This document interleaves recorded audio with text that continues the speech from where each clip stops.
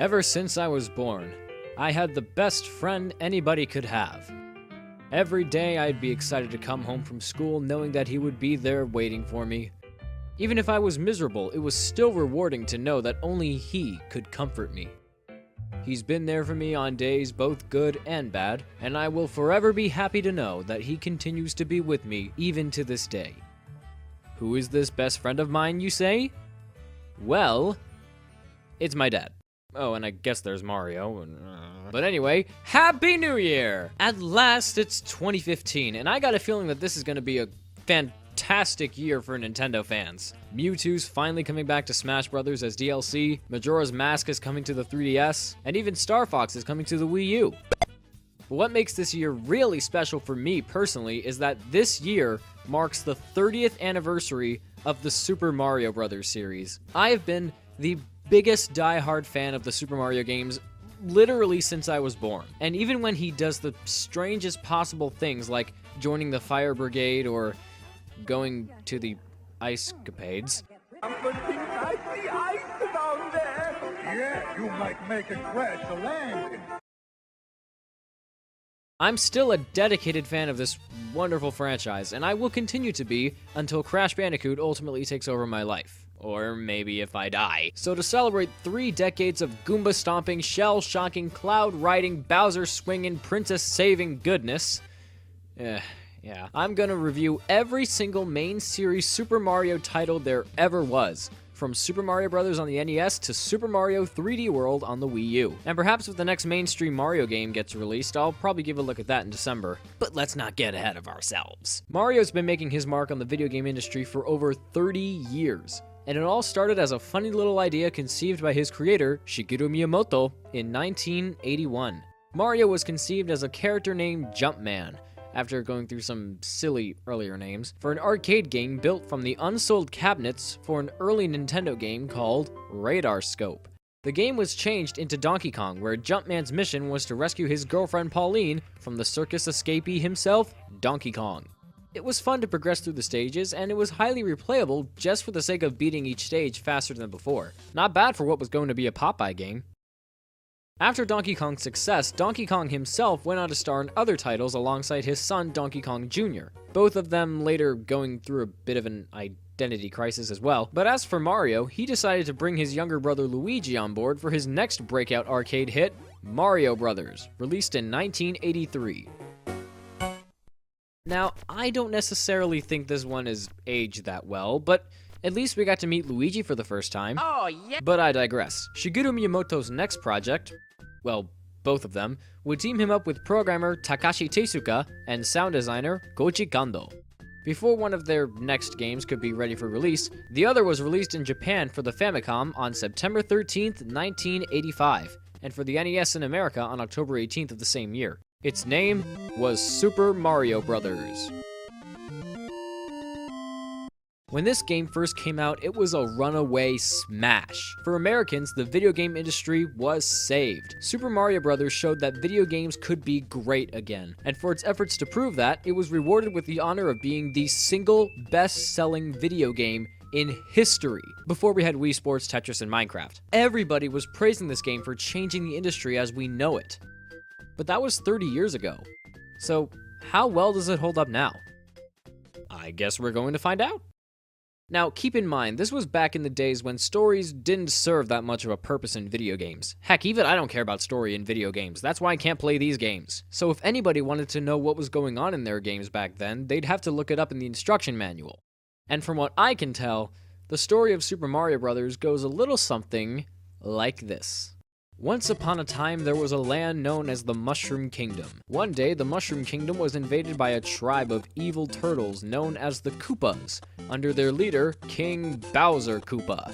By using his black magic, Bowser turned all the citizens of the Mushroom Kingdom, the Toads, into stone, bricks, and plants. The only person who could break the spell and free the Toads from the Koopa's curse was the Mushroom Kingdom's ruler, Princess Toadstool. Knowing this, Bowser captured the princess and trapped her in his castle. Now it was up to the Super Mario Brothers, Mario and Luigi, to rescue Princess Toadstool, defeat Bowser, and have the curse reversed. The curse reversed?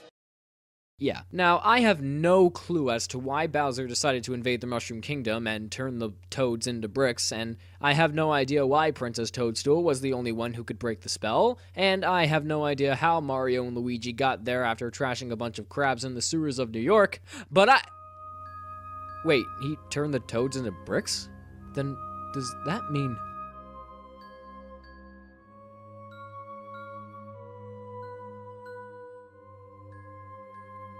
I'm probably overanalyzing. So when you start the game, you can select between playing alone or with a friend. That's nice and all, but I recommend playing alone. Having a friend means having to wait for each other to die before getting a turn. And if either you or your friend happens to be really good at the game, you're either gonna wait a really long time to play or just not play at all because the game might have already been beaten. Not to mention I've seen instances where the other player dies on the first level. What? Come on! I jumped! Oh my god, Elliot. That's just wrong. The gameplay is fairly simple. You control Mario, or Luigi, as you use your Super Mario powers to get past enemies and other hazards to reach the end of the stage. On the way, Mario will have to think of ways to work around his terrible endurance. All it takes for Mario to die is one hit from an enemy. Die 3 times and it's game over, and then you have to restart from the very beginning, unless you use the continue cheat by holding down the A button before starting the game. Thankfully, there are question blocks scattered throughout most levels. Question blocks can either contain coins to increase your score, or power-ups that can change Mario in different ways. The Super Mushroom turns Mario into Super Mario, allowing him to take an extra hit and also duck. Yay. Plus you can do the Mario slide glitch when coming out of a pipe. The Fire Flower allows Mario to shoot fireballs at his enemies, killing almost anything in his path. I repeat, almost anything. The Starman grants Mario with temporary invincibility, and I do mean temporary. It only lasts about 10 to 15 seconds, so enjoy it while you can. Finally, there's the rarest power-up of them all, if you can even call it a power-up, the 1-Up Mushroom. These are certainly better hidden than normal power-ups, but if you manage to find one, touching it will give you an extra life. Or you can just get 100 coins to get extra lives, or you could use the infinite 1-up trick in World 3-1. Yeah. Mario almost has enough moves under his belt to get him past anything. That's where the enemies come in. Goombas are known for being the most basic enemies in video game history. All it takes is one small step and BOOM! Squashed like a Goomba pancake. Koopa Troopas and Buzzy Beetles retract into their shells when jumped on, and can be kicked into other enemies. Piranha plants come in and out of certain pipes, and that's really it. Lakitu rides around in a cloud and throws spinies down on you, and they can't be killed without the Fire Flower or the Starman. But trust me when I say, none of them are nearly as bad as Hammer Brothers. These guys are relentless. They throw hammers at you, they're hard to dodge, hard to kill without the Fire Flower, and if you ignore them for too long, they'll start chasing you! Even when I'm not playing the game, just knowing that detail's freaky! Thanks, Did You Know Gaming. Fortunately, Super Mario Bros. Is anything but threatening. In fact, many will find that the game's structure is pretty welcoming. The game consists of 8 different worlds with 4 levels each, 3 standard levels, often including an underground or underwater level, and a castle level at the very end. In the standard levels, your goal is to reach the flagpole at the end, but in the castle levels, you have to beat Bowser by jumping on the axe behind him, causing him to fall to his death. Or you can just nuke him with some fireballs. The first 7 castles have false Bowsers to fight, clones of Bowser made from fairly standard enemies, and Toads to rescue that do nothing but tell you that the princess is in another castle. Great. But the real treasure awaits in the very last castle, as Princess Toadstool is there to reward you with a second quest. The only difference here is that Goombas are replaced with Buzzy Beetles and all the enemies move a little bit faster. Faster enemies don't make the game any harder because the level design was made so that anybody could figure it out almost right away and be encouraged to keep going. The controls are also incredibly simple. Moving and jumping are easy to figure out, but I imagine that not everybody is going to pick up on using the run button at first. Sometimes the controls can be comfortable, but other times they feel a bit finicky, specifically when Mario's doing a running jump. Mario in midair isn't as graceful as other games, so you have to make sure that you are extra careful with where and when you jump. If there's anything that I can say I absolutely love about this game, it's the graphics and sound. The graphics are very appealing. Even now I still think they're really charming. Everything's bright, colorful, and easily distinguishable from one another. I don't care if some levels reuse assets from one another, just as long as they look nice. Do I dare even bring up the music? The overworld theme is probably the most recognizable musical piece in all of gaming.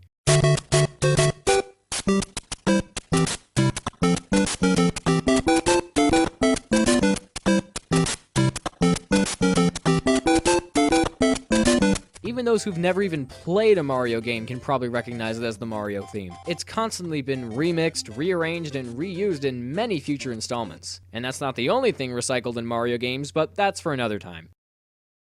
So for now, what's my verdict on Super Mario Bros.? Well, honestly, I think it holds up really well.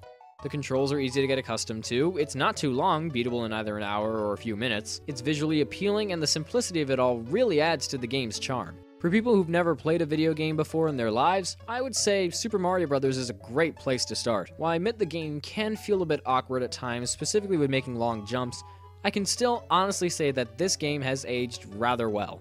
It was also given a remake on the Game Boy Color titled Super Mario Bros. Deluxe. I don't necessarily think it's better than the original, not with the screen this zoomed in on the game, but if you've yet to experience the original Super Mario Bros., then give it a shot.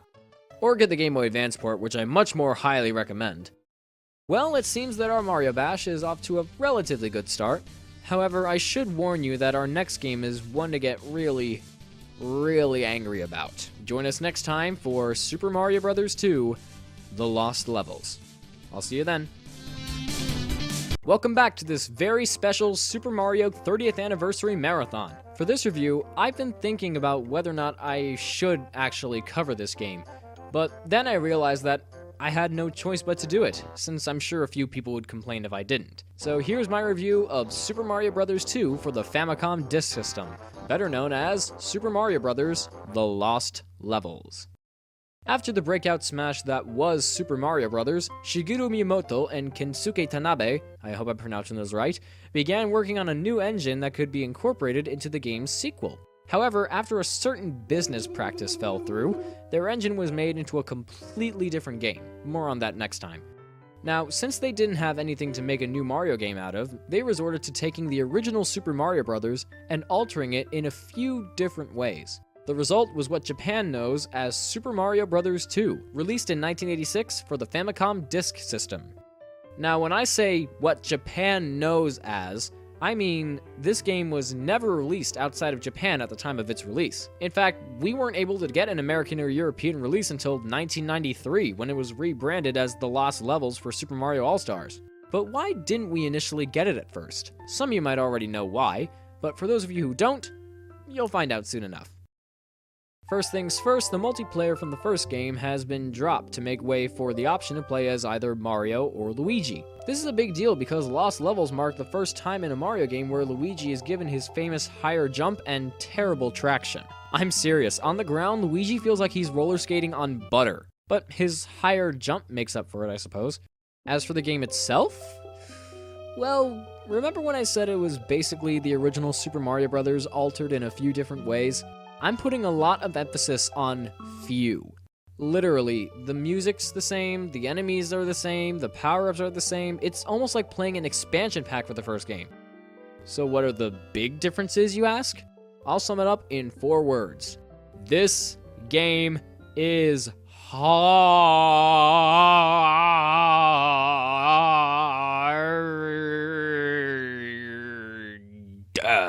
Yep.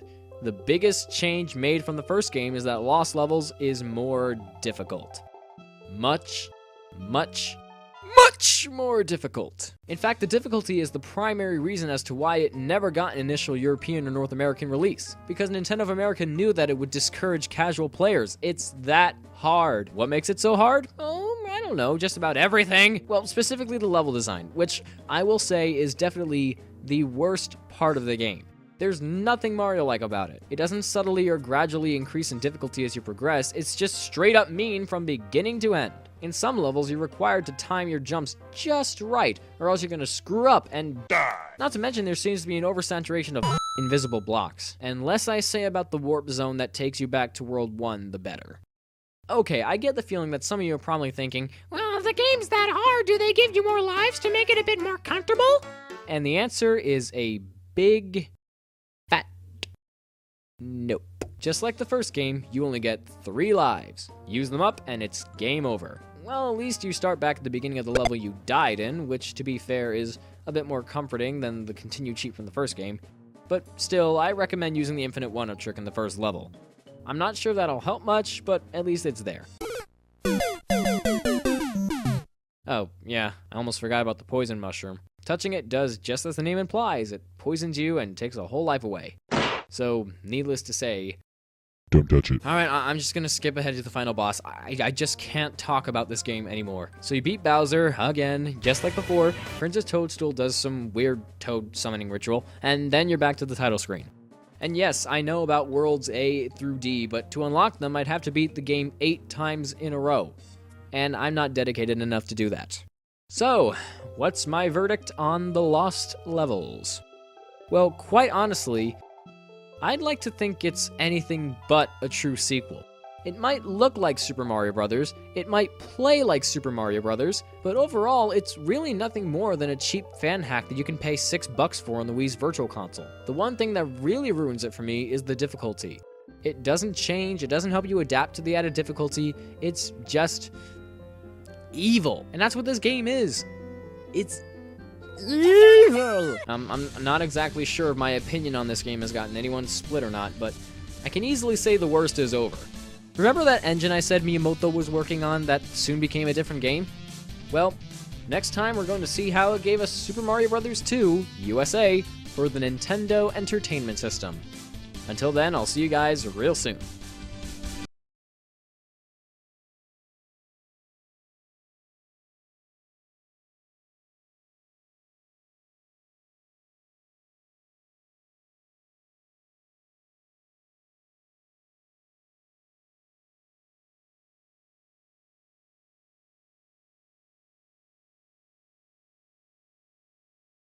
Welcome back, everybody, to my monthly dose of Super Mario goodness. This week's game is a very interesting one, and by that I mean it has a very interesting backstory. During my Lost Levels review, I mentioned that Shigeru Miyamoto and Kensuke Tanabe were working on a new game engine to incorporate into a Super Mario Bros. Sequel. And then something happened in the company that took their prototype and made it into a completely different game. If I may elaborate a little more, this engine would allow for games with vertically scrolling screens as opposed to the horizontal scrolling in Super Mario Bros. Then Nintendo entered a partnership with the Fuji Television Corporation that allowed them to use Fuji's characters as the protagonists for an upcoming game. Since Tanabe and Miyamoto's engine was used as the basis for it, the Mario prototype soon became Yume Kojo Doki Doki Panic. Because Nintendo of America wouldn't allow Lost Levels to be exposed to the rest of the world, I guess they took a look at Doki Doki Panic and thought, hey, this would be a great Mario game. So they basically just took out the Fuji character, slapped Mario's face on it, and renamed it Super Mario Bros. 2, which saw a release for the NES on September 9th, 1988. It was also released in Japan as Super Mario USA in 1995 so that people don't confuse it for Mario 2 Lost Levels. So, technically speaking, Mario 2 USA is actually the real sequel, but in other ways it's not, then in other ways it is, and in other ways it's not. Just trying to explain it makes my brain hurt. But whatever, here's the game. Now let's see how exactly it compares to the original. While in his dreams, Mario comes across a stairway that takes him through the entrance to Subcon. It's a dream world, subconscious, so it's called Subcon. Ha! There, its inhabitants tell him about a bad guy named Wart threatening to take over their world. And then Mario wakes up. Boy, those mushrooms must really be super after all. The next day, Mario and his friends enter a cave for some reason, and coincidentally happen to find a door very similar to the one Mario saw in his dream. They go through the door and end up in Subcon. Okay, so is this still Mario's dream, or did he just happen to come across that door before, and that's what led to the dream? Well, spoiler alert, it's all still in Mario's dreams. So, the plot's really nothing to write home about. It's also painfully vague in what it's trying to accomplish that I can't even tell what it's trying to accomplish. But the story's not important. What matters is if the game's any good. The first notable departure from the first game, among the many I'm going to cover later in the video, is that now there are up to 4 characters to play as. You got Mario and Luigi, of course, but now you can play as Princess Toadstool, and even Toad, that dream-crushing jerk. Mario doesn't have that many distinguished characteristics except for his name. Luigi retains his high jump and terrible traction from the Lost Levels. Princess Toadstool can float in the air for a short period of time, and Toad's the fastest with the best running speed and greatest strength. I admit, I'm biased. I play as Mario and Luigi the most. What? I can't help myself. Another thing you'll notice is that the gameplay is a completely different ballgame. Instead of jumping on your enemies, now you have to pick them up and throw them at other enemies, which I admit is more satisfying than just jumping on them. You can also pull up vegetables out of the ground and toss them around. Other times, a turtle shell or even an extra life can be in the ground. Just go with it. So, there you have it. This is also the first Mario game to incorporate a health meter, something we would later see in future 3D games. You initially start out with 2 hearts worth of health, but you can increase it by locating super mushrooms in the dream world within the dream world. Just go with it. You can also find coins here that you can wager in the slot machines at the end of each level to earn extra lives. But your chances of getting all cherries here are as good as none. Back to the health system. Once you take a hit, you have to collect another heart to replenish your health. Hearts can randomly float up from the bottom of the screen by killing a random amount of enemies. I'm not sure how this works, but I'm not the programmer. Once you take too many hits, you lose a life. Lose all your lives and it's game over, just like before. But unlike the first Super Mario Bros., there's actually a continue option incorporated into the game without being a cheat. Lost levels had this too, but here your continues are limited to only 2. Use them all up and it's back to the beginning for you. At least with the continue cheat in the first game, you can continue as many times as you want. I don't understand why they decided to limit the continues you're allowed to use. It's like they're trying to test my patience. Anyway, the structure of the game is also showing some differences. There are only 7 worlds this time, and each one with roughly 3 levels, not counting the last world. At the end of each level, you're either bombarded with enemies or a boss battle with different entities. These entities arrive in the form of Mouser, the bomb-throwing mouse. Just go with it. Triclyde, the 3-headed snake that spits fireballs out at you. Just go with it. Clawgrip, the crab with the mistranslated name. Just go with it. Or Birdo, the gender-confused dinosaur that spits eggs out of its nose. Just go with it. The big baddie of this game is Wart, the giant frog king who apparently doesn't know the meaning of the phrase eat your vegetables. Yes, the final boss of the game is a giant frog that can only be killed by throwing vegetables in its mouth. Just go with it. My favorite aspect about this battle is that the vegetables come from the Dream Machine, the key source of Wart's power. I'm not even going to question it. The battle itself is a bit tricky, but overall isn't that bad. You know what is tricky, however? Getting to the battle in the first place. World 7-2, the final level in the game. This place is like a maze. Sometimes when coming out of a door, I'll end up going in a direction that takes me to another door, where it then leads me down a path toward the door I came out of in the first place. There are 2 Birdos to fight, and before you can go through the entrance to Wart's hideout, you have to fight it. I'm fighting an exit! Sounds like Jaden Yuki there for a second. So once you get that out of the way, you beat Wart, the inhabitants of Subcon do something to him, and the game ends. Well, that happened. So, let's end with a little bit of presentation. Super Mario Bros. 2 looks excellent for an NES title. Everything's much more colorful than before, characters are better detailed, and animations are simply charming. The music is probably the best part of the game for me. What Koji Kondo did with the sound compared to his work in the first Super Mario Bros. Allows for a much catchier and upbeat soundtrack than before. For real, this soundtrack tops everything the first game had, with the obvious exception being the overworld theme. So overall, what's my verdict on Super Mario Bros. 2? Well, it's good, but a little hard to comprehend. I mean, there are things about it that I think are a step up from the first game. It looks and sounds better, and with it having multiple playable characters, that means you can find different ways to advance through the game, thereby encouraging multiple playthroughs. But the thing with Mario 2 is that it feels like it goes by so quickly that I can't even begin to process the adventure I just went on. If I can make up for that really lame excuse, I can definitely say that the good stuff was very good. The moments when I was having fun were definitely the most memorable part of the experience. It was much more fun and frantic than the original Super Mario Bros., and it was especially more forgiving than the lost levels. So even though the game as a whole is almost a bit too inscrutable to talk about, I can easily say I had fun when I did. But if you're going to experience Mario 2 USA for yourself, I recommend getting the Game Boy Advance port. If you ask me, it's much better and more comprehensible than the NES version. Plus, there are Yoshi eggs and special coins that you can find, which could increase replayability depending on whether or not you're a fan of collectathons. It's on the Wii U's Virtual Console service now if you're curious to check it out, so go ahead and see what you think. I apologize if this review comes off as lazy to some of you. It's just that with Mario 2, while I admit I had fun with it, there's something about the way it presents itself that just seems indescribable and tough to approach. But I can at least give you something better to look forward to, my next review. Tune in next time for my review of Super Mario Bros. 3. Until then, I'll see you guys later.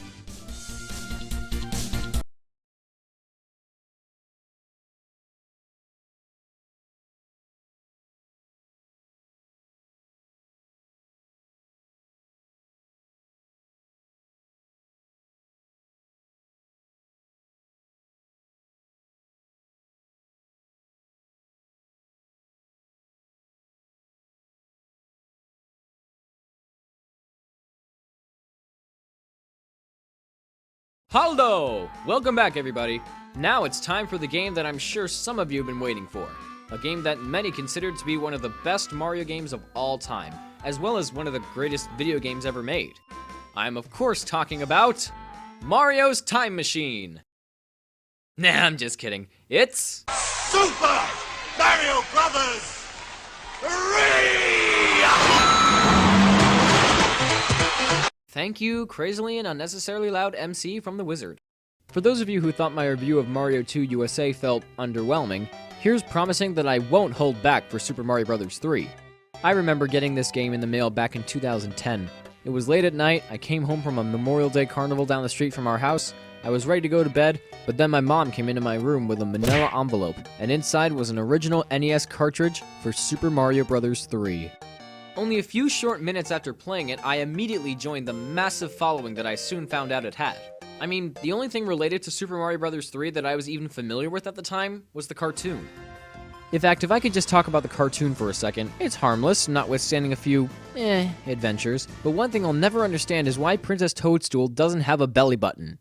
Or the fact that she's voiced by Sailor Moon. Anyway, back to the game.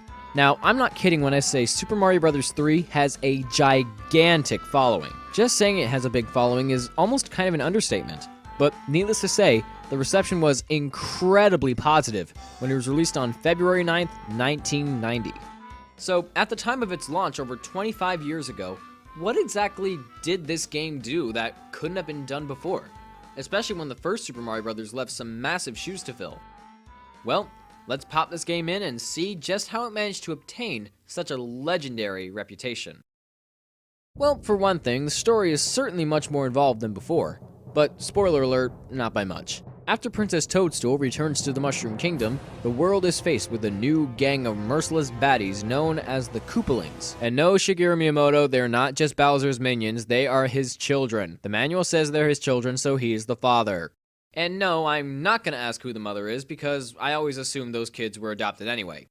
The 7 Koopalings consist of Larry Koopa, Roy Koopa, Morton Koopa Jr., Wendy O. Koopa, Ludwig van Koopa, Iggy Koopa, and Lemmy Koopa. Apparently they were modeled after Mario 3 developers, whose names I do not know. But their names were changed to the ones we know today out of inspiration from famous musicians. That's funny because I've seen a couple Koopalings try their hand at music. It was not pretty.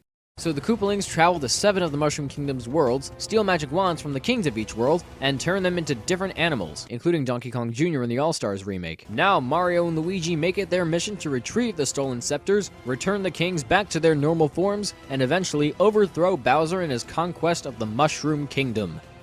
So yeah, this game is certainly sounding more engaging than previous games, but as for the gameplay, what changes have been made to the Mario formula? Short answer, plenty. And were those changes made for the better? Another short answer? Yes. Super Mario Bros. 3 returns to the formula established in the original Super Mario Bros. 8 worlds to explore with Goombas to trample and question blocks scattered around to give you power-ups. However, Super Mario Bros. 3 approaches this formula a little differently. For one thing, we now have world maps, so the player is given a little more freedom to go wherever they want. All in all, these world maps are pretty cool. There are mini-games to come across, warp pipes to take you to different parts of the map, mini-bosses to encounter in hopes of scoring extra power-ups, and even secrets to uncover like magic whistles that can warp you to different worlds. My only gripe with the map system is that you can't revisit levels that you've already beaten. Maybe the point was to keep the player on a consistent path, but it's still a nitpick. Super Mario Bros. 3 is the first Mario game to feature the world themes that would consistently be recycled in later games, but I'll complain about that another time. For worlds we have Grassland, Desertland, Waterland, Giantland, Skyland, Iceland, Pipeland, and Bowser's Domain, Darkland. Grassland is a standard, welcome to the game, here's how you play it world, that is overall very welcoming and fun to explore. Desertland has a pyramid you can go inside, and a level where the sun is trying to hunt you down! Don't worry, Mario, the sun is my enemy too. Waterland is a lovely tropical setting that features the king's castle on an island shaped like Japan. Clever. Giantland is just what you think it is. Giant. Everything in it is big. The enemies, the blocks, everything. For some reason, this was a lot of people's favorite world, but for me, I never really saw the appeal. I mean, it's fun, don't get me wrong, but I just never saw the appeal. Skyland is the world set entirely in the sky, and that's pretty much it. Iceland is covered in ice, making way for some challenging platforming sections. Pipeland is like a giant maze, where pipes can take you to just completely random places. What the? Whoa! Darkland is where things get really serious. Here, Bowser is terribly desperate to keep you from foiling his plan, so he throws everything at you, including the kitchen sink. Tanks, cannons, airships, pretty much anything that can kill or blow up. Just a shame the boss battles aren't that hard. Otherwise, I'd really be terrified. At least the power-ups from the first game are back. The Super Mushroom, the Fire Flower, they're all here. And we even get some new ones, too.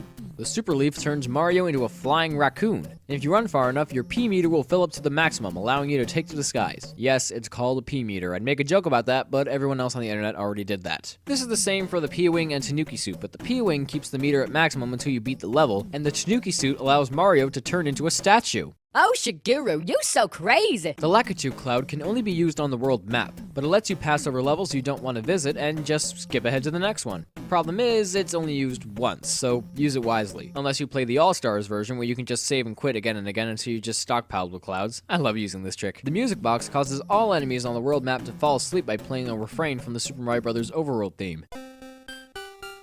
No. But while I love all those new power-ups, the best one is definitely the Hammer Brothers suit. I mean, it's a Hammer Brothers suit. What's not to love? Despite it being one of the rarest power-ups to find in the entire game, it's awesome. In this form, you can throw hammers at enemies, and they're pretty powerful with them being able to kill just about anything. Even Boos, one of the new enemies. Oh, speaking of which, new enemies! Boos are these cute little ghosts that hide in shame when you look at them, but strike at you from behind when you look away from them. Apparently they are based on developer Takashi Teisuka's wife, who's supposed to be shy but with an explosive temper. I don't even have a joke for that, I'm honestly surprised. These big scary rock things are called thwomps, and they'll do their best to crush you even if you're an inch away. Whoa! You're not squashing me like a Goomba pancake, mister! Ah! What are those? Chain chomps. Think of it as like a dog on a leash. It'll lunge at you, but the chain will always hold it back. After about 43 times until the leash breaks and sends the chain chomp falling to his death. Boom Boom is this big, tough guy who pounds his chest like a tie-wearing gorilla and is actually really easy to beat. Did I mention he's a boss? Not a mini-boss, but a legit boss. That's kinda sad. Even Dry Bones is more threatening. He's at least the equivalent of an undead Koopa Troopa. Phew, I think I covered everything. Now, with all that stuffed into one game, could I possibly have run into any problems or nitpicks? Well, believe it or not, yes. For one thing, I'm a little iffy on the two-player mode. While I'm glad they made it so that players can now switch in and out whenever the player dies or beats a level, resolving the issue with waiting from the first game, my complaint is on the versus minigame. On the world map, both players can enter a battle mode in the style of the original Mario Bros., where you can steal special items from one another or take each other's turns. That's fine and all, but I just wish that the active player was the one that starts the battle. No matter whose turn it is, either player can start the battle whenever one overlays on top of the other on the world map. Because of this, it's really easy for both players to be that guy who just wants to pick Rainbow Road, but then everyone hates him for it. All I'm saying, abusing power can ruin friendships. Another thing, the controls are a bit floaty. I admit Mario controls better than he did in the first game, but picking up speed I find to be pretty tough at times, especially if there are enemies blocking your path. I also find it a bit hard to control Mario in midair. When jumping, Mario carries a lot of momentum, so trying to nail the landing really depends on your timing. This issue was present in the first game and the Lost Levels too, but after playing Mario 2 USA, I can't help but notice this. Well, if I have to watch Mario jump around like a Jadoom platoon upon the moon, whatever that means, at least the game looks pretty. Super Mario Bros. 3 is without a doubt the best looking Mario game on the NES, bar none. The character sprites are much more detailed and lively than previous games, the backgrounds are much more distinguishable, and the inclusion of dancing plant life on the world map, well, a bit weird, really makes the world come alive. The music is some of the best to ever be composed for a 2D Mario game. The soundtrack has more of an island reggae sort of feeling, which is especially prominent in the overworld theme, Grasslands theme, Waterlands theme, and Skylands theme. The airship theme is an especially great listen, perfectly giving the player a sense of fear and anticipation. Mario 3 is responsible for giving us as many memorable themes as the original Super Mario Bros., and I gotta commend Koji Kondo for outdoing himself with this soundtrack.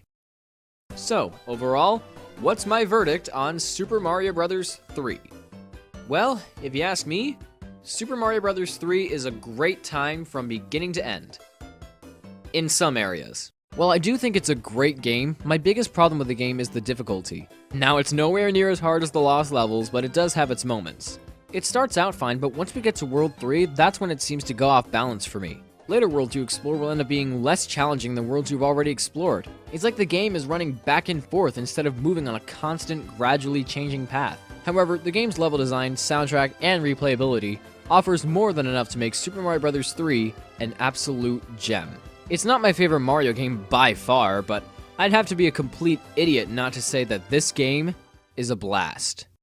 So with a game as amazing as Super Mario Bros. 3, Nintendo's finally established a winning formula for the Super Mario series. Now where can they possibly go from here?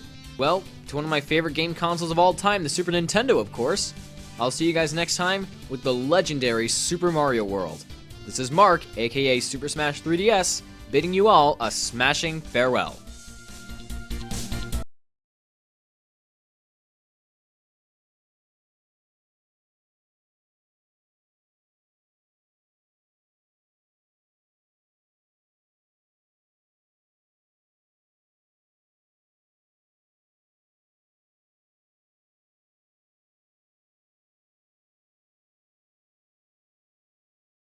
Hello! Welcome back, everybody. Now, before we get started, I just want to make something perfectly clear. I love this game. I love it so much that just saying it isn't enough to emphasize how much I love it. That's how much I love it. Still not convinced? Well, just keep watching, because today we're taking a look at Super Mario World for the Super Nintendo. Super Mario Bros. 3 was a critical and financial success, and I have fond memories of me playing it for the first time and just being amazed at how great it was. But Super Mario World holds a much more special place in my heart because, believe it or not, Super Mario World was the very first video game I ever played. I can still remember being 4 years old and running up to my room excited to play the game on the SNES that my aunt gave us. Playing it for what felt like hours is something I'll always get a terrible case of nostalgia for. Super Mario World was released as a launch title for the Super Nintendo Entertainment System on August 31st, 1991, around 2 months after a certain blue hedgehog began making his mark on the video game industry. But even when Sonic began threatening to take down Mario, our plucky little plumber managed to show just what the Super Nintendo could do. As a result, many Nintendo fans remain loyal to their mustachioed hero, as Super Mario World marked Mario's jump into the 4th generation of consoles. Well, I'm just rambling at this point, so does Super Mario World top its predecessor in just about every way? Yes. Yes, it does. But let's take a closer look at how exactly it manages to do so. After saving the Mushroom Kingdom from Bowser and the rest of the Koopas in Super Mario 3, Mario and Luigi needed to recuperate from their adventures. Oops, they just thought about that now. Together, they agreed that the best place to vacation was a magical place called Dinosaur Land. Because whenever I think of great vacation spots, I always think of big, hungry, dinosaur-filled islands and stuff. But while Mario and Luigi reclined on the beach for a relaxing nap, Princess Toadstool disappeared, apparently seized by evil forces. You don't know that. She could have just gone to the bathroom or something, or like into the forest to pick berries or, you know, anything. I guess evil forces are alright too. After searching for hours for their missing friend, Mario and Luigi came upon an enormous egg in the forest. Suddenly, the egg hatched. A giant egg in an island full of dinosaurs? What a shocker. Suddenly, the egg hatched, and out popped a young dinosaur named Yoshi, who proceeded to tell Mario and Luigi a sad tale of how his dinosaur pals were sealed in similar eggs by a group of monstrous turtles. "Monstrous turtles?" exclaimed Luigi. "Bowser and his bunch have returned." You don't know that. For all we know, it could be the Ninja Turtles or something. It was 1991, and the first movie was already out, and the second movie was coming out too. You know, it could have been like a licensing thing. Mario slowly nodded his head in agreement, and, along with Luigi and Yoshi, set off across Dinosaur Land to find the princess and to free Yoshi's friends. As they began their journey, Yoshi handed Mario a beautiful cape. "This may help you," Yoshi said. "Some say it has magical powers." Oh, that's cool. With a little luck and help from a magic cape, our hardy crew can defeat the 7 worlds of Bowser's crazy Koopa critters. Many locations are well hidden, so explore everywhere and try everything. Not all locations have to be explored to rescue the dinosaurs and save Princess Toadstool, but there are many starry treasures to be found in far-reaching places. You'll need to search all areas to find what kinds of treasures are there in Super Mario World. Yay. Now, in all fairness, the plot isn't exactly as engaging as Mario 3's story was, which isn't really saying that much, but nevertheless. However, as we've already established, I don't give a Goomba's rump about story in video games, so this doesn't really bother me that much. But what about the gameplay? Well, to put it simply, It rocks! Super Mario World plays identically to its predecessor. Just get Mario from point A to point B, avoid a couple obstacles, and grab a few coins and power-ups along the way. One thing you'll notice is that none of the power-ups introduced in Super Mario Bros. 3 make a return. I'm sure you might be thinking, that sounds really lame. But honestly, it doesn't really bother me that much, because this game manages to make up for that by introducing new power-ups, such as the P-Balloon, which really makes me hope to see Mario flying down 34th Street in the Macy's Thanksgiving Day Parade sometime soon, as well as the single greatest power-up in Super Mario history, the Cape Feather. I absolutely adore the Cape Feather. Touching it gives Mario a handy little cape that lets him fly through the skies with the D-pad and use an unbelievably reliable spin attack. Think of it as like the Super Leaf from Mario 3, only better. Yeah, I said it. I loved using the Cape Feather as a kid. Even if I didn't know how to make Mario fly back then, I always loved using the spin attack. There's also this horse-looking dinosaur thing known as T-Yoshi-Saur Munchakoopas, better known to the world as Yoshi. Sometimes hitting blocks will cause an egg to pop out, where it then hatches into a Yoshi that Mario can ride on. Yoshi is simply awesome. He can eat enemies, pummel them into oblivion, he can fly, spit fireballs, and he can even be used to save yourself from near death, even if it does make you feel a little bit guilty for killing him. But hey, you can just hatch another one. It's all good. Another thing I love is that little gray box at the top of the screen. Remember in Super Mario Bros. 3 where you could save power-ups in an inventory to use for later? This little gray box behaves very similar to that. Whenever Mario grabs a power-up, any power-up that Mario already had on him at that time appears in the box. So whenever Mario takes a hit, the power-up falls out of the box ready to save you from losing a life. You can even press the select button to make it come out whenever you feel it's time for Cape Mario to become Fire Mario, or vice versa. Now that's all well and good, but if you ask me, the best possible thing I can think of when it comes to this game is the controls. In my opinion, Super Mario World has the best control I've ever experienced in a Mario game. Ever. The finickiness of the original Super Mario Bros. And the floatiness of Mario 3 are both gone. Mario handles phenomenally in this game. It's super smooth, you can control Mario's jumps in midair perfectly, and his momentum is just right, so that he doesn't come to a complete stop when you let go of the D-pad. Now it feels like Mario can do just about anything, even look up. That's cool, right? Well, anyway, like the previous games, levels are jam-packed with enemies. Some of them old, some of them new, some of them are pretty scary, and the rest are just variations of regular enemies. For new enemies, we have Charging Chucks, giant Koopa football fans who really aren't very bright. Yeah, just keep walking into that wall, I'm sure it'll work great. There are also Magic Koopas who very rarely ever appear, but use magical powers that can sometimes be tricky to avoid. Most underground levels have bats known as swoopers. Their name sums them up pretty well, as they swoop down and try to kill you. Underwater levels feature Rip Van Fish, a sleepy little guy who wakes up whenever you go near it and starts to chase you, until he eventually falls back to sleep again. Not even a music box can keep him counting sheep. There's also Torpedo Ted, who looks and acts almost suspiciously like Bullet Bill. I don't understand the comparison, but wait. Bullet Bill, Torpedo Ted, Bill and Ted, Bill and Ted, Bill and... I got nothing. Super Mario World brings back the world map system from before. The Koopalings are back, stationed within the towers at the end of each world, but as you progress through the game, you start to discover that the worlds aren't separated into different sections like they were in Super Mario Bros. 3. Now, all the worlds are connected in a way so that you can just walk from one world to the next. Some of you might be thinking this is a really pointless little detail to bring attention to, but I really love this change. Having all the worlds be connected together really makes Dinosaur Land feel like a really big world in itself. And you want to know what I think helps to emphasize that? The levels themselves. You're probably noticing the red and yellow dots by now. Well, that's not just some random bug. Levels marked with a yellow dot only have one exit, but levels marked with a red dot have multiple exits. Let's talk about these for a second. You got the normal exit, of course, but the secret exit can often take you to an area on the world map that you wouldn't even think was there. And sometimes finding secret exits within levels can take you down a path that leads to a fortress level, a switch palace, or whatever these interesting looking star icons are about. Some levels have red, yellow, green, or blue colored box outlines. Switch palaces contain giant switches that can make corresponding colored blocks appear where the outlines would normally be. Finding all 4 switch palaces is important if you want to go for 100% completion. Ghost houses are certainly the creepiest new addition. These places are like giant spooky labyrinths with ghosts waiting to hunt you down and take away your lives. So for these levels, you're really gonna have to think of ways to get past the obstacles waiting for you around every corner.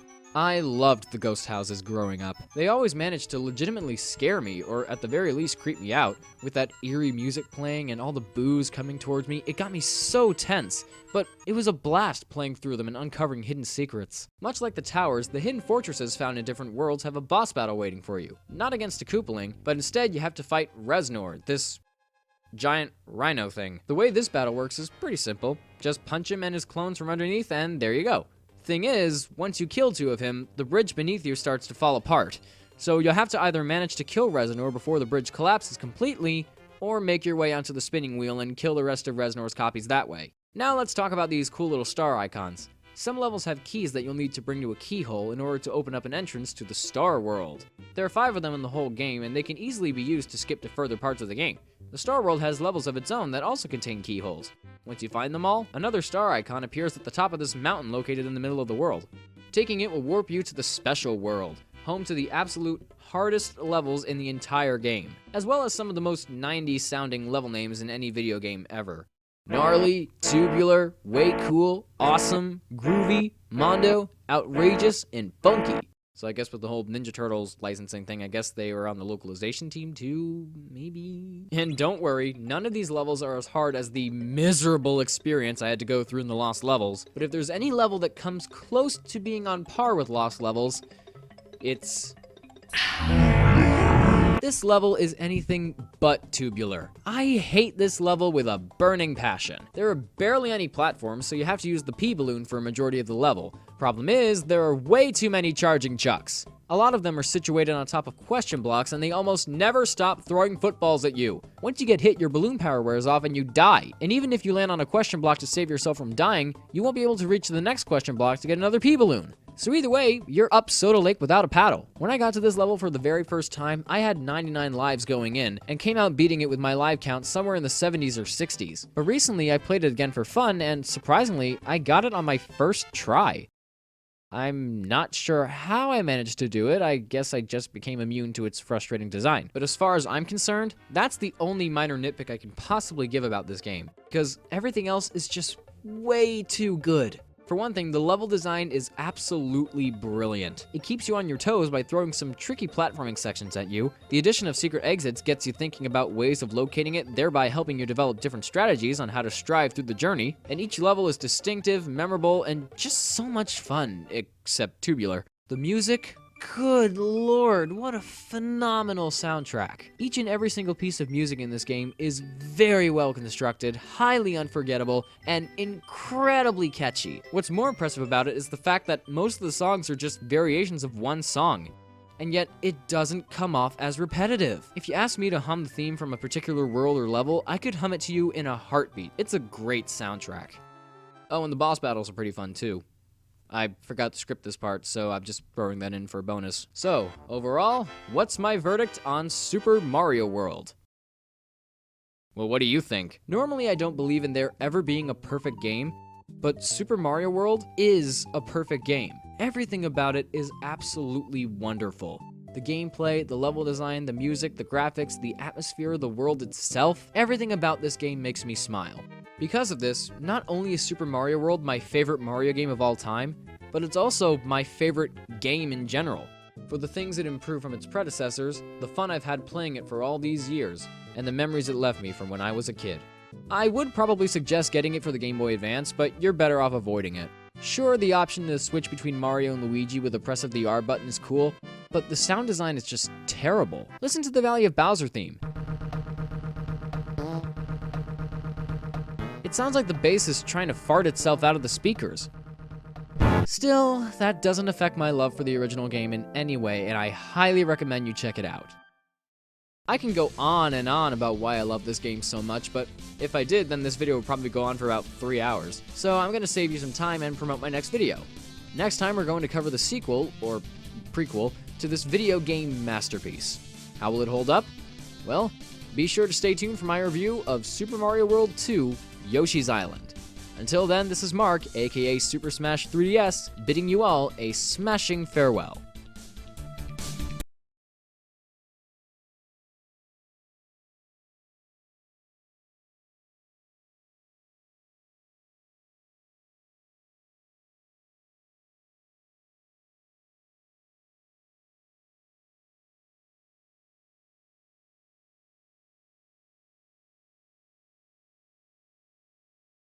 Haldo! Welcome back, everybody. 1, 2, 3, 4. Okay, thank you. That's quite enough. Alright, for those of you who don't know, today is my birthday. Yeah, not a big deal. But coincidentally, Mario Party 10 just came out today, which, of course, I pre-ordered. I got the game, and I'm really excited to play it, but now it's review time. Back in my last video, you heard me gush over how much I loved Super Mario World and why it's my absolute favorite video game ever. So now, you're probably wondering what I think of its kinda sorta sequel/prequel, Super Mario World 2 Yoshi's Island. Well, believe it or not, this game and I actually share a pretty interesting history. I was 4 years old around the time the Nintendo 64 was near the end of its life, and when the GameCube was just around the corner. However, I was only 4 years old at the time, and I had no idea what a GameCube even was, so I was pretty much still stuck on the Super Nintendo that we got from my aunt. And even though I have very fond memories of Super Mario World, one of the games that my mind is quite fuzzy about is Super Mario World 2 Yoshi's Island. I remember playing it, but I don't exactly remember the game itself. Since my original Super Nintendo and copy of the game are long gone now, I decided to get a ROM of the game for my SNES emulator on the Wii and play it that way. I do plan on getting another SNES copy of it sometime in the future, considering the fact that I've since gotten a new Super Nintendo a few years ago, but for now, I'm sticking with the emulator. So, when I got done playing it again after nearly 15 years of having little to no memories of it, is Yoshi's Island still worth playing today? And even though it's not a real sequel to Super Mario World, does it deserve to be considered a worthy follow-up? Well, let's take a look. Yoshi's Island was released for the Super Nintendo on October 4th, 1995. Around the same time the PlayStation was killing it in the market, and just as the Nintendo 64's launch was underway. I guess Nintendo decided to make a 16-bit platformer that was so good, it could show people that the SNES was still great, even when compared to the PlayStation. And I suppose they thought Yoshi, our favorite little scapegoat from Super Mario World, was the perfect choice to be the main character. Now, let's see just how he manages to showcase the very best of the Super Nintendo's power, even at the near brink of its discontinuation. Our story begins with a stork delivering 2 babies to their mother and father. Because I guess birth in the Mushroom Kingdom works that way. Suddenly, a Magikoopa named Kamek flies into the bird, causing him to drop one of the babies. I'm not sure how, but miraculously, the baby manages to survive the fall by landing on the back of a wandering Yoshi, who takes the baby, now revealed to be a young Mario, back to his friends in hopes of figuring out what to do with it. So, what's the plan? Take turns carrying Baby Mario through several dangerous missions and risk him being eaten by starving piranha plants just to rescue his younger brother Luigi from the clutches of Kamek. This just seems odd to me. I mean, if they really wanted to keep Mario safe, they could have just let one Yoshi go on the journey by himself while the rest of the Yoshis look after Mario in the safety of their tiny jungle area. Then again, that stork was kind of violently shaking those babies around during flight, so maybe Mario just became immune to being frightened while in dangerous situations? But I digress. Now, even though Yoshi's Island is subtitled Super Mario World 2, there's not too many similarities between this and Super Mario World. There are some elements that could come off as familiar, such as the enemies and collecting coins and whatnot, but Yoshi's large and in charge this time, and he's packing. Now he can eat enemies, turn them into eggs, and toss them around, which is actually kind of disturbing. He has this handy little flutter jump that is sometimes helpful, but makes him feel kinda heavy. And he has a ground-pounding move that makes mincemeat out of anything in his way. I actually like this move the most, since it's the most reliable and easiest to control in my opinion. While we're on the subject, I'm a little mixed about how Yoshi handles altogether. Sometimes he controls pretty smoothly, but other times I find that he carries a little too much weight. This issue I noticed was often present when performing the flutter jump. I can sincerely feel Yoshi struggle to stay in the air, he feels that heavy. Meanwhile, he controls perfectly fine on the ground. Finding what buttons perform which actions took me a little while, but I adapted pretty quickly, and now I find that the buttons are all in the right places. You know, thinking about it now, maybe it's because of Baby Mario that Yoshi's flutter jump feels so heavy. Yeah, Baby Mario is riding on your back throughout the entire game, except for certain sequences when Mario's running up walls and such. At first, I didn't really mind this at all, but after the first time that baby got knocked off my back and left floating around in that stupid bubble crying non-stop, I became a tad annoyed. Each level has to be cleared by making sure the baby's on your back when you reach the goal ring. And every time Yoshi takes a hit from an enemy, Baby Mario gets into a bubble and won't stop crying until you get him back. And no, you can't just beat the level without him, because if you take too long to get him back, your timer runs out and you have to restart from your last checkpoint. If Mario had just been cared for by the other Yoshis back at the jungle, Yoshi's trip would be a whole lot easier. At least the platforming's pretty fun. Yoshi's Island doesn't have a time limit like the other Mario games, so you can pretty much explore the realms of each level for as long as you want. And doing this can help you uncover some hidden secrets as well. There are usually little winged clouds for you to find that give you something special when tossing an egg at them. These hidden goodies include flower icons that behave like dragon coins from Super Mario World, stars that add time to the baby meter, as I like to call it, or a bunch of coins that can often include red coins. Some sequences will even have Yoshi transform into a vehicle that controls pretty awkwardly if you ask me, or like I briefly mentioned before, have Baby Mario running up walls at high speeds collecting coins. But these sections are very far in between and they don't happen too frequently. The same could be said for the minigames. These usually only happen if the player completes a level 100%, which won't happen unless you collect all the flower coins and red coins and keep the baby meter from reaching under 30 seconds within that level. Getting 100% on a level could be the hardest part of the game, but this doesn't really bother me because I just play the game normally. Can I take a minute to talk about how much I really like the graphical style? Yoshi's Island was originally going to go for a more pre-rendered 3D look that Donkey Kong Country helped make incredibly popular. In fact, the opening cutscene could be a remnant of this idea, but Shigeru Miyamoto insisted that it went for more of a hand-drawn approach, with backgrounds and characters looking like they were drawn with crayons. And I'm very glad he made this choice. Colors are variant, outlines are thick enough so that everything pops out in the right places, and the character designs are different as well as unique. Looking at this game really makes me wish Nintendo experimented more with other visual styles with newer games. Ugh. And since I've been talking about the graphics alongside the music for presentation with the past few reviews, I can't really say much about the soundtrack. I love the overworld theme, the map theme, the jingle that plays when you beat a level, and especially the athletic theme, but honestly, that's about it. I can't express my complete opinion on the soundtrack because the rest of the songs are either forgettable or they just didn't leave that much of an impression on me. No offense to any fans of this game's soundtrack in particular, I just can't remember every single track on it. Wait, what was I talking about before? Oh, yeah, the game. Right, sorry. Each world consists of 8 levels, 6 normal levels, and 2 fortress levels. Both fortress levels have a boss battle in each one. All of these bosses being affected by Kamek's magic. The first few bosses I found were really inventive, and probably the most inventive I've played so far. My favorite is probably the fight inside a giant frog's stomach. It's just so surreal and yet so amusing, especially that traumatized looking expression Yoshi has on his face when he wins.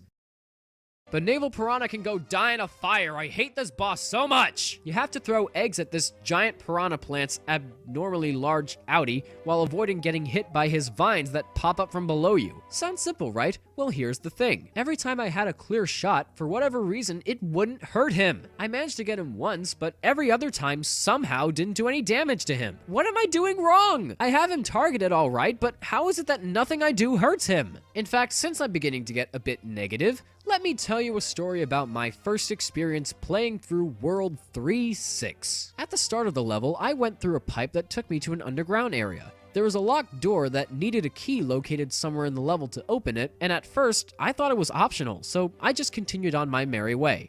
But the moment I realized that there wasn't a normal exit, That's when I discovered that the locked door served as my only means of continuing. I promised myself I wouldn't get completely irritated if the key was in a spot that was easy to reach. But that's when I found out where it actually was. The key was in an area that needed me to approach it from above, and no matter how many times I got through this digging section, I just couldn't reach it. I literally spent 15 minutes trying to figure out how to get that stupid key. And that's when my idiot moment for the day kicked in. I took too much damage and lost a life, sending me back to the beginning of the level. That moment, I saw that there was a second pipe located above the one I went through before, and entering it took me to where I spent 15 minutes trying to get to. I then proceeded to slap my forehead and sigh neglectedly, having felt like a complete idiot for not realizing what I could have done before. Then again, can you really blame me? I didn't know that other pipe was there. So, after wasting a quarter of an hour on that one level, not to mention the frustrating experience that was Naval Piranha's boss fight, I was just ready to call it a day. Maybe it's all just a matter of whether or not I'm a truly skilled gamer, but you must understand that sometimes the experiences you have with a game can affect your opinion on it dramatically. With that said, what's my verdict on Super Mario World 2 Yoshi's Island? Well, notwithstanding a few minor bumps, as a whole, I think this game is just okay. Yoshi's Island for me is somewhere on the same level as a good amount of Sonic the Hedgehog games. That being, the game gets really good to a point. The first two worlds are fine, but World 3 was where it just started to become a bit too much. I'm not calling Yoshi's Island a bad game at all, but I know one thing's for sure. I didn't have as much fun here as I did with other games, especially Super Mario World. I really did want to love this game when I started playing. I really did. It has decent controls, an imaginative art style, and some pretty good music. Sadly, I couldn't get engrossed in it for too long, but that's just me. I know there's a Yoshi crowd out there, and I'm willing to give Yoshi's Island another chance someday, but right now, I'm just ready to move ahead with the rest of this marathon. My schedule's already tight enough as it is. Now before I sign off, I'd just like to remind you guys that this marathon is going to be focusing on all the 2D Mario games first, and then the 3D games. So does that mean I'm going to the new Super Mario Bros. Games next? Actually, no, because Mario also had a few platforming games on the Game Boy. Next time we're covering one of the first games ever made for the Game Boy, Super Mario Land. Until then, this is Mark, aka Super Smash 3DS, bidding you all a smashing farewell.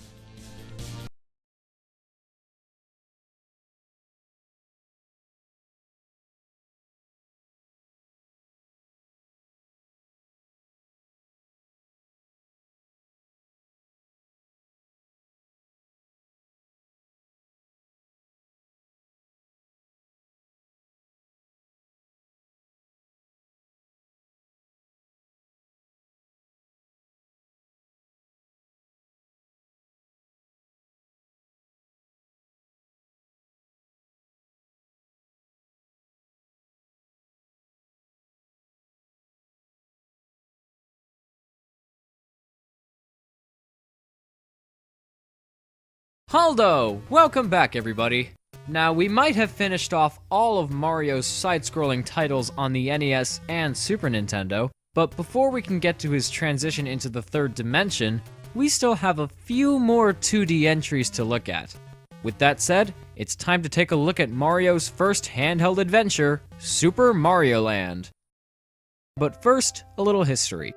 As some of you probably know already, unless you're just stupid, this brick is known as the Game Boy. Created by the late Gunpei Yokoi as a successor to the Game & Watch series of early handhelds, the Game Boy was released in North America on July 31st, 1989, quickly exploding in popularity. One thing that helped it succeed at the time of its release was its library of launch titles.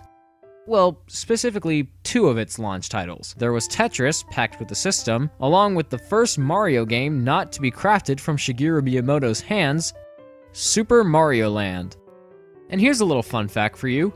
Apparently, Nintendo considered packaging Super Mario Land with the Game Boy instead of Tetris. But Hanks Rogers, who later co-founded the Tetris company, insisted they package Tetris with it instead, because he felt that a Mario game included with the system would only sell the Game Boy to young boys as opposed to everyone else.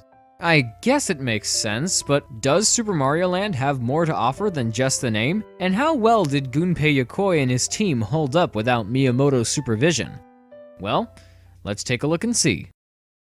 I can only guess it was because of Shigeru Miyamoto not being involved with the game that we're not exactly in the Mushroom Kingdom anymore. Mario finds himself in Sarasa Land, a more surreal version of the Mushroom Kingdom, ruled by the spunky little Princess Daisy. You heard right, Princess Daisy, making her debut in this game. This was before she became all sporty and tomboyish and whatnot. My only assumption is that Mario was getting tired of biting on peaches for the time being, or toadstools in this case, but then he thought that maybe picking daisies would be easier, and I guess he came to realize that it was anything but easier. Now, what made Daisy hook up with Luigi is something I won't even try to figure out, so let's move on. Anyway, Princess Daisy is captured by an alien named Tatanga, not to be confused with Topanga. And now it's up to Mario to travel across the 4 worlds that make up this confusing dominion and rescue her. It's basically the plot to the original Super Mario Bros., but with an alien. Aliens in a Mario game. However, I will give Tatanga some credit for actually having a legit reason for kidnapping Daisy. According to the instruction manual, Tatanga wants Daisy to marry him. So not only do we have aliens in a Mario game, but now we have forced marriages! Yeah, it's pretty ludicrous in hindsight, but like I said before, stories in video games aren't important. So how does the game play? Well, it's pretty much a Game Boy version of the original Super Mario Bros. The HUD looks similar, the gameplay is similar, the fact that you can't shift the screen to the left. But then again, we're not exactly in the Mushroom Kingdom anymore, so don't pick this game up thinking you're gonna get the exact same thing as Super Mario Bros. There are 4 worlds this time: the Birabuto Kingdom, the Muda Kingdom, or Muta Kingdom, whatever, the Easton Kingdom, and the Chai Kingdom. Each world also has 3 levels, so if we do the math, that means there are only 12 levels in the entire game. This should be understandable because the Game Boy didn't exactly carry as much power as the NES. But none of the levels are by any means short. Yeah, you can beat the game in about a half hour or 45 minutes if you're skilled enough, but for what you're paying your money's worth, they're just fine. I'm not sure what to say about the level design though. I like some of the hidden secrets, but it gets really tricky sometimes. Not that challenge is bad, I just feel that at its worst, it can be a little too over the top. Enemies, or at least slightly altered versions of enemies from the original Super Mario Bros. Return. And trust me, once you get to World 4, the enemy placement starts to become a little obnoxious. My most hated enemies are probably the spiders in World 3-2, and the birds in World 4-3. They're everywhere, and their attack patterns are ridiculous. Thankfully, like always, Mario can obtain power-ups to help him get past these formidable foes. Though the power-up selection isn't as bountiful as Super Mario 3, or as effective as Super Mario World. There's the mushroom that makes Mario grow bigger, the star that makes Mario invincible for a short time, and of course the fire flower, which lets Mario shoot fireballs from his hands. Or just plain black balls. Oh, I mean super balls. You're probably expecting a joke. Well, forget it. I gotta keep this show child-friendly. You dirty little... The flower in this game is alright, but it doesn't even come close to being as useful as the normal fire flower. You can only shoot one projectile at a time, and they bounce all over the place, so you have to wait until it disappears before you can shoot another one. And their aim is just unbearable. Sometimes they can go right over an enemy's head, or just completely miss them entirely. Well, I guess it's kinda cool that they can be used to collect coins from far away. I guess. The first 2 levels of each world are standard, while the 3rd level is where the boss battle takes place. Yeah, it's what you'd expect, but World 2-3 will have Mario piloting a submarine, and World 4-3 has him in an airplane. By the way, I'm gonna show this picture of Mario from the instruction manual just so that this joke can make sense.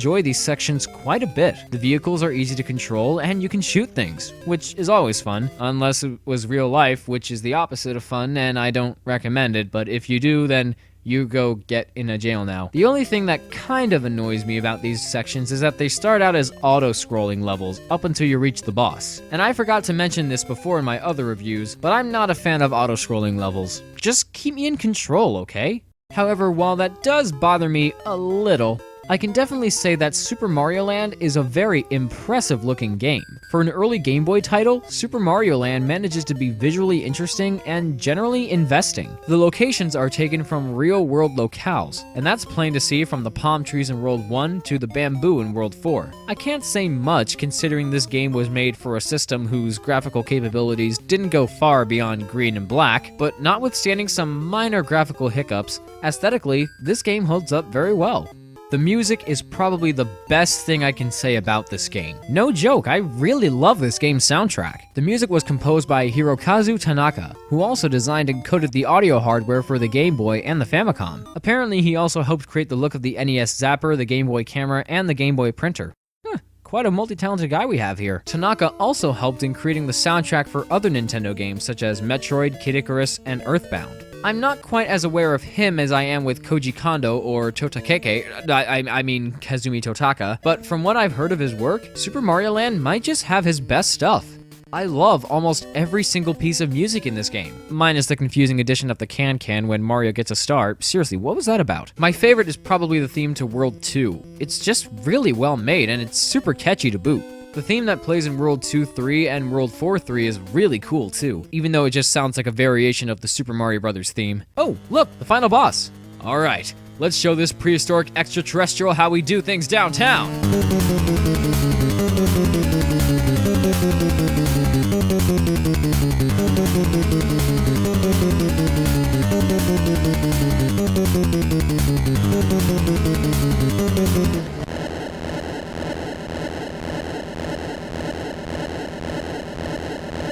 Phew, glad that's over. So, overall, what's my verdict on Super Mario Land? Well, you know what? I actually had a really good time playing this one.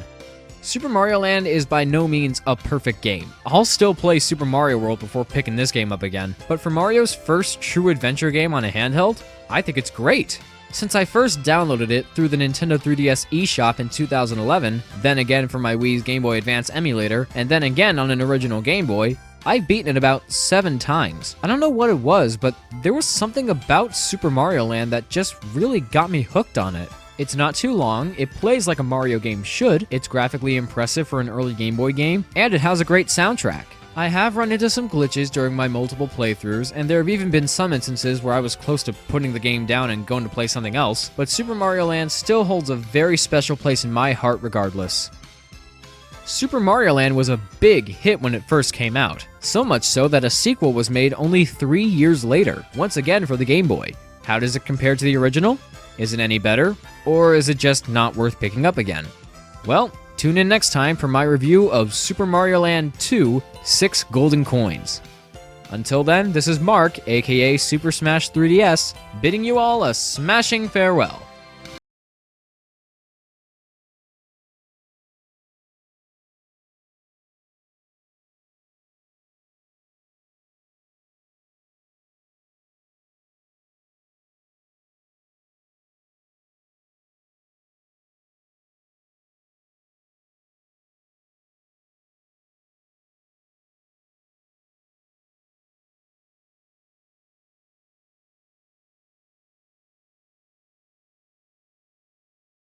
Obey me, Wario. I am your master. Mario is your enemy. Don't let Mario get the 6 golden coins. Obey Wario. Destroy Mario.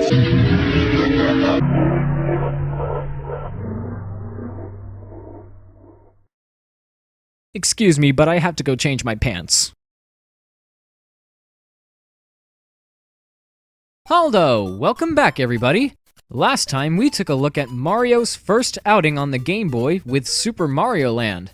So now, Gunpei Yokoi and his team are back. with another Mario Game Boy adventure, Super Mario Land 2: 6 Golden Coins. This game and I don't exactly share a history quite like its predecessor and I do. In fact, I've never even touched this game until I bought it off the 3DS eShop around a year after purchasing the first game. I think I recall seeing the Easter egg hunter talk about this game in some of his videos before I played it, but I can't exactly remember.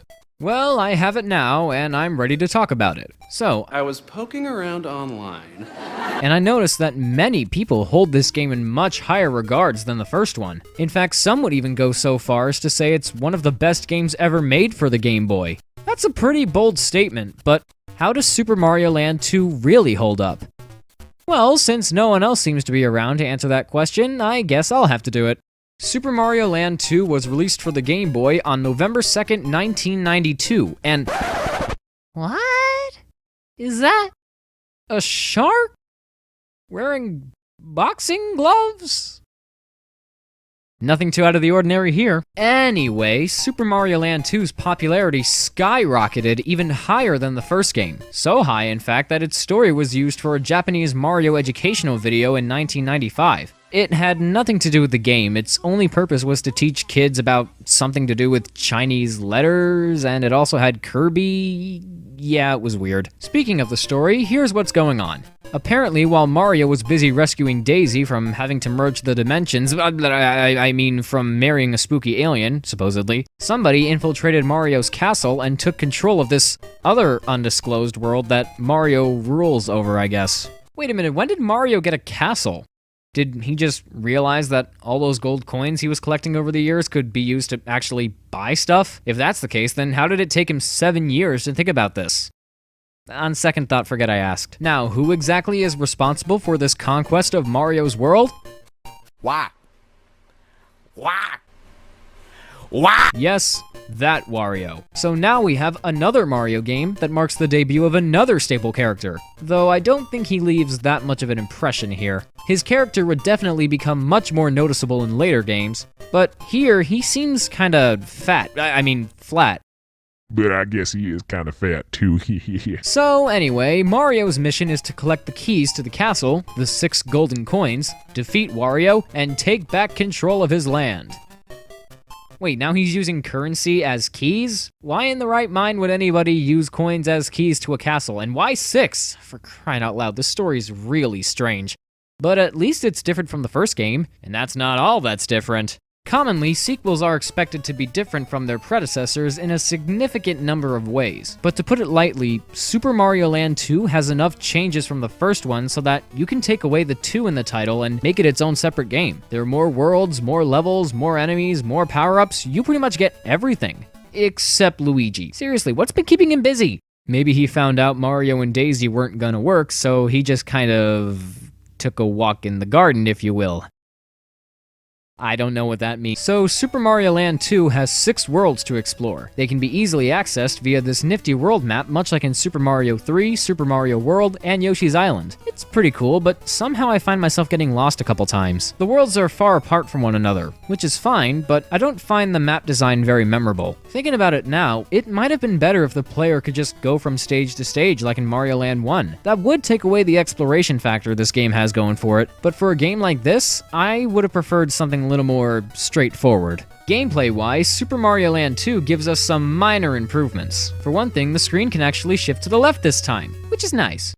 That might not be such a big deal, actually. And graphically, the game looks more like a Mario game than the first Mario Land. At first, I wasn't sure what to think of this, because I really liked the more surreal, simplistic look of Mario Land 1, and thought it made the game stand out more. But now, I see Mario Land 2's visual style as more of a gradual evolution from the first game, like how the console games gradually evolved in terms of aesthetics. All in all, it's a change that I generally have no problem with. Speaking of presentation, isn't that music so much fun? This time around, Kazumi Totaka served as the composer. Nowadays, he's known as the voice of Yoshi and the composer of the Animal Crossing games. But Super Mario Land 2 was one of his earliest works. The main theme is incredibly bouncy, and it's a great listen. After the first level, anyway. You see, Mario Land 2's soundtrack is basically made up of songs that are just variations of the main theme, something akin to Super Mario World. But while at least that game's soundtrack managed to avoid coming off as repetitive, I think Super Mario Land 2 fails in that regard. The music's okay as a whole, but I would have preferred a little more originality for this one. And don't try to convince me it was to save space on the cartridge, because that's already a pretty lame excuse. Anyway, Mario controls almost like he did in the first Mario Land. He can run and jump like you expect him to, but now he's rocking the spin jump from Super Mario World once again. And it blows. I don't hate using it, I just find it a little awkward. Since the Game Boy only has 2 buttons instead of 4 like a Super Nintendo controller, the developers tried to compensate for that by mapping the spin jump to pressing down on the D-pad and hitting the jump button. This just doesn't work for me. Also, why can't Mario do the spin jump as Small Mario?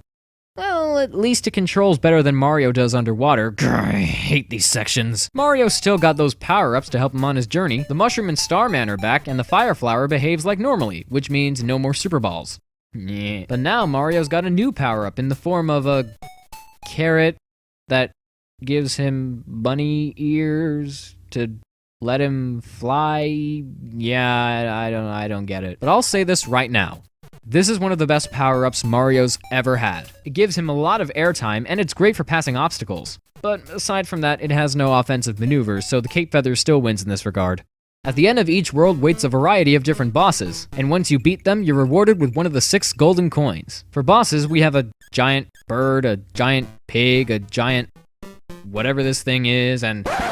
Wait, is that Topanga? Tatanga? From the last game? What could he possibly want with me this time? And how could he be under Wario's control when he was too busy trying to probably get with Daisy last time? Whatever. Anyway, some of these bosses can be pretty easy given the right circumstances, but if you're not prepared, then you will die. You will die. At least you've still got extra lives, right? Well, yeah, but they're not as easy to find as they were before. Why? Because for whatever reason, getting 100 coins doesn't give you an extra life anymore. May I ask why? There are these M bags that give you 50 extra coins, but what's the point? I guess they can be used to buy items from a shop or win them in a slot machine or something. I don't know. Why would they go ahead and change something like that? In fact, if I can go on about the things I don't like about this game, one major hiccup it suffers from is the overwhelming amount of slowdown and sprite flickering. Super Mario Land 2 is so graphic intensive that in certain levels, I notice the frame rate decreasing quite dramatically. It doesn't happen all the time, but when it does, it always manages to throw me off and cause me to get hit by an enemy or fall down a bottomless pit, anything to screw me over. And the sprite flickering, it's just not pretty to look at. I thought I was playing a Mario game, not a Mega Man game. Well, anyway, once you got all the coins, you can finally enter Wario's castle. And after one of the hardest pre-boss levels I've ever played, you finally get to reach Wario himself. He's just as hard as the level I played before reaching him, but with enough firepower, Wario goes down like a big bag of garlic. Down his esophagus, and into his stomach. He eats a lot of garlic, okay? Mario gets his castle back, which we never see again in future games, and all the world's inhabitants are freed from Wario's curse, thus ending the game. Oh man, that was long. So, overall, what's my verdict on Super Mario Land 2 6 Golden Coins? Well, I think it's a really fun game, and a worthy follow-up to the first Super Mario Land. But to be perfectly honest, I actually had more fun playing the first Mario Land than this one. Super Mario Land 2 definitely has a lot more going for it than its predecessor, but part of me feels like it bit off a little more than it could chew. Super Mario Land 1 was shorter, yeah, but it had better controls, a more enjoyable soundtrack, and was really easy to pick up and play. You could play it over and over until you know the entire game like the back of your hand. Super Mario Land 2's greater amount of levels and challenges, while impressive for Game Boy standards, kinda makes it feel a bit overwhelming compared to the first Mario Land. Not to say that Super Mario Land 2 is a terrible game, it's not. In fact, it deserves all the praise it's gotten over the years. The gameplay is fun, it's visually pleasing, the music's good, and I had a reasonably comfortable time playing it, notwithstanding some minor issues. As a standalone game, it's a must-have for Game Boy enthusiasts. I might not think it's as good as the first Mario Land, but Super Mario Land 2 6 Golden Coins is certainly something special in its own right.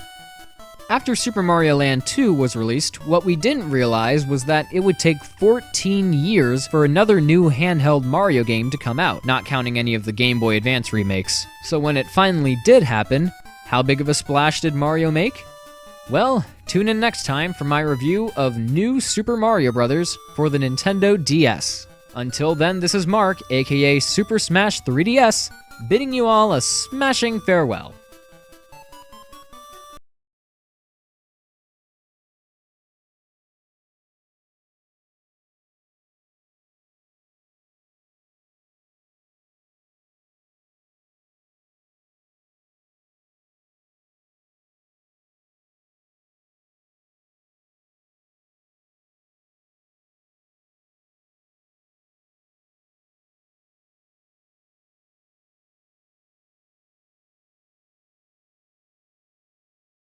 Haldo! Welcome back, everybody! So now that we've gotten the Super Mario Land games done and over with, it's time to go into the new age of 2D Mario games.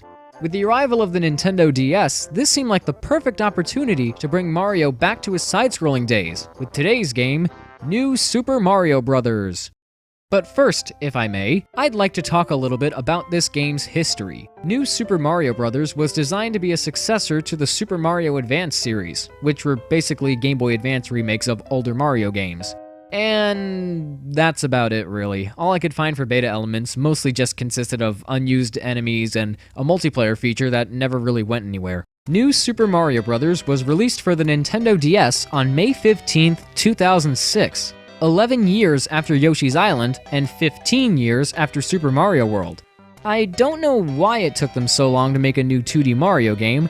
Maybe they thought 3D Mario wasn't going to catch on well enough, so they just decided to go Throwback Thursday on us and come out with this game to make up for it.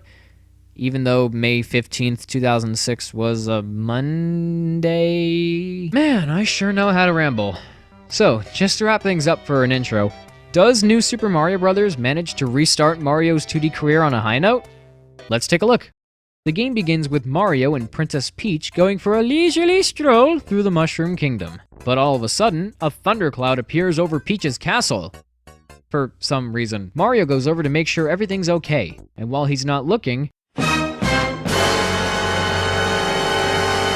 who's that? Is that a baby Bowser? Is that a Koopa Kid from Mario Party? Is that Ron Jeremy in Ghostbusters?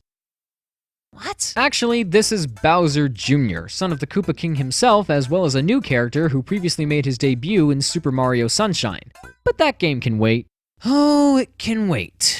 But anyway, Bowser Jr. captures Peach, and it's up to Mario to save the day.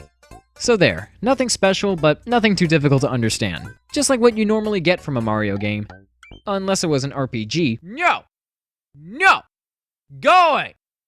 We never talk about that one! So for a game called New Super Mario Bros., what exactly makes it so new in terms of gameplay? Well, not a whole lot really. Because this game was designed to be a throwback to classic Mario, we have a 2D side-scroller where you simply have to guide Mario to the goal pole and travel from one level to the next. For the sake of time, I'll just say Mario controls exactly like he did in the original Super Mario Bros., but combined with the smoothness of Super Mario World's controls. Now, even though the Nintendo DS has 4 buttons on the right side of the system, you'll really only be using 2 of them, one for running and one for jumping. This just screams classic Mario, but I don't think adding a spin jump would have done any harm. Unless it was this one, then it would have done a little harm. The power-up selection is quite familiar. There's the Mushroom, the Fire Flower, and the Starman. Yeah! Starman! Not Superstar! That sounds stupid! And like in Super Mario World, you can store extra power-ups in a neat little box to use for later, all with a nifty little tap of the touchscreen. Yay! But New Super Mario Bros. Isn't without its new power-ups. First, there's the Mini Mushroom, which causes Mario to shrink down to the size of a pea and lets him squeeze through tight spaces. Only problem is, it makes him twice as vulnerable to enemies, so be super extra careful. Next up is the Blue Shell. No, not that blue shell. This blue shell is actually pretty awesome. Not only does it make Mario look like a big turtle, but with enough running speed, he can actually go inside the shell and knock out almost anything in his path. Too bad that it's a little tricky to control, otherwise it would be my favorite new addition to this game. That distinction, without any shred of doubt, goes to the Mega Mushroom. This thing is insane. It's incredibly rare, but once you find it, Mario becomes a 50-foot-tall plumber of doom! Everything that stands in your way, demolished, decimated, Nothing can stop. Oh. Never mind. But even though all these new power-ups are great, the power-up selection as a whole is kinda weak. What we really needed was a cape feather, or a Hammer Brothers suit, or a super leap. Oh wait. Bottom line, I think having a few more classic power-ups would have been nice. That's all. Now, what about these shiny coin thingies? Well, these are star coins. They behave in a way that's kinda similar to the dragon coins from Super Mario World and the flower coins from Yoshi's Island. But star coins are different because there's only 3 of them per level, and they can be used to unlock toad houses on the world map, which we'll talk about real soon. I don't always go out of my way to collect all the star coins, but when I do, I just use an action replay. I mean, what? Nothing? Nobody? Huh? What? Who? But one thing I really respect about the star coins is that you don't need to collect them all in order to progress through the game. They're simply optional, and you can just beat the game without even collecting 1 star coin, like the gems in Crash Bandicoot. Yes! Thank you! Now that's how you make a good collectathon platformer. Now let's talk about the world map. Structurally, it's similar to Super Mario 3 and Super Mario World, but there are no mini-bosses, and the levels aren't marked in a way to indicate how many exits they have. Which isn't really that big of a deal, so let's move on. Finding secrets on the world map can depend on how many star coins are needed to open it, or how you beat a level. Finding the secret exit in a level can open up a path that leads to a new hidden level, a shortcut to the castle level of that particular world, or a cannon that can be used to skip to other worlds. Mario's blasting off again! Like in previous games, New Super Mario Bros. Is broken up into 8 worlds. Each world has a fortress level where you square off against Bowser Jr., and a castle level where the boss tends to change with each one.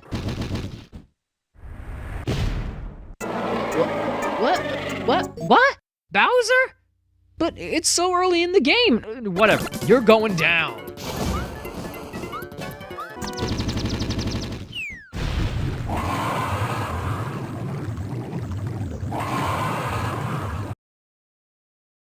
Son of a Goomba. I literally just killed Bowser. Look at him. I just burned him alive, right down to the bone. That's pretty gruesome for a Mario game. Oh wait, I just turned him into a dry bones. Right, because there's no such thing as death in the Mushroom Kingdom. While we're at it, why don't we just say he got sent to the Shadow Realm? I forgot what I was talking about. Man, look at those character animations. Instead of looking like a straight-up 2D platformer, New Super Mario Bros. Decides to put 3D character models on top of 2D backgrounds. Or as I like to call it, 2.5D! Sorry. To put it bluntly, this game looks great. It's bright, colorful, and it really looks like a natural evolution from previous 2D Mario games, like going from Super Mario Land 1 to Super Mario Land 2. As for the music, it's just okay. In the moment, I could tap my foot along to a couple songs, but I can really only remember one song off the top of my head, and that's the Overworld theme, which is a great track, by the way. The underground levels also use the underground theme from the original Super Mario Bros., which is kind of lazy, but it makes sense for this game, so I'll let it slide. Overall, it's a decent soundtrack. Nothing substantial, but nothing terrible either. Hey look, I made it to the end! Bowser Jr. throws his father's bones into a magic cauldron, bringing Big Bad King Dad back to life for one last battle.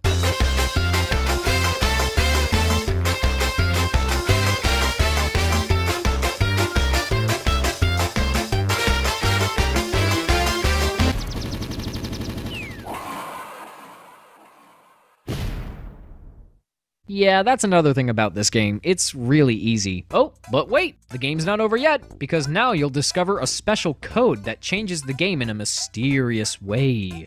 Well, okay, let me just hold down L and R, select a file, and see what... Luigi. What was that? My baby! Yes, by inputting the code, you can now play New Super Mario Bros. As Luigi. It's great because I love Luigi, and I'm glad he's getting some kind of recognition, but it's merely a cosmetic difference. Luigi controls exactly like Mario. He can't run faster, jump higher, and he doesn't have poorer traction than Mario. Well, I guess it's still kind of cool to be able to play as Luigi in a single-player Mario game. Before I wrap things up, New Super Mario Bros. Also has a few multiplayer modes. The first is a series of mini-games which you can also play alone if you just want to let time fly by. I'm not exactly impressed with this mode, mostly because the mini-games themselves are ripped right out of the DS port of Super Mario 64, and that kinda screams laziness to me. They're fun, don't get me wrong, but I've played these mini-games already. The Mario vs. Luigi mode is definitely better. Two players control Mario and Luigi, and the goal is to collect more Power Stars than the other. It can get really competitive, but it's so much fun regardless. I loved playing this mode with my brother when we were younger, and we're incredibly sore losers toward one another, but we still had fun nonetheless. Even if I did always win against you, Mike, you senseless little bitch! So, all in all, what's my verdict on New Super Mario Bros.? Well, to put it simply, this game is pretty dang good. New Super Mario Bros. Was clearly designed to be a nostalgic throwback to Mario's side-scrolling days and nothing else. But in my opinion, I think it does a great job. It combines some of the best elements from Super Mario Bros. 1 to 3 in World, while also adding some minor changes to make it feel better suited for the new age of Mario games. Although the level design isn't quite that imaginative, the power-up selection is a little flat, and the music isn't terribly memorable, minus a few tracks, both hardcore Mario fans and casual gamers alike can have a really great time with this game. It's the #1 best-selling game on the Nintendo DS, and I feel it deserves to keep that title. New Super Mario Bros. Is a blast from start to finish. But even though players were satisfied with New Super Mario Bros., Shigeru Miyamoto was still desperate to incorporate something very specific into it that he couldn't at the time. So in order to fulfill that desire, he would have to take this game and shift it to Nintendo's big seller of the day, the Wii. Next time, we're going to see if he succeeded with New Super Mario Bros. Wii. Until then, this is Mark, aka Super Smash 3DS, bidding you all a smashing farewell.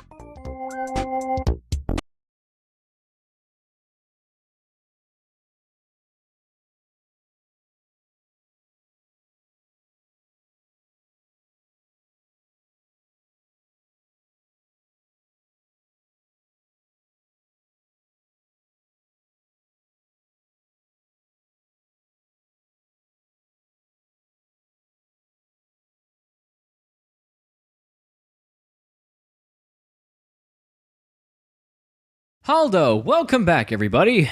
Sorry there hasn't been a new video as of lately. I've just been in the process of moving, and trying to get back into the swing of things from a new location has turned out to be a bit more difficult than I thought. I'm still working hard on my next review, but for now, here's something to hold you over.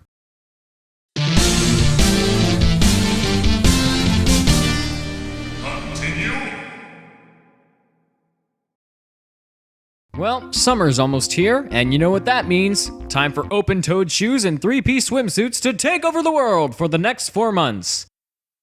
And to better segue into this list, go to the beach. Now, I'm not normally a beach person, but summer is the perfect time to catch up on some good old-fashioned video games. And what makes these games a lot more fun to play, specifically during the summer, are the levels that take place on a beach. So to celebrate the upcoming season, I'm going to count down my top 10 favorite beach levels in video games. What qualifies as a beach level? Well, it has to take place on a beach, or it can be an area covered in sand and surrounded by water, so islands count too. And I don't normally do this, but I'm gonna try to stick to the 1 game per franchise rule that you see in a lot of other top 10 lists about video games. Also, if you don't happen to see any of your favorite beach levels on this list, keep in mind that these are just my personal favorites. But if you'd like to list your favorites, post it in the comments. I'm curious to see what you have to say. So, without further me talking, this is the top 10 beach levels in video games.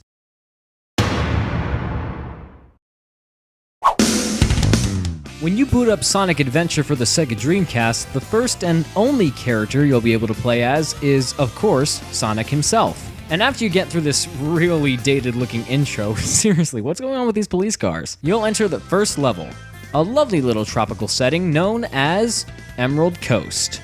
This level is great for teaching players how Sonic controls thanks to its simplistic design and shortcuts that reward you for thinking outside the box. And that music. As always, Jun Sonoe delivers some quality stuff. However, the reason why Emerald Coast is so low on the list is because, well, I never played Sonic Adventure. I tried playing a friend's copy of the DX version a while ago, but I started out in one of the hub worlds without any clue as to where I was supposed to go, and before I could go over to his house and play it again, I moved to a different county. So we didn't really talk much after that, and I haven't played the game since. Now you're probably thinking, wait, if you never really played the game, then why are you putting it on the list anyway? Well, mostly because you would have killed me if I hadn't. So, there. It's on here. You happy? Good, now let's move on. Link's Awakening is one of the most interesting games in the Zelda series. Not because it's any good, which I guess it is, but because of where it takes place, Koholint Island. Now, I don't really play this game a whole lot since I'm not a huge fan of Legend of Zelda games, but I will admit how fascinating I found Koholint Island to be. Link gets shipwrecked on this mysterious island after his boat gets eaten by a terrible storm. By the way, why was he even sailing out in the middle of the ocean to begin with? And there he meets a girl named Marin and her father, Terran. Link is told that in order to go home, he needs to wake up the Windfish. This is done by collecting 8 instruments that I guess have some kind of magical powers? I don't know, I didn't get very far in the game. Anyway, later Link discovers that Koholint Island is actually a dream world created by the Windfish. And that's why it's on my list. Koholint Island is unusual. It has unusual creatures, unusual level layouts, an unusual atmosphere, and yet it's so interesting. Especially how the bad guys are trying to stop Link from waking up the Windfish. They claim they just want to rule the world, but what if they want to keep the Windfish from being awoken because they know that it's all a dream? What if they realize that they would cease to exist if the Windfish is awoken from his sleep? Or maybe they're just evil, who knows? But stuff like that really gets you thinking. And that's why Koholint Island is number 9.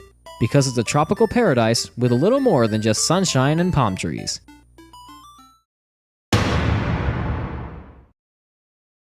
Number 8 goes to another game I haven't played yet, and that game is Donkey Kong Country Tropical Freeze.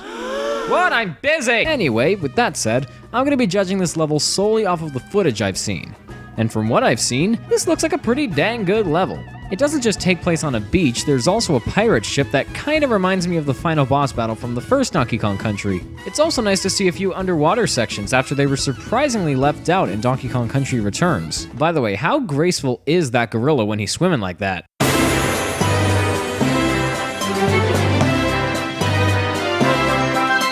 So yeah, I might not own the game yet, but after watching this level in action, I think I'll just have to end up getting Donkey Kong Country Tropical Freeze after all.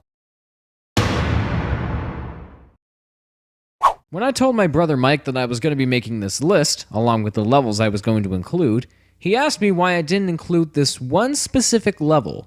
I thought about it, and I was originally going to include Santa Carburera from Cars Racerama, but I ultimately decided to go with Mike's suggestion. With that said, number 7 goes to Destiny Island from Kingdom Hearts. I don't really know much about this place. From what I gather, Sora, Kairi, and Riku, and these other kids that nobody cares about, live on this island because they want to get away from it all. It's kind of like their ultimate paradise. A paradise that apparently consists of beating up other kids and some other spooky, scary stuff. Okay, I think it's pretty obvious that I haven't really played a lot of Kingdom Hearts. My past experiences with this game mostly consist of watching my brother play it. I will say, Destiny Island is downright gorgeous. A beautiful blue sky hovers over this lovely little isle, and there are bright colors up the wazoo. People still say that? In fact, the only reason why I'm including it on the list is because of how gorgeous it is. If that doesn't give it enough credit, I don't know what will. Well, I would know if I played the game a little more. Oops. Alright, I'm not sure if this is considered cheating or not because the game this level comes from is based on a TV show, but then I realized, who cares? SpongeBob SquarePants was one of my favorite cartoons growing up, and when I feel like reminiscing on the good old days, you know, when it used to be good, I like booting up SpongeBob SquarePants Super Sponge for the PlayStation 1. This game has a lot of classic SpongeBob charm, and I decided to include it because Bikini Bottom isn't just a beach, it's a beach beneath a beach! Whoa! I haven't beaten the game completely at the time of scripting this video, but I always enjoy replaying it just for the fact that it is a classic SpongeBob game. You know, just talking about it makes me want to give this game a full review, but that'll be for the future. That is, if I can figure out how to save my progress. Seriously, the disc does not want to save the game! Wii Sports Resort was kind of revolutionary for its time, being the first game to implement Wii Motion Plus technology, whether you wanted it to or not. But the greatest thing it had to offer, at least in my opinion, was its setting, Woohoo Island. It was huge, it had a lot of places to see, and it was just a beautiful little tropical paradise. Then when it returned in Pilot Wings Resort, it just got a whole lot better. Now the reason why I'm going with this version of Woohoo Island is because you have other methods of traveling around. You can fly around in a plane like in Wii Sports Resort, but you can also take a hang glider or even a jetpack. How awesome is that? Though the hang glider is a little wonky, almost like trying to fly a real hang glider. The island is really something special. There's a volcano serving as the centerpiece of the whole island. There's a beach, a bowling alley, a sword fighting arena, and lots of other islands. Some of them are used for launching fireworks, and the other has a golf course. Excitement. All that aside, Woohoo Island is a wonderful little place, and I feel that this forgotten 3DS launch title is the best way to experience it. I just wish I could have walked around the island a little bit.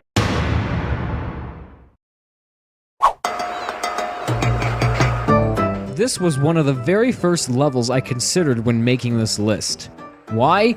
Because I just love it so much. In Animal Crossing New Leaf, if you have 1,000 bells to spare, you can have Cap'n take you on his boat to a little tropical island simply called the island. Here you can just relax and toss your cares away, either by going fishing or by playing one of the mini games in hopes of getting a few more medals. I felt like it would have been a crime if I didn't put this game on the list. Not only is this, in my opinion, the best and probably only good Animal Crossing game to date, but the island itself is just perfect. You get to catch fish, acquire some beetles that you can sell for a lot of money. Of course, the mini games are a lot of fun too. And best of all, that music.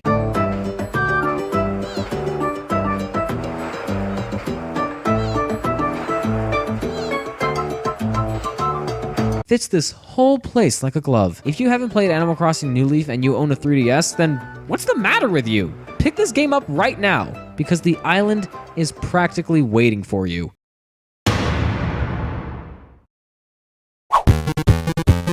Number 3 goes to Ice Cream Island from Kirby's Adventure. For this one, I have no better way to describe it than by reading off of the description given on its official Kirby Wikia page. It is a tropical sunny paradise. The level is filled with sandy beaches, coastal forests, exotic flowers, explosive coconuts, and palm trees. The majority of the parts of Ice Cream Island that Kirby travels through is covered by shallow waters and overlooks a large ocean. Kirby also traverses a vast desert-sized beach, an underground cave, and even ventures into the clouds in this level. Taking place near the bay, many of the enemies in Ice Cream Island are aquatic enemies and can survive in the water. If that won't make you buy this game, I don't know what will. So yeah, as you can tell, Ice Cream Island isn't just an island. It has a beach, a cave, it even goes above and beyond. Quite literally. There's just so much you can do. But then again, what do you expect from a game designed by Masahiro Sakurai? Number 2 comes to us from everyone's favorite underappreciated marsupial, Crash Bandicoot. At the start of the original Crash Bandicoot for the PlayStation, So many good games! we see Crash getting experimented on by Dr. Cortex and his henchman, N. Brio. He manages to escape but ends up falling out a window, and next time we see him, he washes up on the shores of N. Sanity Beach. The reason why this level's number 2 is mostly because it comes from one of my favorite games on the PlayStation. Plus, it's just so recognizable. It's like Crash's equivalent of World 1-1. It's that iconic. My personal love for this level is practically impossible to put into words, but trust me when I say that it's a great time, and it makes a great starter level too.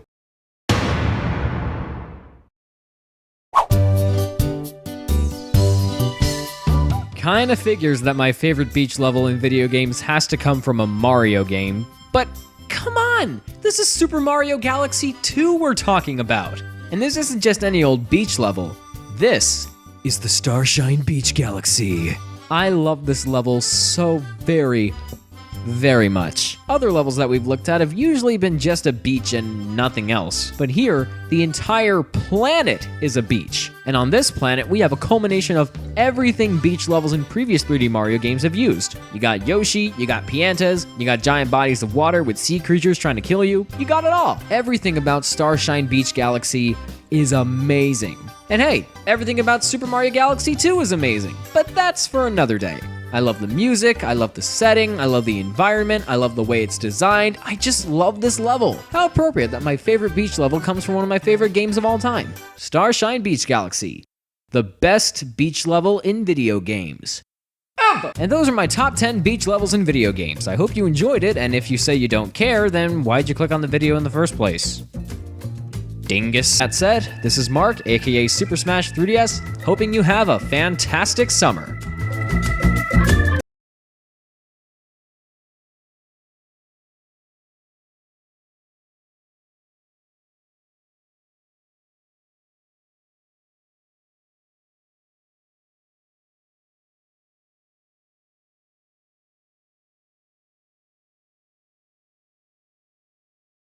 Hello! Welcome back, everybody. Well, now that we've gotten through the original New Super Mario Bros., it's time for this Mario Madness to continue with its home console counterpart. Today, we're taking a look at New Super Mario Bros. Wii for, well, the Wii. I'll never forget the day I first laid my eyes on this game. It was announced back at E3 2009 by this lady. Who is she again? I wasn't really sure. And where did she go? I never really saw her after this conference, so where'd she go? I'm not even kidding, I'm actually quite curious. But anyway, I didn't catch the entirety of Nintendo's conference. In fact, I saw the trailers for the games they unveiled before watching the actual event itself. And the first of these trailers that I saw was for New Super Mario Bros. Wii. I was super excited about this game. I played New Super Mario Bros. On the DS countless amounts of times when I was 12, so to see the game being brought over to the Wii, marking the first time a 2D Mario game has been on a home console since Super Mario World, was just awesome. And it was gonna have multiplayer. Holy cheese!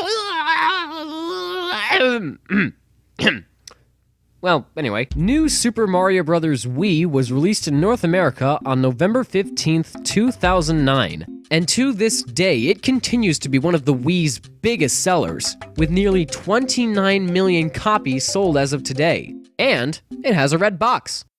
Which is pretty cool. But is the game itself any good? Well, that's what you're here to find out, isn't it? I ask the question, you get the answer.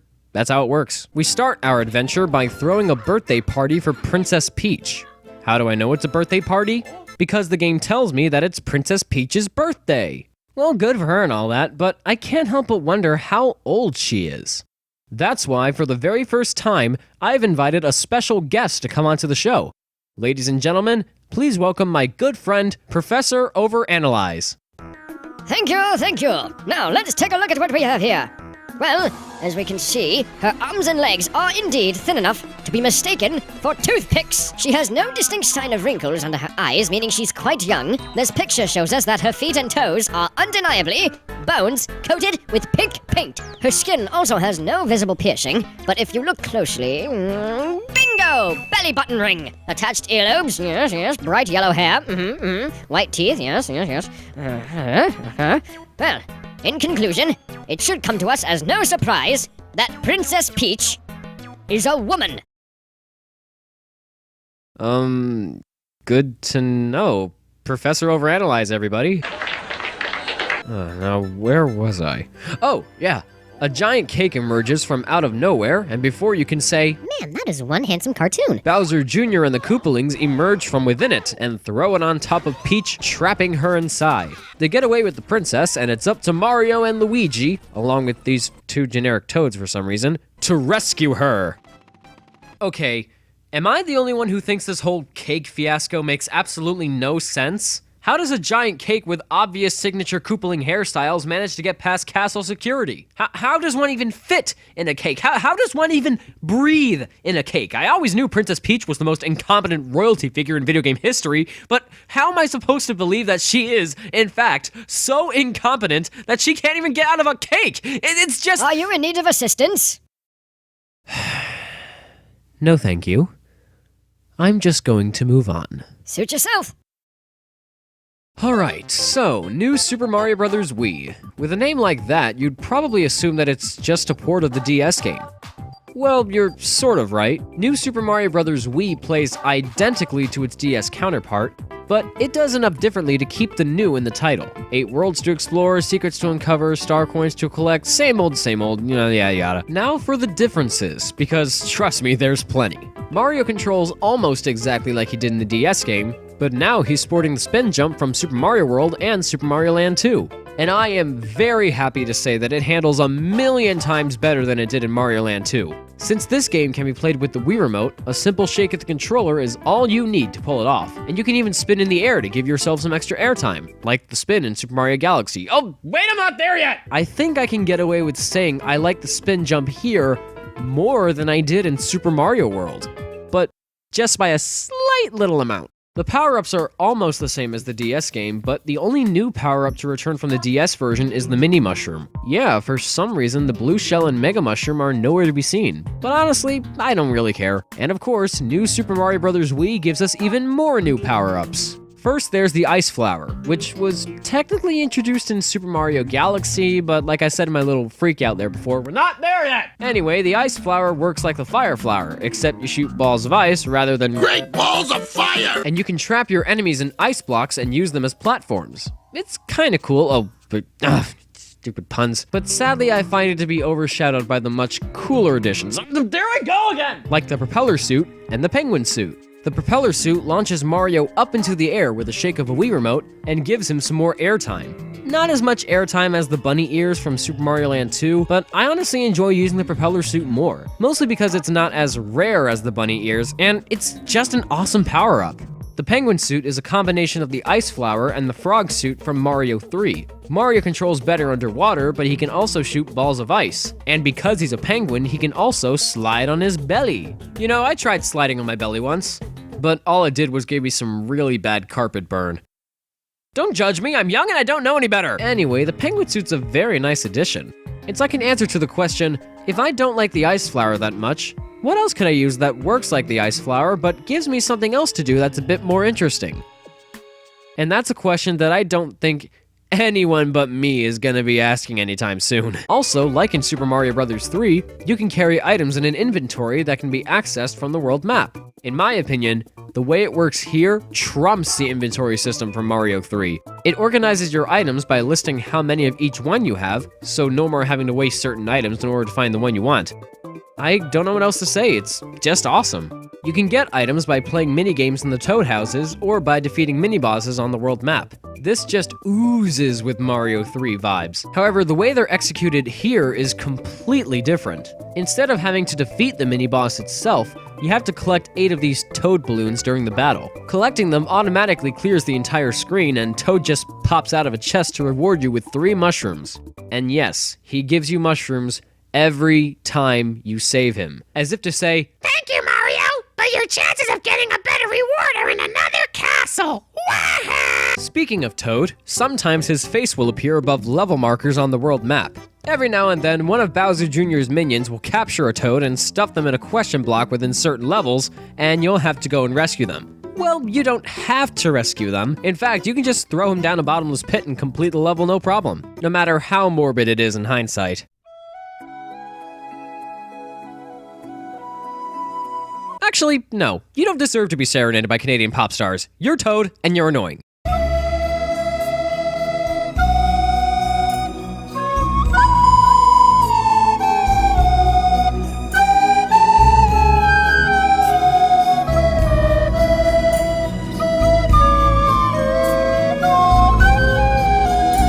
But if you wanted to, you can carry Toad to the goal pole with you. And if you do, he'll reward you with some extra lives. How many he gives you depends on whether or not he takes any damage. Carrying him to the flagpole as normal Toad will reward you with 3 lives, but if he's small Toad, then you only get 1.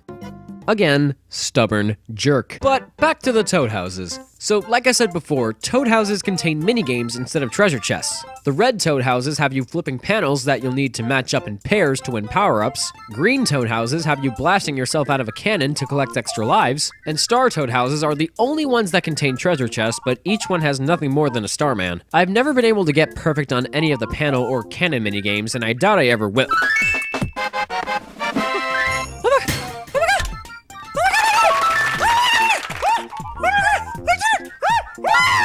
Anyway, you're gonna need as much as your pockets can carry, because this game can be tricky sometimes. Remember how I said the original New Super Mario Bros. On the DS was really easy? Well, obviously the developers realized this, because some of these levels can really mess with your head, especially this level in World 5. You have to keep as many enemies off of the platform as possible, or else the more stuff that piles up, the more likely you are to sink. This wouldn't be so bad if there weren't so many enemies to be on the lookout for. And coins count too! Come on, that's just mean! And don't even get me started on World 9. After you square off against Bowser at the end of the game, and then again after a pretty cheap fake out, though seeing Kamek and Drag is pretty funny, you unlock World 9. You may notice that you'll need star coins in order to play these levels, but really, you need to collect all the star coins in every single world in order to unlock all the levels. I admittedly have no problem with this because it's optional. Completely optional. You don't have to unlock and beat all the levels in World 9. It's something only you decide whether or not to do, and I like that.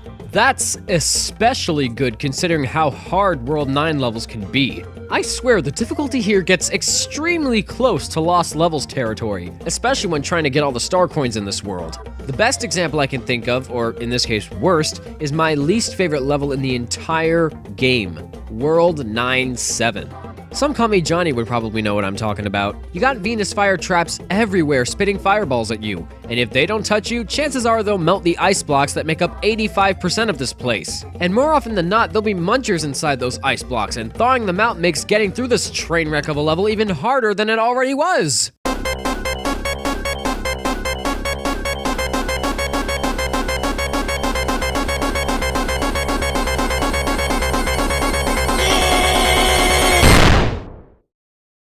However, if you need a little help, or you're a hardcore Mario fan looking for a good kick to the groin, you can utilize the game's new Super Guide feature. Whenever you die in a level around 8 times, a green exclamation block appears. Hitting it activates a mode called Super Guide, where you can have a computer-controlled Luigi complete the level for you.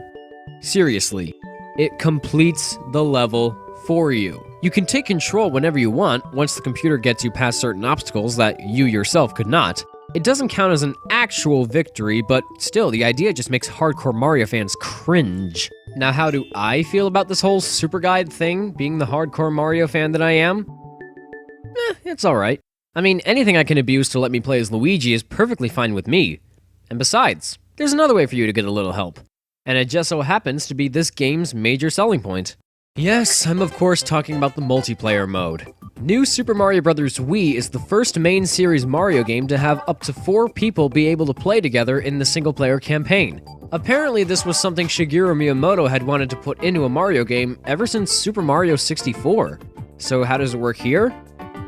Well, the best I can describe it is like playing every single version of Rainbow Road all at once. Oh yeah, 4-player Super Mario is that chaotic.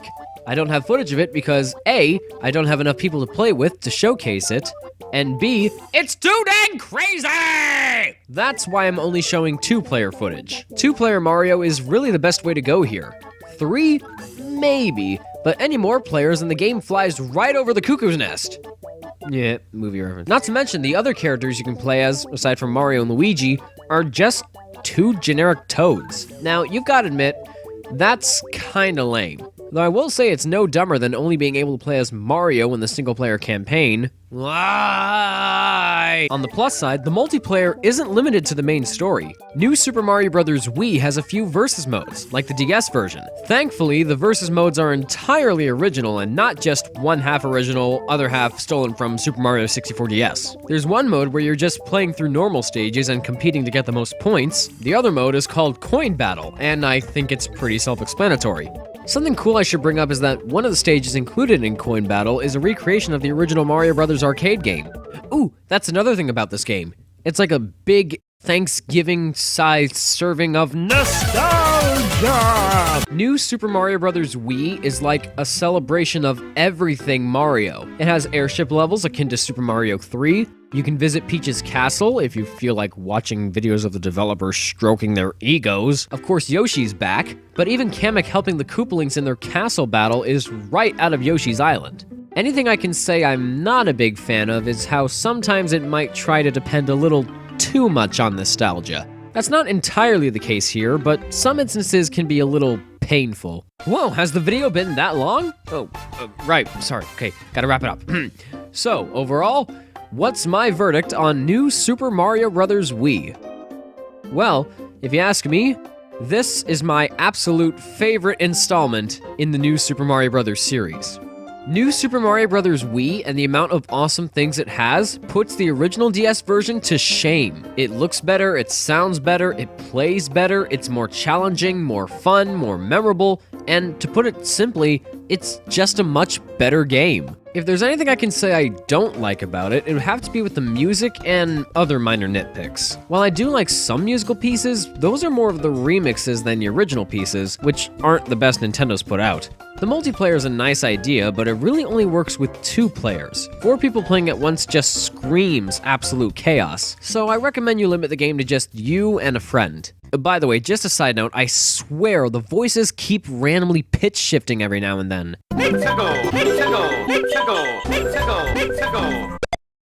Regardless, New Super Mario Bros. Wii is by far my absolute favorite in the entire New Super Mario Bros. Series. Wait, I already said that, god dang it! It's not the most original Mario game out there, but it's certainly one of the most entertaining adventures the plumber's ever been on. Pick it up and see for yourself. So there you go, got 2 games, they're pretty fun, we had a good time. But Nintendo decided to give it another go, and brought New Super Mario Bros. To the Nintendo 3DS. Will it be better? Or will it be worse? Find out next time with my review of New Super Mario Bros. 2. Until then, this is Mark, aka Super Smash 3DS, bidding you all adieu. That's French, I think. Haldo, welcome back, everybody. By the way, if this video ends up being shorter than the last 2 videos, there's a very good reason for that, which you'll see later down the line. With that said, it's time for my review of New Super Mario Bros. 2 for the Nintendo 3DS. I don't really have much else to talk about for this intro, so, give me cut to the next thing now. Hello? Is anybody there? I remember being quite excited when Shigeru Miyamoto revealed that a new 2D Mario game was in development for the 3DS, especially when he said it was going to be a whole new kind of Mario.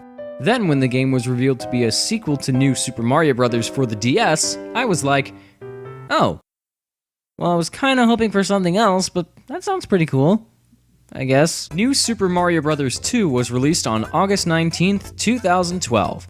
It was the first Nintendo game released as both a physical copy and a digital download via the eShop. This is good for me because I was up in Canada when the game came out, and the closest GameStop we could find was over an hour away. So I ended up getting the digital copy. So, all that aside, is New Super Mario Bros. 2 worth checking out? Well, see for yourself. We start off with Mario and Luigi flying through the skies collecting coins, because amiibos don't come cheap. And while their backs are turned, the Koopalings capture Princess Peach. Gosh, how long has it been? Like 45 seconds? This place really does have the worst security ever. Either that or Peach has some competence issues, though that really wouldn't surprise me at this point. Anyway, you know the drill by now. Peach gets kidnapped and you have to save her. Oh, while I'm at it, I should probably take this opportunity to address a few comments made about my earlier videos. Often I've been criticized for not focusing a lot on the stories, and all I have to say about that is, why should I care? I said it once and I'll say it again. Stories in video games don't matter to me. I'm only covering the stories in the Mario games because A, they're really simple and easy to follow, for the most part, and B, I can get some pretty funny material out of it. Now, I do believe video games can have good stories and still be good, but the gameplay is the most important factor. Speaking of which, let's get into that. New Super Mario Bros. 2 plays exactly like the original New Super Mario Bros. Same controls, same confusing lack of a spin jump, and we even get a few power-ups back, such as the Mega Mushroom. Yes, little Mario returns to destroy our families. But for whatever reason, the only power-up that doesn't return from the DS version is the blue shell. I don't get it, why didn't they bring it back? As for the rest of the power-ups, we have some other old favorites. Surprisingly enough, the Super Leaf finally makes a return after a 22-year absence. Well, it technically came back in Super Mario 3D Land first, but it didn't work correctly in that game. Here, it does what it's supposed to do, turn Mario into a flying raccoon. Now, why it turns Luigi into a fox instead of a raccoon is something I'll never understand. I don't get it, that's just stupid. Revolt in the street! Oh, yeah, Luigi's back too. Yay! In fact, I'm gonna use this to segue into the multiplayer. Like in the beta version of New Super Mario Bros. DS, 2 players can control Mario and Luigi in the single-player campaign. It's like the multiplayer in New Super Mario Bros. Wii, only less chaotic. Because this time, only 2 players can work together, and not 4. Personally, this is a change that I'm more than happy with. Playing with up to 3 other friends got way too crazy in New Super Mario Bros. Wii. Besides, having Mario and Luigi working together is what it's all about. It is called Super Mario Bros. For a reason. Who'd you expect? I especially love that the camera focuses on each player's character separately, unlike in the last game where the camera zoomed out to show all the players on screen, which admittedly led to a lot of confusion. The only problem I have with the multiplayer can be summed up in 4 words. No single card play. In the original New Super Mario Bros., if 2 players wanted to compete in the Mario vs. Luigi mode, it didn't matter if they both had a copy of the game, just as long as at least one of them did. Here, both players need a copy of the game in order to play with each other. And I find that very annoying. Not only is it inconvenient, but it's just plain dumb. I want to be able to play with my brother, but because he doesn't have a copy of the game and I do, we can't. Back to the gameplay. Now, you may notice that this game looks very similar to New Super Mario Bros. Wii. Well, great, you're like a genius or something. Yeah, for whatever reason, New Super Mario Bros. 2 decides to borrow a lot of assets from New Super Mario Bros. Wii. The worlds are the same, the graphics are the same, and even the entire soundtrack is completely untouched. This baffles me on so many levels. Why did Nintendo feel the need to recycle everything from the last game for this new installment? Really just makes the word new in the title seem kind of ironic, don't you think? Okay, to be fair, New Super Mario Bros. 2 does have something new to offer, or at least kind of new. The big gimmick of the game is collecting coins. You know, the thing that Mario's been doing in every single adventure he's been on.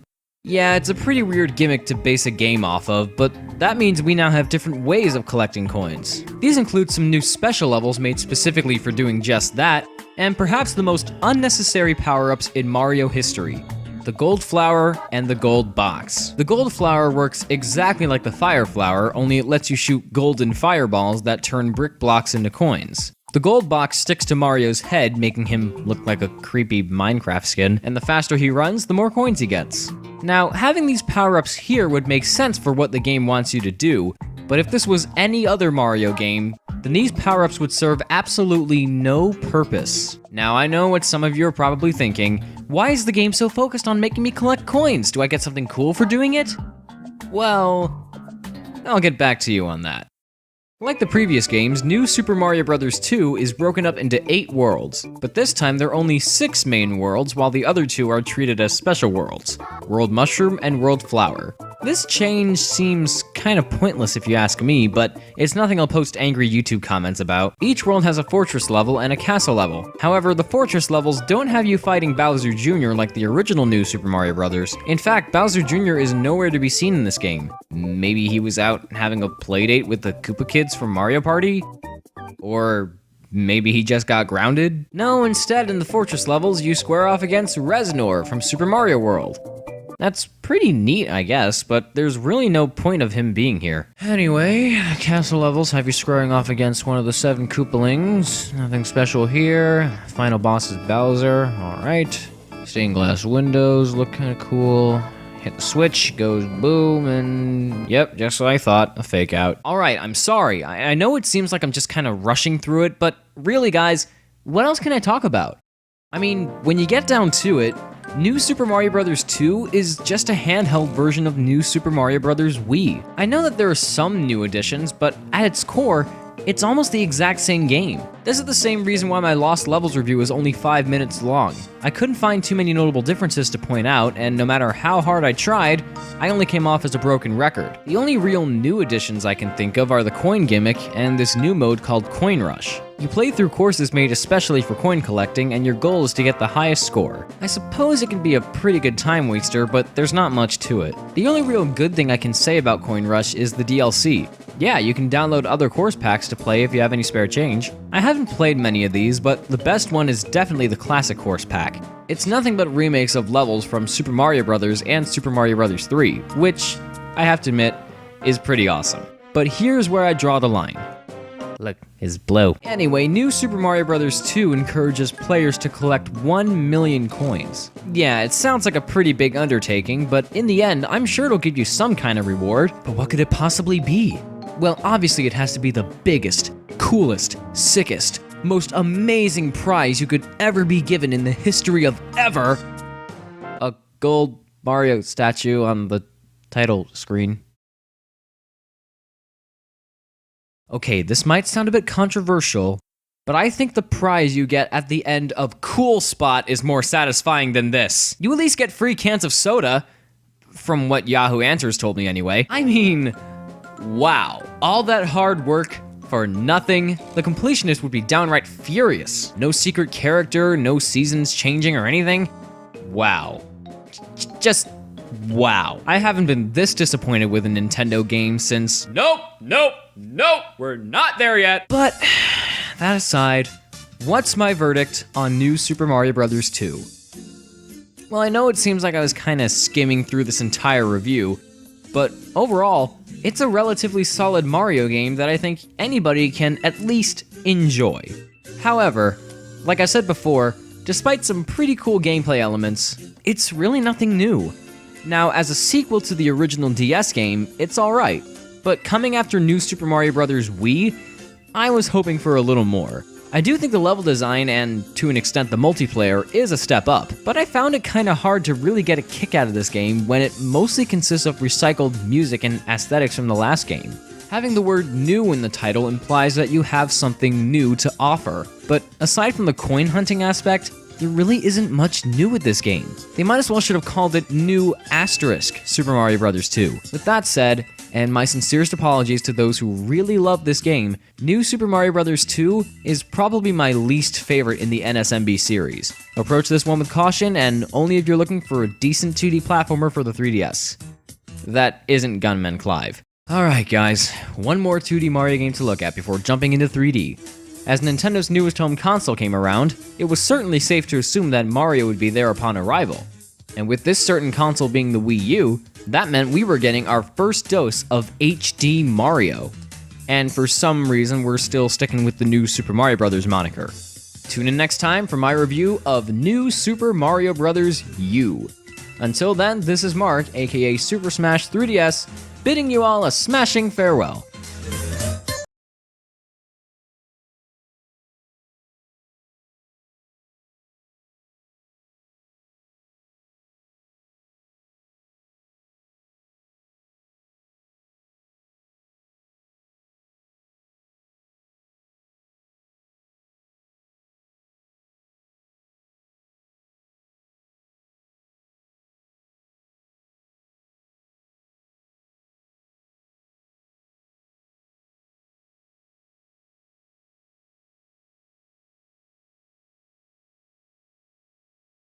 Haldo! Welcome back, everybody! Well, guys, we finally made it. That's right. This is the last 2D Mario game to cover before jumping into 3D. Not only that, but this game is also the first to showcase Mario in 1080 HD. But pushing all that aside, how does it compare to the 2D games that came before? Let's find out now as we wrap up these last 2/3 of the Mario Marathon with New Super Mario Bros. U. After New Super Mario Bros. 2 was released to lukewarm reviews, it seemed that every new Super Mario Bros. Game to come out after the Wii title would be like the Smash Bros. Games. only changing the formula in small, almost completely unnoticeable ways. Now it was a matter of what makes that specific new Super Mario Bros. Game stand out from the others. The Wii U was announced back at E3 2011 as the successor to the Wii, though a lot of people weren't exactly sure about that since Nintendo mostly showed off how cool the controller was. People were like, Wait, is this an accessory for the Wii? What is this, a Wii with a tablet? How come we all somehow managed to have the same stupid voice?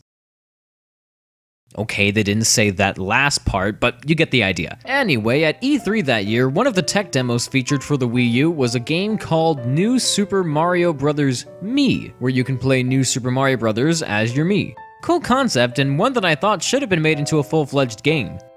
And in a way, it kinda was. With every new Nintendo console, a Mario game is bound to show up somewhere. And at launch, it did. New Super Mario Bros. Mii became New Super Mario Bros. U, which was released alongside the Wii U on November 18th, 2012. This was a pretty big deal because it was the first time a true Mario platforming game appeared as a launch title for a Nintendo console since Super Mario 64. But if you want to count the DS remake, then go right ahead. Not to mention, this was also the first time two side-scrolling Mario games were released in the exact same year, because New Super Mario Bros. U came out 3 months after New Super Mario Bros. 2. That must have been insane for Takashi Tezuka, who was producing both games simultaneously. I can see why his wife would get mad at him for being late home from work, but can you really blame him? Nintendo's got him doing double duty. I said double. Upon release, New Super Mario Bros. U was fairly successful, but the question remains. As Mario's first high-definition adventure, how well does he make the transition? And as the 4th installment in the New Super Mario Bros. Series, does it actually try anything new? Well, the best we can do is try to find out. It begins with Mario, Luigi, Princess Peach, and the 2 toads that nobody cares about, having a spot of tea. And I don't know why, but watching this really puts me in the mood for Wallace and Gromit. But like you'd expect, Bowser and the Koopalings come storming in, ready to cause some trouble once again. Of course they kidnap the princess and... Wait, what? She moved into the side? What? Punching? Hey, the throwing? What? Throwing? What? What are you doing? What just happened? Okay, so Peach isn't really being kidnapped as much as she is being put under house arrest.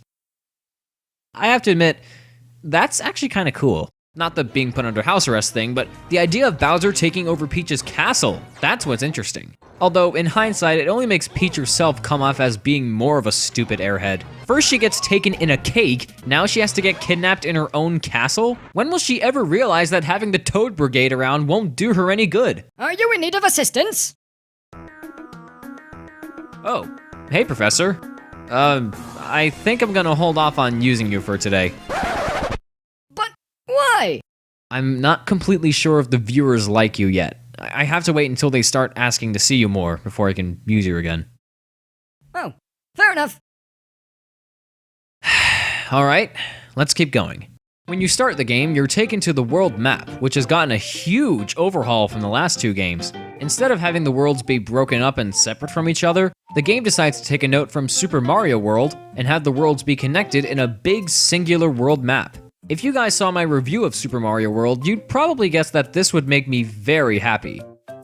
And you'd be right. From what I've researched, and by that I mean skimming through the game's page on the Super Mario Wiki, New Super Mario Bros. U's director, Masataka Takemoto, wanted to take the map from Super Mario World and use the Wii U to expand on the concept. And boy did he expand. This map is huge! So many secrets to uncover, levels you wouldn't even think were there, it's fantastic! Toad houses are back, allowing you to store items in an inventory just like New Super Mario Bros. Wii. Unfortunately, they decided to make the inventory system less awesome. Remember back in New Super Mario Bros. Wii when you can carry up to 99 of each power-up? Here, they decided to limit the amount of items you can carry in general, forcing you to get rid of certain power-ups to make way for new ones. I know I shouldn't really complain about this too much, considering the fact that this game is already pretty easy, but seriously, how could anyone possibly think that was a good idea? Speaking of power-ups, I should probably get into the gameplay. But before I do, I just want to make something clear. If I leave out any details, that's not because I didn't pay much attention to the gameplay. That's only because, surprisingly, there's not that much different from before. And when I say there's not much different in terms of gameplay, I mean, it's like I'm playing an HD remake of New Super Mario Bros. Wii. I'm not even joking, it's practically the same game. And I think I know why. Development began almost immediately after Miyamoto and his team were done with New Super Mario Bros. Wii. But since they didn't have a Wii U development kit available at the time, they ended up reusing assets from the Wii version. This included character models, power-ups, and music. Okay, I guess that's a legit reason, but they couldn't just make the whole game from scratch? It would have taken more time, yeah, but I can go without having a Mario game at launch. Everything Mario could do in New Super Mario Bros. Wii, he can do here without any sign of changes. Shake the controller, you can do the spin jump, and once again, Mario can ride on Yoshi. Every single power-up from New Super Mario Bros. Wii also makes a return, with the only new addition being the Super Acorn. Touching it turns Mario into Flying Squirrel Mario. I'm king of the squirrels! It has the gliding mechanic of the Cape Feather, but gives Mario a short boost of air either by a flick of the Wii Remote or a press of the triggers on the Wii U gamepad.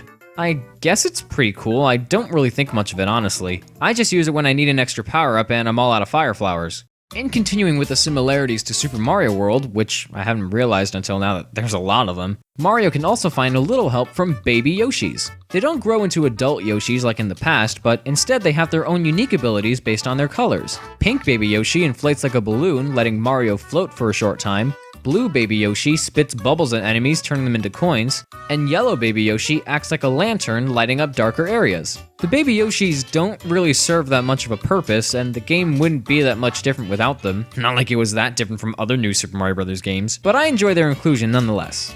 Wait, what's this rabbit-looking thing? Should probably talk about that. Remember how New Super Mario Bros. Wii sometimes had you rescue Toad whenever his face appeared over level markers on the map? Well, that concept sort of makes a return here, but instead of rescuing Toad, you have to chase a new character called the Nabbit. He'll steal stuff from a nearby Toad house, so they say, because we only see him rob a Toad house once in the entire game, and make a beeline toward the nearest level. You go and catch him, and Toad will thank you by rewarding you with the item that was stolen from him. Which always seems to be a P-Acorn, a beefed up Super Acorn that gives you infinite airtime, kinda like the P-Wing in Super Mario Bros. 3. That's cool, I guess, but couldn't the Nabbit just steal something else at least every once in a while? This joke's gonna follow me to my grave, isn't it? Boss battles are nothing new, except Boom Boom makes a return from Mario 3, after coming back in Super Mario 3D Land, but that's for another day. Boom Boom takes over the fortress levels from Reznor in New Super Mario Bros. 2, and the Koopalings once again occupy the castle levels. Fun fact, did you know that Mike Vaughn, the actor who provides the voice of Iggy Koopa and Ludwig van Koopa, also provides the voice of Ghostface in the new Scream TV series? That's freaky. I didn't know that. Depending on the level, these bosses can either be really easy like Lemmy's fight in Acorn Plains, a little tedious like Morton's fight in Layer Cake Desert, or in the case of Wendy's fight in Frosted Glacier, they can be a Real pain in the belly! A boss battle with ice physics? Now that's evil. In fact, Bowser Jr.'s boss fight before reaching Soda Jungle drives me nuts too. It's an underwater boss battle, the Brat fires heat-seeking torpedo Teds at you, and you have to get them to hit Junior's clown sub. It can be really bothersome if the torpedo's just about to hit him, but the minute it touches him, Junior decides to fire another torpedo, causing it to hit the one you were trying to hit him with in the first place. Come to think of it, Bowser Jr.'s boss fights in general might just be my least favorite in the entire game. Heck, Bowser's fight is miles better than any of Junior's battles combined. Oh yeah, spoiler alert, Bowser's the final boss. Though it's not really much of a spoiler, considering he's the final boss in every single main series Mario game to this point. Minus Mario 2, but still. It starts out like a traditional Bowser battle, but once you send him falling to his death... Yeah, you thought I forgot about that joke, didn't ya? Next thing you know, you're just outside Peach's castle, and Bowser's like Godzilla-sized! Look, it's Godzilla! Godzilla! I know that lately I've been complaining about the overuse of the Bowser fake-out in newer Mario games, but this is actually a really interesting change of pace. Giant Bowser's been done before, yeah, but considering his domain is a volcanic, hellish version of Peach's castle this time around, which is also an interesting change of pace, I think this boss battle works in its own special way, despite the fact that it's really easy. Man, has Bowser just stopped caring about whether or not he loses? I guess that can't be the case if he keeps trying to take over the Mushroom Kingdom all the time, but how else can I explain the decrease in difficulty with these fights? Stop that! You know, I'm beginning to regret writing this joke. Anyway, the game might be over, but there's still some things to talk about. Like the Secret Island, which just shows you a bunch of pointless stats. Woo. And the Superstar Road, which is pretty much this game's World 9. After you beat Bowser, you unlock the entrance to Superstar Road. If that doesn't immediately make you think of Super Mario World, please do everything you can to play that game. It's a masterpiece. Superstar Road has the most difficult levels in the whole game, and it's also the only world where you can find propeller mushrooms and penguin suits. I'm not sure why, but I managed to beat the game without them, so it's not completely irritating. Now, as a whole, I think I can get away with saying Superstar Road isn't as difficult as World 9 from New Super Mario Bros. Wii. If anything, it's a little more annoying than frustrating. Because this game is pretty much an HD remake of New Super Mario Bros. Wii, you still got the multiplayer. But like in my review of the Wii version, I recommend playing with 2 players. Also, there's a new mode called Boost Mode. While you have people playing the game with controllers, you can use the gamepad to create extra platforms for the characters to walk on. It's great for saving your friends from falling down a bottomless pit like a total moron, but whatever you do, don't play with 4 people. You will not be able to work well together, somebody's going to screw up, and there will be anger! But if you need to relax, you can go play around in the new challenge modes. There's a mode where the entire stage is an auto-scrolling level, and the more coins you collect, the faster the stage scrolls. My dislike for auto-scrolling levels aside, this mode isn't that bad. It's fast, frantic, energizing, and it puts you on the edge of your seat. You gotta be careful with collecting those coins, or else you're gonna throw yourself off and screw up. No. There's another mode where you take part in different challenges, and you're either rewarded with a gold, silver, or bronze medal, depending on your results. Some of the challenges can differ greatly. For example, some levels will have you kill a certain number of enemies without touching the ground, but if you do touch the ground, then the challenge is over, and you'll need to do it again. Other times, you'll have to get a certain number of 1-ups before time runs out, and the way they expect you to get those 1-ups can mean having to give this game your full attention. But you know what makes these challenge modes especially great? You can play as your Mii! Now, why you can't play as your Mii in the main story is something I'll never understand, but let's wrap things up with the presentation side of things. New Super Mario Bros. U is graphically similar to its Wii counterpart, but in terms of backgrounds and overall smoothness, it's so much better. Some locations may look identical to past games, but generally, it's all completely different. In plenty of cases, the worlds can just look beautiful, especially Frosted Glacier. My favorite level, in terms of visuals, and I'm sure a lot of you will agree, is the level where the background looks like it was painted by Van Gogh. This is seriously the best looking level in a Mario game that I've seen in a very long time. As for the rest of the game, this is the best looking New Super Mario Bros. Game to date. The music, however, fails to impress. The soundtrack is generally made up of songs from New Super Mario Bros. Wii and 2, which are already pretty forgettable to begin with. There are more original songs than the 3DS title, and those are the main theme and the world map theme. The main theme is okay in terms of composition, but the use of Apple GarageBand instruments is a bit too obvious to me. The world map music gets a little annoying after a while. It seems to me that the New Super Mario Bros. Games always don't have much to offer in terms of music, minus 1 or 2 tracks, but I can't judge a game solely by its soundtrack, of course. Before I go, I should probably mention the downloadable content. For about $20, you can either physically or digitally play New Super Luigi U, a separate adventure where Mario is nowhere to be seen, but instead you play the entire game as Luigi. I should be a little more excited about this considering how much I love Luigi, but here's why I'm not. New Super Luigi U kind of, well, sucks. It's great that you can play as Luigi and all, and I guess it's kind of cool that you can play as the Nabbit, or as I like to call him, every noob's best friend. But aside from that, the game is practically the same thing. Scratch that. The map is the same.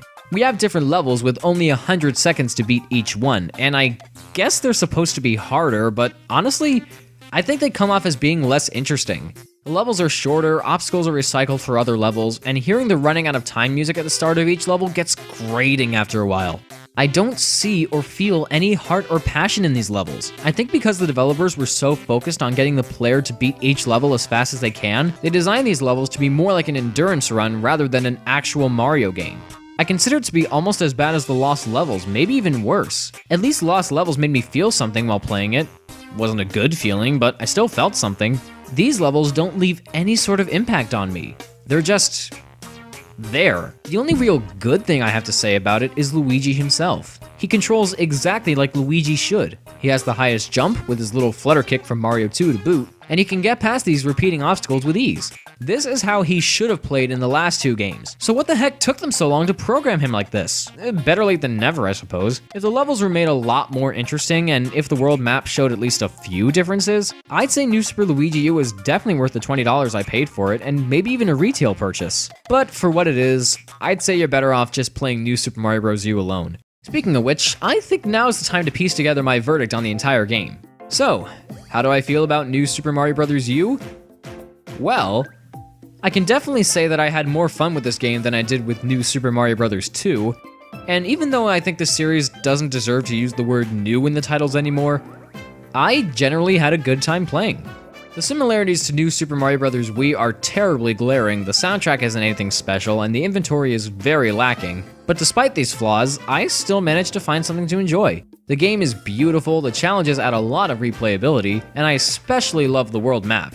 While I admit the gameplay can get pretty stale after a while, there might just be something about this game that's almost too engaging. Maybe it's the similarities to Super Mario World that are making me think this way, but I think the secret to New Super Mario Bros. U and its addictive gameplay is progression. Getting from world to world in this game feels like a journey, an epic quest, and no other Mario game has made me feel that way. With a few exceptions, the journey is filled with familiarities and reminders of the past, and in a way, it kind of reminds me of how Mario's evolved over the years. Maybe New Super Mario Bros. U is more than just a run-of-the-mill Mario game. It's a celebration of Mario's history, and it doesn't force you to remember anything. Before playing the game for this review, I used to think it was nothing but a generic Mario game with no real substance. But after playing it again, it reminded me a lot of why I love Mario games and why I keep playing them. Mario's always providing me with the highest quality experiences for each new console he debuts on, and no matter how good or bad, there's always that sense of colorful, simple, good old-fashioned fun to find. New Super Mario Bros. U is just that. It has flaws, don't get me wrong, but at the end of the day, it's the same great Mario experience that I've come to expect from the handy little plumber. I probably won't play it that much after doing this video, but I'll still have the experience to look back on. I had fun with New Super Mario Bros. U, and here's hoping Nintendo keeps making some truly great 2D experiences. But my advice, do something a little more original next time. Sorry if I made this video a little longer than you were expecting, but something just had to be said about Mario's 2D games. And if you're thinking I got a little too personal with this video, just wait until I get to the 3D games. Which won't be until the next video. That's right, we're jumping back a decade or two for Mario's first 3-dimensional adventure. I'll see you guys next time with Super Mario 64. Until then, this is Mark, aka Super Smash 3DS, bidding you all- Alright, that's it, get over here, you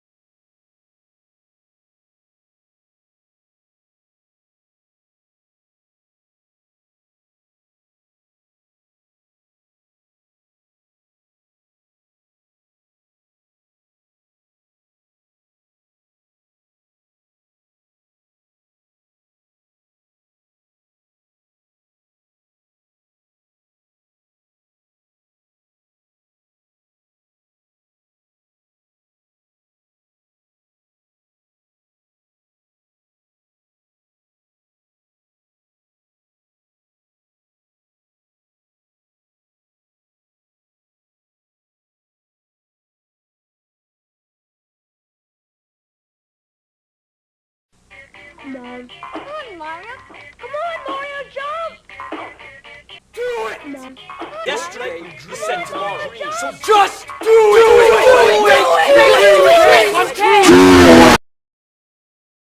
Hello! Welcome back, everybody. Now, since I've played practically every 2D Mario game there ever was, it's finally time for us to take a look at Mario's 3D adventures. And a lot of you, I'm sure, were really looking forward to it, especially my good friend Sam. Yeah, I read your notes, Sam. Anyway, here's my long-awaited review of Super Mario 64 for the Nintendo 64. And please stop asking me why I reviewed all the 2D games first. That's just how I roll. With the PlayStation and Sega Saturn fresh on the market, the year 1996 was the time for Nintendo to really kick things up a notch. And it was clear that if they wanted their new console, formerly called the Nintendo Ultra 64, to have a strong start, they would need to bring their most famous character along for the ride. The result was Super Mario 64, released in North America as a launch title for the Nintendo 64 on September 26, 1996. Also, I'd just like to point out that Crash Bandicoot was technically already out in the States before, but Super Mario 64 came out in Japan first. As for the United States, Mario still managed to get all the attention. That greedy little pasta-munching hooligan. Anyway, Super Mario 64 was considered to be one of the most revolutionary video games of all time, and it still is. This game made popular the 3D platforming genre almost single-handedly.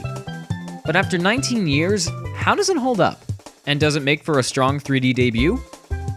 Well, be patient because we're gonna find out. Alright, so when you start the game, you get a coin sound effect, it's all good, and then... Oh, hi Mario. You're, kinda looking at me funny. Okay, I admit, this is pretty weird. I mean, I get they're trying to emphasize the whole 2D to 3D thing, but a giant floating severed Mario head? Really? At least you can mess with his face, despite the often disturbing results. Anyway, after getting past that, whatever it is, we're treated to the opening cutscene. Princess Toadstool, who now calls herself Peach because... Japan, sends Mario a letter inviting him to the castle for a slice of cake.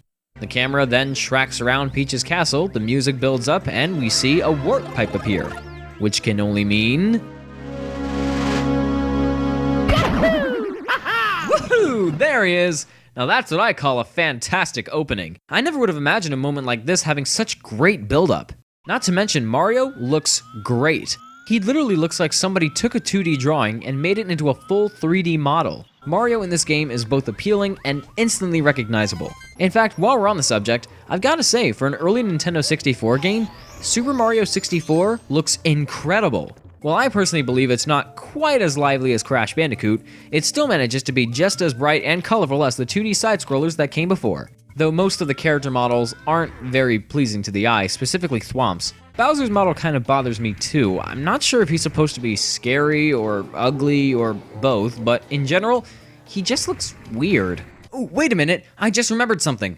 I can't talk about Super Mario 64 without mentioning the man who brought Mario's voice to life. I'm of course talking about God's gift to all mankind, Charles Martinet. Martinet was first cast as the plumber for a series of road shows where he would use some complicated machinery called Mario in Real Time to make it seem like people were actually talking to Mario. It was an even creepier floating Mario head, but it was still him. An updated take on this idea can still be seen today at the Nintendo World Store in New York City. I've met him before and it was a blast. Charles Martinet didn't start voicing Mario in video games until Mario's Fundamentals, or Mario's Game Gallery, whichever it's called. And this, essentially, was what led to him providing Mario's voice again for Super Mario 64. So while this game wasn't Charles's first appearance as Mario, it was definitely his first fondly remembered performance. If I can talk about Martinet himself for a second, he is without a doubt the happiest human being I have ever seen. If you've seen interviews with him, Charles Martinet obviously loves living out every single day of his life, knowing that he's gotten to provide the voice of Nintendo's most beloved character for well over 25 years.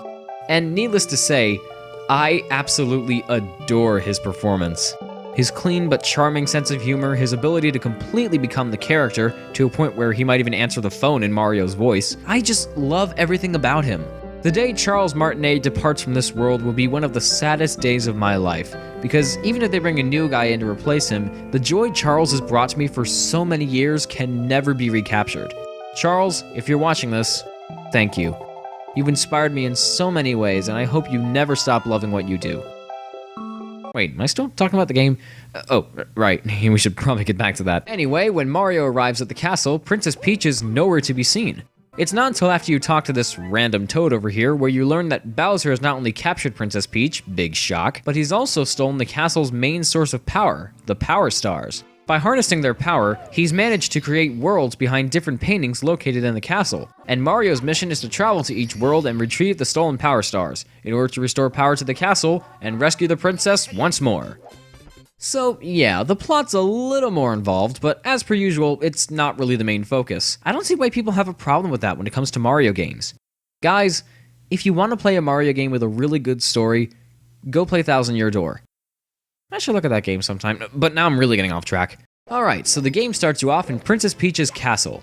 This is pretty much what you'd call a hub world. Each room has a magical painting that Mario can jump into, causing him to end up in different worlds. It's in these worlds where Mario can collect Power Stars, which you need in order to unlock more rooms in the castle.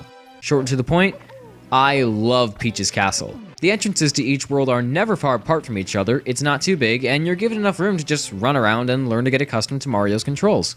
As for Mario, for the most part, he controls pretty fluently, if a little loose. Since Mario's now mapped to an analog stick instead of a D-pad, that means he can run around in any direction you'd like. There's even a camera feature that lets you rotate the camera to give you a good view of your surroundings. It works great for the castle and some of the Bowser levels, but in general, it's pretty stubborn and admittedly a bit archaic. In some cases, I'll end up dying either because of stress building up and causing me to rotate the camera in the wrong direction, or because of the camera just outright refusing to cooperate. Sometimes I wonder if the game just wants me to die. Going back to Mario, most of, if not all of Mario's classic power-ups from the 2D games are nowhere to be seen here. But it's cool because now Mario comes packed with a whole new arsenal. He can do all kinds of jumps, including the long jump, wall jump, triple jump, backward somersault, dive, kick, punch, ground pound, and even climb up walls like Spider-Man. Spider-Man, Spider-Man, does whatever a Spider-Man can do. While we're on the subject of added quirks to Mario's moveset, Mario's also sporting an 8-part health meter. Instead of turning into small Mario when taking a hit from an enemy, and then losing a life when hit again, a piece of the health meter gets taken off, and once it's wiped out, Mario's booted out of a painting and loses a life. You can refill it either by collecting coins or breathing air. I guess 3D Mario can't survive underwater as well as 2D Mario can. In all honesty, I love the health meter a whole lot more than having to rely on super mushrooms. It makes Mario much more versatile, and he can last a little bit longer given the situation. Speaking of the super mushrooms, some of you might be disappointed with the lack of classic power-ups, but I really don't mind at all. When I play 3D Mario games, I love completing levels by relying on my platforming skills rather than simply roasting enemies with the Fire Flower. Besides, Mario 64 does have power-ups of its own. Often you'll find secret areas that have red, blue, and green switches, almost like the Switch Palaces from Super Mario World. Activating them reveals blocks that contain different caps for Mario to wear that give him special powers. The red block gives Mario access to the wing cap, letting him fly like an eagle. The thing is, when Mario's gliding through the air, he doesn't exactly have the most graceful controls. In fact, it controls so poorly that I wish he actually could fly. Still, it's the power-up everyone remembers the most, so I shouldn't be too harsh. Anyway, the blue block gives Mario the Vanish Cap. Putting it on causes Mario to become invisible, letting him avoid contact with enemies and phase through certain walls. As far as I know, it's really only needed for 2 or 3 missions in the entire game, not counting the Secret Star and the Vanish Cap course. But at least the invisible textures on Mario are pretty cool. Finally, the green block gives Mario the Metal Cap, which is my personal favorite. It lets Mario walk underwater, and it makes you invincible for a short time. I love using this thing whenever it's available to me.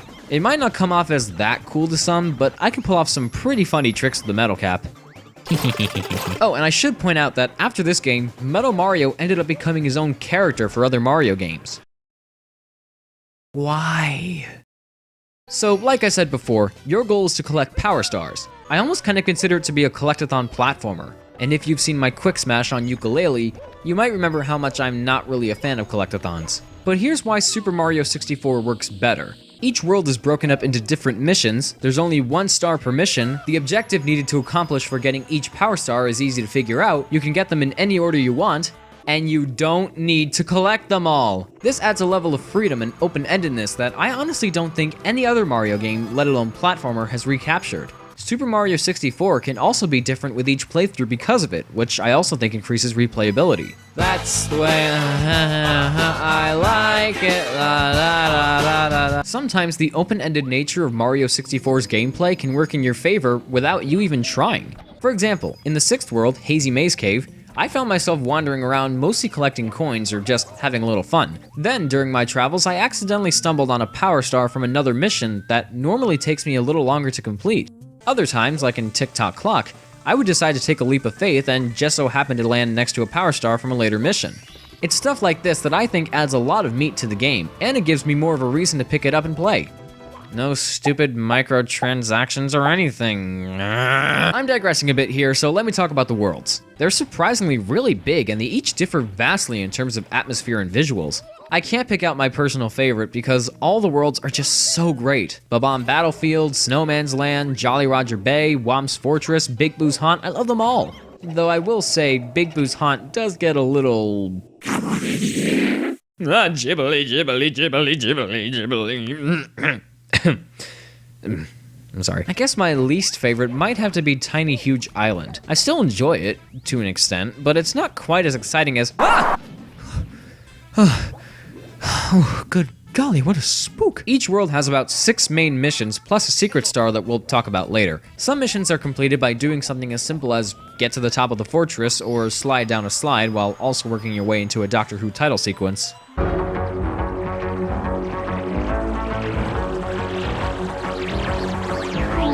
A few missions have you hitting a yellow block in order to collect the star, and occasionally, and by that I mean once, you'll have to return a lost baby penguin to its mother. But just getting the baby there can be kind of annoying, mostly because... Oh. Help? I don't know what I did, but help! And I'm sure I'm not the only one who did this, so I'm just gonna show it to you. Tee! When you're not mooching power stars off of toads or this little yellow rabbit named Mips, other missions will have you collect 8 red coins in order to make the star appear. For the most part, the red coin star missions aren't that bad, but unless it's the red coin mission in Hazy Maze Cave, it can really be a chore. It's especially painful in Wet Dry World, when, again, the camera just doesn't want to work. I would say these are my least favorite missions, but something worse is yet to come.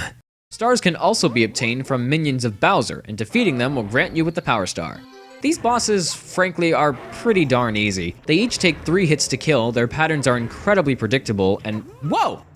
Well, Mario's certainly gotten a workout after his last outing. This is also evident with the Bowser boss fights, which are a little bit harder, but that's only if you have really bad aim. You grab Bowser by his tail, you spin him around, and toss him at these bombs surrounding the area. If he falls off, he'll just come back for more, so you have to make sure he hits the bombs. Also, he can teleport now. Because things. But after you beat him for the very last time, Princess Peach is freed from within the castle walls, and everyone is happy. Listen, everybody. Let's bake a delicious cake.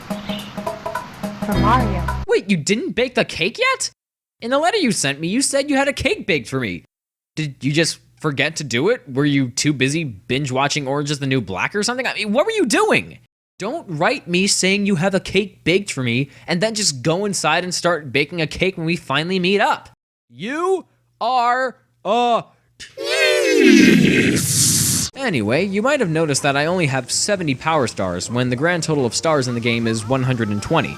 The thing is, I already know what you get after grabbing all the stars. Yoshi gives you 100 lives and you get a sparkly triple jump. So I know that's what I could get after collecting all the stars, I just haven't managed to do that as I'm scripting this video. And that's only because a lot of these missions can really drag. This brings me to the 100 coin star missions. Within each of the 15 courses, you can collect 100 coins and grab a secret star for doing it. This doesn't sound too bad on paper, but in reality, it's an absolute pain! In some worlds it's pretty easy, but sometimes the coins can be so scarce and so hard to locate that it's borderline impossible!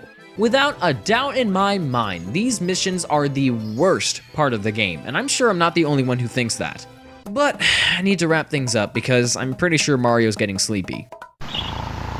Spaghetti. Ravioli. Mamma mia. Yeah, so, overall, what's my verdict on... Oh, right. Forgot about that. In 2004, Super Mario 64 was re-released as a launch title for the Nintendo DS, brilliantly titled Super Mario 64 DS. This time around, you get 30 more Power Stars to collect and 3 more characters to play as. There's also a series of mini-games that you can play in the Rec Room, almost all of which end up being recycled for the multiplayer mode in New Super Mario Bros. Now, the thing is, I don't exactly like this port that much, and that's all for one reason. I hate playing 3D games with a D-pad.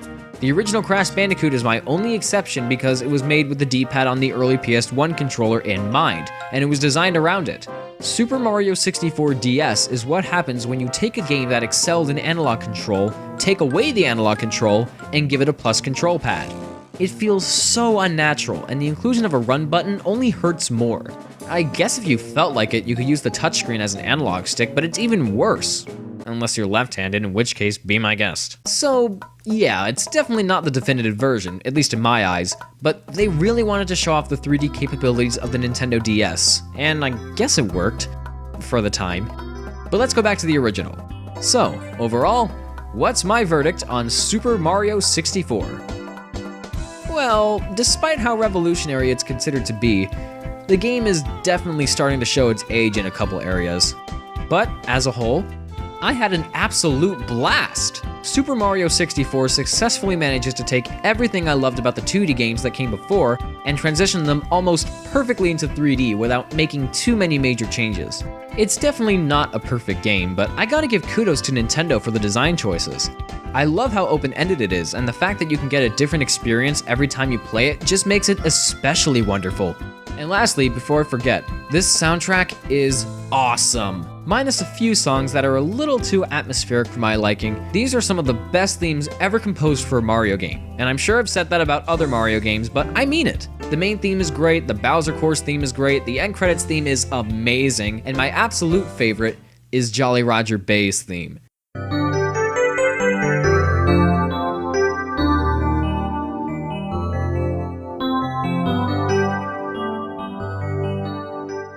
This is the most beautiful water theme ever composed, not just for a Mario game, but any video game in general. And yes, I know everyone remembers it more as the theme to Dire Dire Docks, but let's be real. Jolly Roger Bay has a pirate ship. Your argument is invalid. So yeah, while Super Mario World is still my favorite Mario game of all time, Super Mario 64 is definitely in my top 10. There's a lot to really appreciate about this game, specifically the fact that it's still so much fun to play after nearly 20 years since it was first released. If you've somehow managed to avoid playing Mario 64, whether the original cartridge or Virtual Console re-release, do whatever you can to play it. It was great back then, and it's still great now. Alright, so Super Mario 64 proved to be a pretty strong start to Mario's 3D career. However, the plumber didn't step back into the limelight until Nintendo's next home console came around. 6 years later, Mario made his debut on the GameCube with the game that everyone won't stop asking me why I hate. But do I really hate it? You'll just have to wait and see. Next time we're taking a look at Super Mario Sunshine. Oh boy, well until then this is Mark, aka Super Smash 3DS, bidding you all a smashing farewell.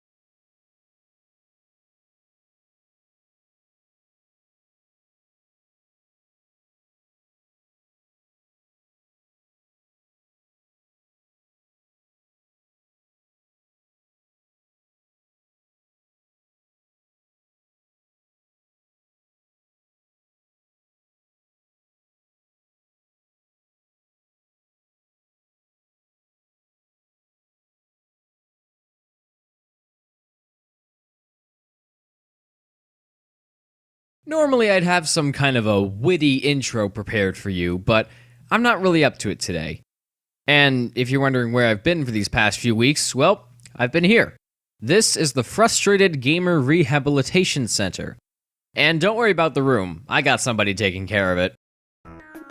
Well, in conclusion, taking into account the 247 pieces of merchandise on these shelves, the 162 Coca-Cola cans and bottles on top of the shelves, the random posters taped to the wall, and the smell of week-old Italian foods potentially emanating from beneath the bed, it should come to us as no surprise that this is a room.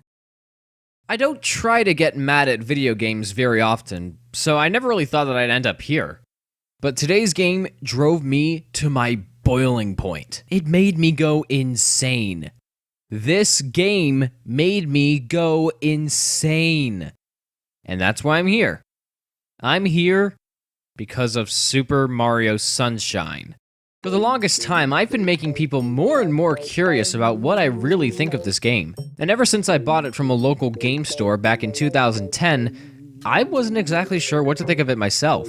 I played the game numerous times, but I never really played it enough to conjure up a full opinion. And even if I tried, it would always change. I would go from liking it, to not liking it, to being indifferent to it, to now.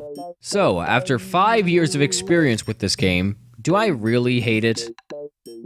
Well, seeing as how I'm here, I can see why you would get that idea, but let's dig into it a little more.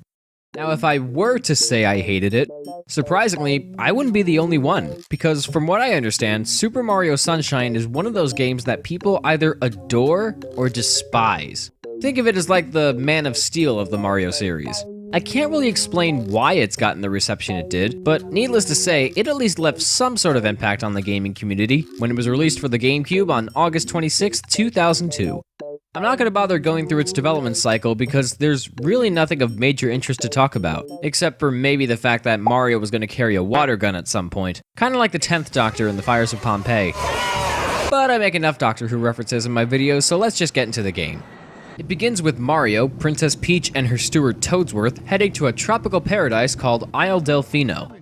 Now, where exactly is Luigi? Beats me. I guess Luigi's mansion traumatized him so much that he refuses to leave the house.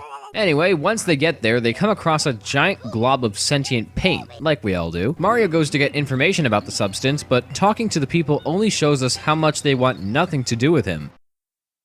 Odd, but Mario does find some help in the form of a water pump named Flood, a flash liquidizer ultra dowsing device invented by Professor Egad, who also equipped Luigi with his Poltergust 3000 in Luigi's mansion. So, wait, does that mean Luigi's Mansion is technically canon to the Mario games? Yeah, whatever, I'll leave that to crossover. If they ever make a new episode. So after Mario gets rid of the paint plant thing, he grabs a shiny thing for no reason other than maybe he has a fascination with shiny things. Suddenly, he gets apprehended by local authorities, and Mario ends up in jail. The most lovable icon in the entire gaming industry is behind bars. We seem to be off to a good start. Next thing you know, we're in a courtroom scene. It's here where we find out that someone's defaced the entire island with graffiti, causing Isle Delfino's source of power, the Shine Sprites, to flee. Somehow. A sketch of Mario that looks like it could have been taken from DeviantArt shows that he's apparently the culprit, even though we just got here maybe 10 minutes ago. But because no one seems to have any real evidence to indicate that Mario is indeed responsible, the people of Isle Delfino, they're called the Piantas by the way, force him to clean up the entire island. Man, where's Phoenix right when you need him? Once you're put to work, Mario encounters a shadow version of himself, cleverly dubbed Shadow Mario. And guess what? Shadow Mario's responsible for the graffiti. He did all this to frame Mario and get him arrested. Alright, this is actually a really interesting plot for a Mario game, and one that I think has a lot of potential. But unfortunately, it seems to suffer from the Sonic Adventure 2 syndrome, where Mario and Shadow Mario obviously look nothing alike, and yet Mario is still accused of being the culprit. Oh, and Shadow Mario turns out to be Bowser Jr., who captures Princess Peach because he thinks she's his mother.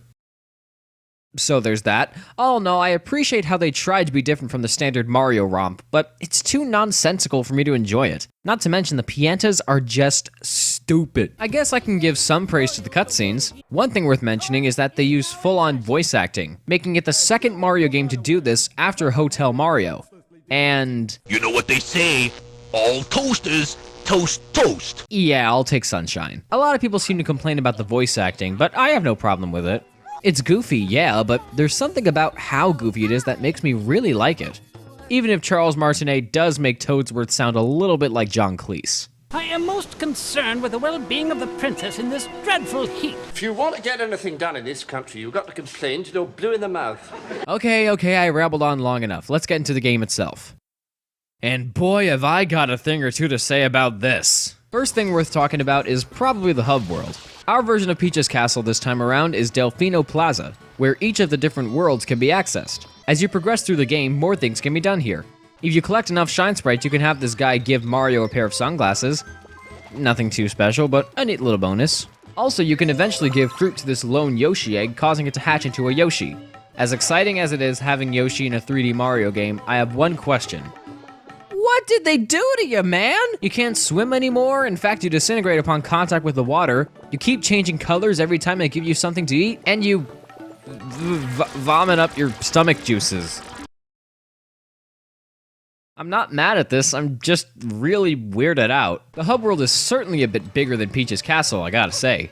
Definitely gives me more room to learn how Mario handles. In fact, to be totally honest, the controls are actually pretty good. Analog movement is incredibly fluent, the dive maneuver works remarkably well, and the camera has been fine-tuned to near perfection. However, most of Mario's moves from Super Mario 64 are sadly gone. No backward somersault, no punching and kicking, and worst of all, no long jump.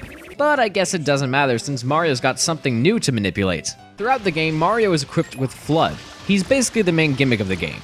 He can spray water around to clean up the gunk, and a simple switch of the nozzle can let you hover in the air.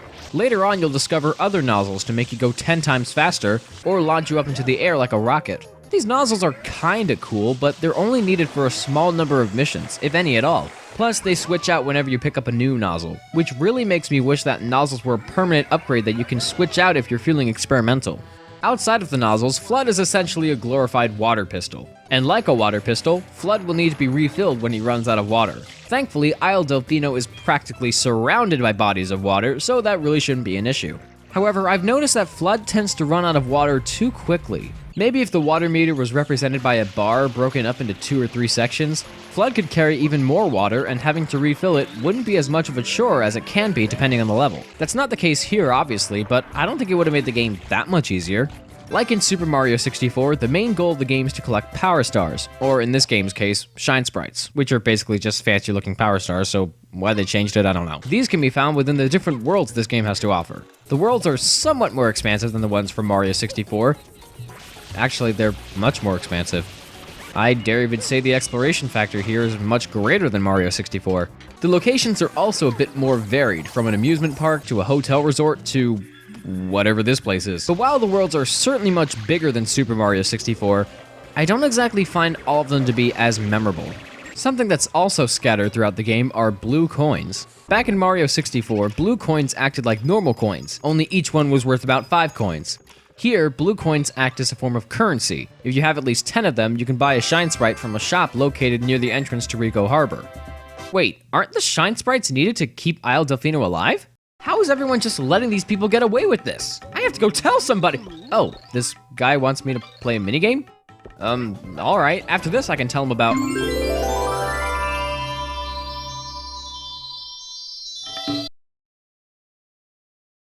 What is the matter with these people?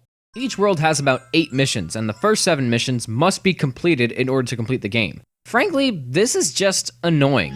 In Mario 64, it didn't matter which missions you beat, just as long as you had enough Power Stars to get to the final boss. That's good. But here, you have to complete each mission, you have to get all the Shine Sprites in each world, and you have to go through every single encounter with Shadow Mario in the 7th mission. That's bad. Not only is that terrifically tedious, but it completely ignores the open-endedness that made Mario 64 so great. The blueprints were established in the last game, so what happened here? But anyway, missions can be beaten by completing certain objectives, just like before. Oddly enough, Super Mario Sunshine seems to have a bigger emphasis on boss battles. This is another thing about the game that really annoys me. They're not hard, at least not all of them, but there's just too many of them. In the first world, I even end up fighting the same boss twice. The second mission has me fighting Petey Piranha, and I have to defeat him by filling him up with water and ground pounding on his belly. Then about 2 or 3 missions later, I just end up finding Petey Piranha again, and I have to defeat him in the exact same fashion as the first time I beat him. There's even an instance where I fight a boss from one world in another world without the game letting me know he's gonna be there. In the second world, I fight this giant Gooper Blooper in 2 separate missions. Then in a later world, in a mission that in no way hints at Gooper Blooper appearing, I would find myself having to fight Gooper Blooper again. That just took me completely off guard. More than the fact that Mario rips off its limbs, that's pretty morbid.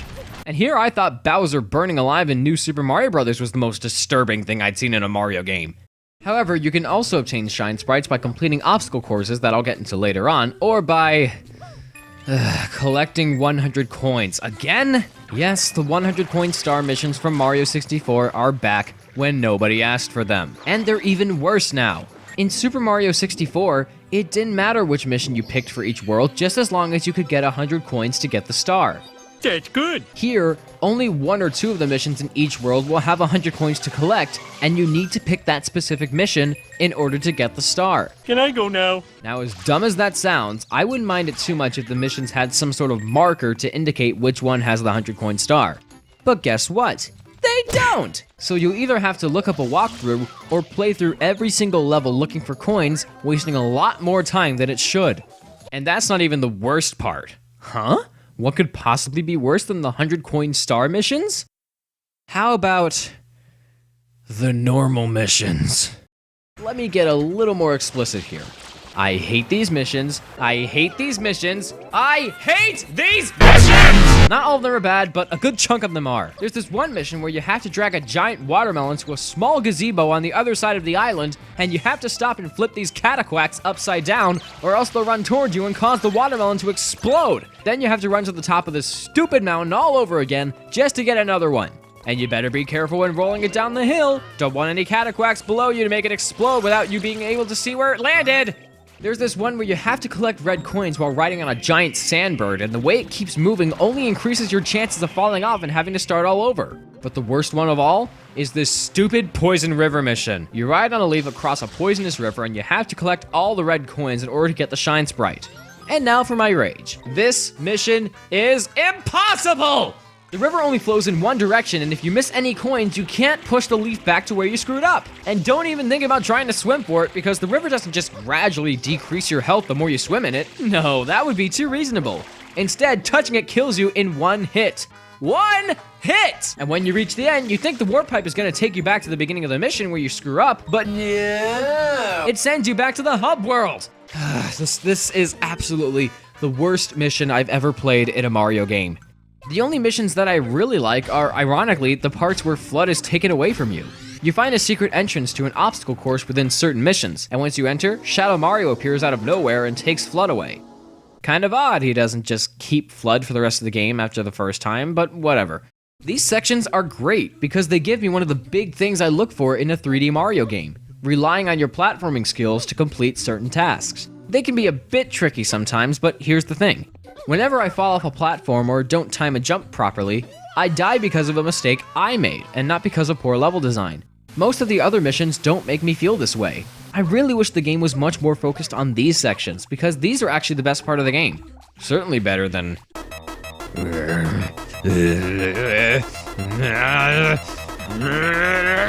Alright, you know what? I'm just gonna skip to the ending. I seriously cannot put up with this. But after getting all the Shine Sprites, all 120 of them, I'm sure all the frustration will be worth it. Right? Right?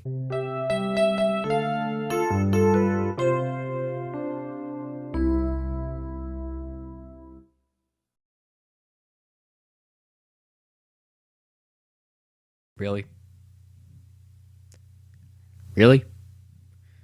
All that hard work, all those hours of frustration, all that just for a postcard?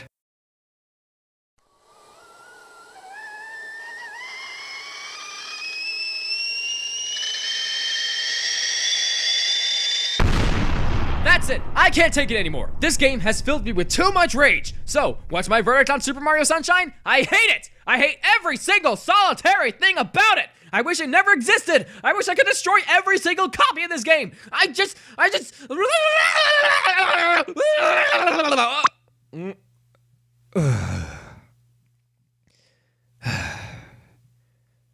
Thank you, Mrs. Man Voice.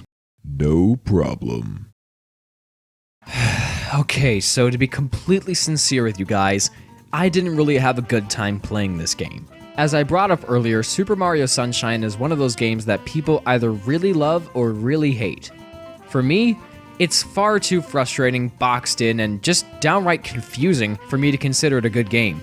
If the gameplay focused more on the obstacle course platforming sections, and maybe if they took out all the cryptic garbage and made the game a lot less linear, I'm sure we could have gotten something so much better.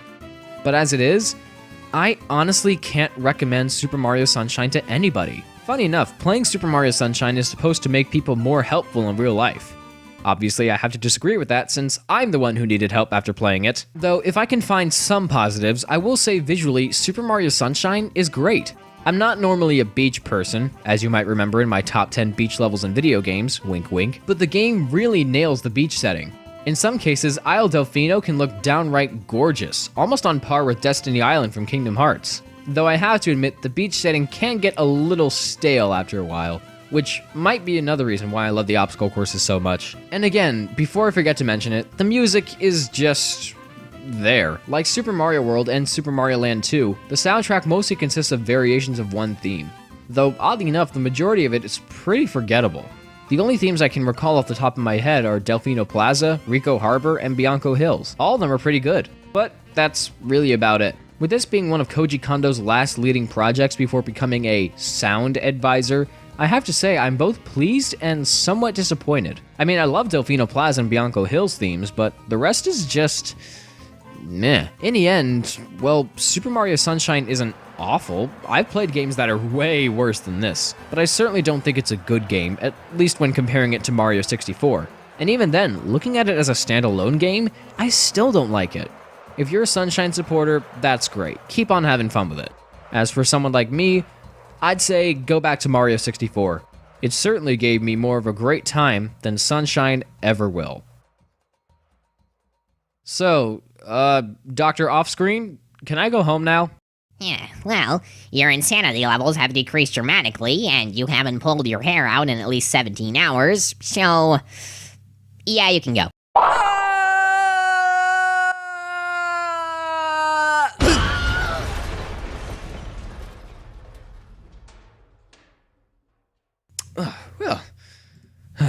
Well, everyone, it's good to be back.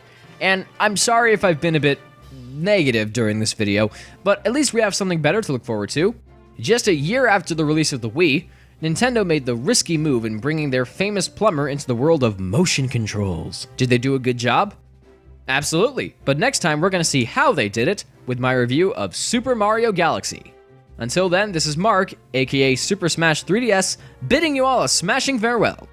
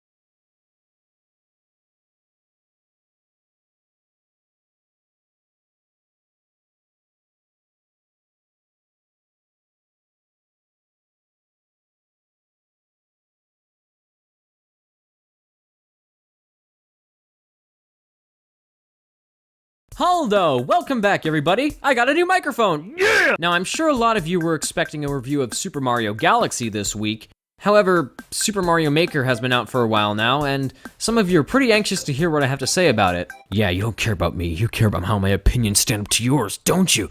Don't you? Well, anyway, I figured the time was right, so I decided to take a little detour from the Mario Marathon and give you a review of Super Mario Maker for the Wii U. And as for the Galaxy video, I do have most of the game recorded by the time I get around to uploading this video, so I can at least tell you that. But without further me talking, let's go.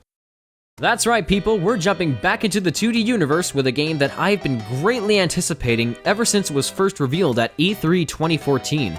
A level creation tool with graphical styles from different Mario games? Yes, please! I followed progress on the game quite closely, and when they used it for the final round of this year's Nintendo World Championships, I was completely and utterly sold. I seriously could not wait to get my hands on this game. The feeling of creating my own fun houses of mayhem using some of my favorite Mario games as a palette was awesome. But now that I've finally tried it out for myself, was it worth the wait? And as a celebration of the Super Mario series' last 3 decades, how big of a celebration is it? Like always, I'm here to give you the details. Super Mario Maker is the most recent game I've reviewed so far, having been released on September 11th. Oh dear. Yeah, as an American, I can't help but feel a little bit uncomfortable when having to even mention this date. But thankfully, Nintendo have assured us that the game has nothing to do with the events that occurred in 2001. In fact, Nintendo has gone on record in saying that the reason why they chose to release the game on this date is because it was the closest Friday to September 13th, which marks the 30th anniversary of Super Mario Bros.' Japanese release date. But this just raises the question, why didn't they just release it on September 13th? Whatever, let's just get into the game. Now, for the first time in making these videos, I don't think I even have to talk about the story. Like, at all, because Super Mario Maker doesn't even have a story. Well, good. That means I don't have to waste time analyzing it. I mean, the closest thing we get to another Mario Rescues the Princess scenario is only with a few game modes that I'll talk about later. Okay, the first thing I'd like to address is the instruction manual. The game doesn't come with one, unfortunately. This time it's electronic. And it might just be the strangest instruction manual for any video game ever. This woman named Mary O guides you throughout the whole thing, and something about her just kind of freaks me out. The rest of it's a little bizarre too. That thing is sure to frighten some children. Am I the only one who thinks that looks a bit sensual? Ah, here we go, questions and answers. I had an awful day today. Cheer up, buckaroo. Everyone has bad days, but try to take a step back and look at the good things. The little things can really help cheer you up. I hope you have a wonderful day tomorrow. We're all rooting for you over here. Okay, I find it a little hard to believe that somebody's coming to this woman for life advice. How about this one? I can't stand Brussels sprouts. Does that have anything to do with this game? Is it even a question? At any rate, everyone has their likes and dislikes. Just because someone doesn't like Brussels sprouts doesn't mean they won't like carrots? Maybe there are some course elements you've never seemed to use. It could be fun to try and work them out into a course once in a while. They just may turn your courses into carrots. What? Alright, let's just get into the main stuff. So like I said before, Super Mario Maker is a level creation tool, but it's not just about making levels. You can upload them to something called a course world, where other people from around the world can play your courses and comment on them to let you know if they were good or not. You can even earn a star ranking to see how popular your levels are among other players. I personally don't really bother with this sort of stuff. I just like uploading courses and playing other people's levels to see if I can find any diamonds in the rough. That's not always the case, but occasionally I find some good ones.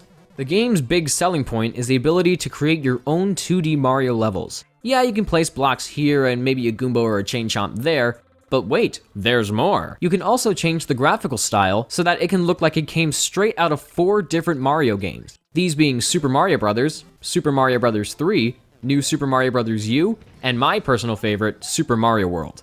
This is just amazing. You guys know how much I love Super Mario World, right? So being able to take my absolute favorite video game of all time and make something new out of it is an incredible feeling.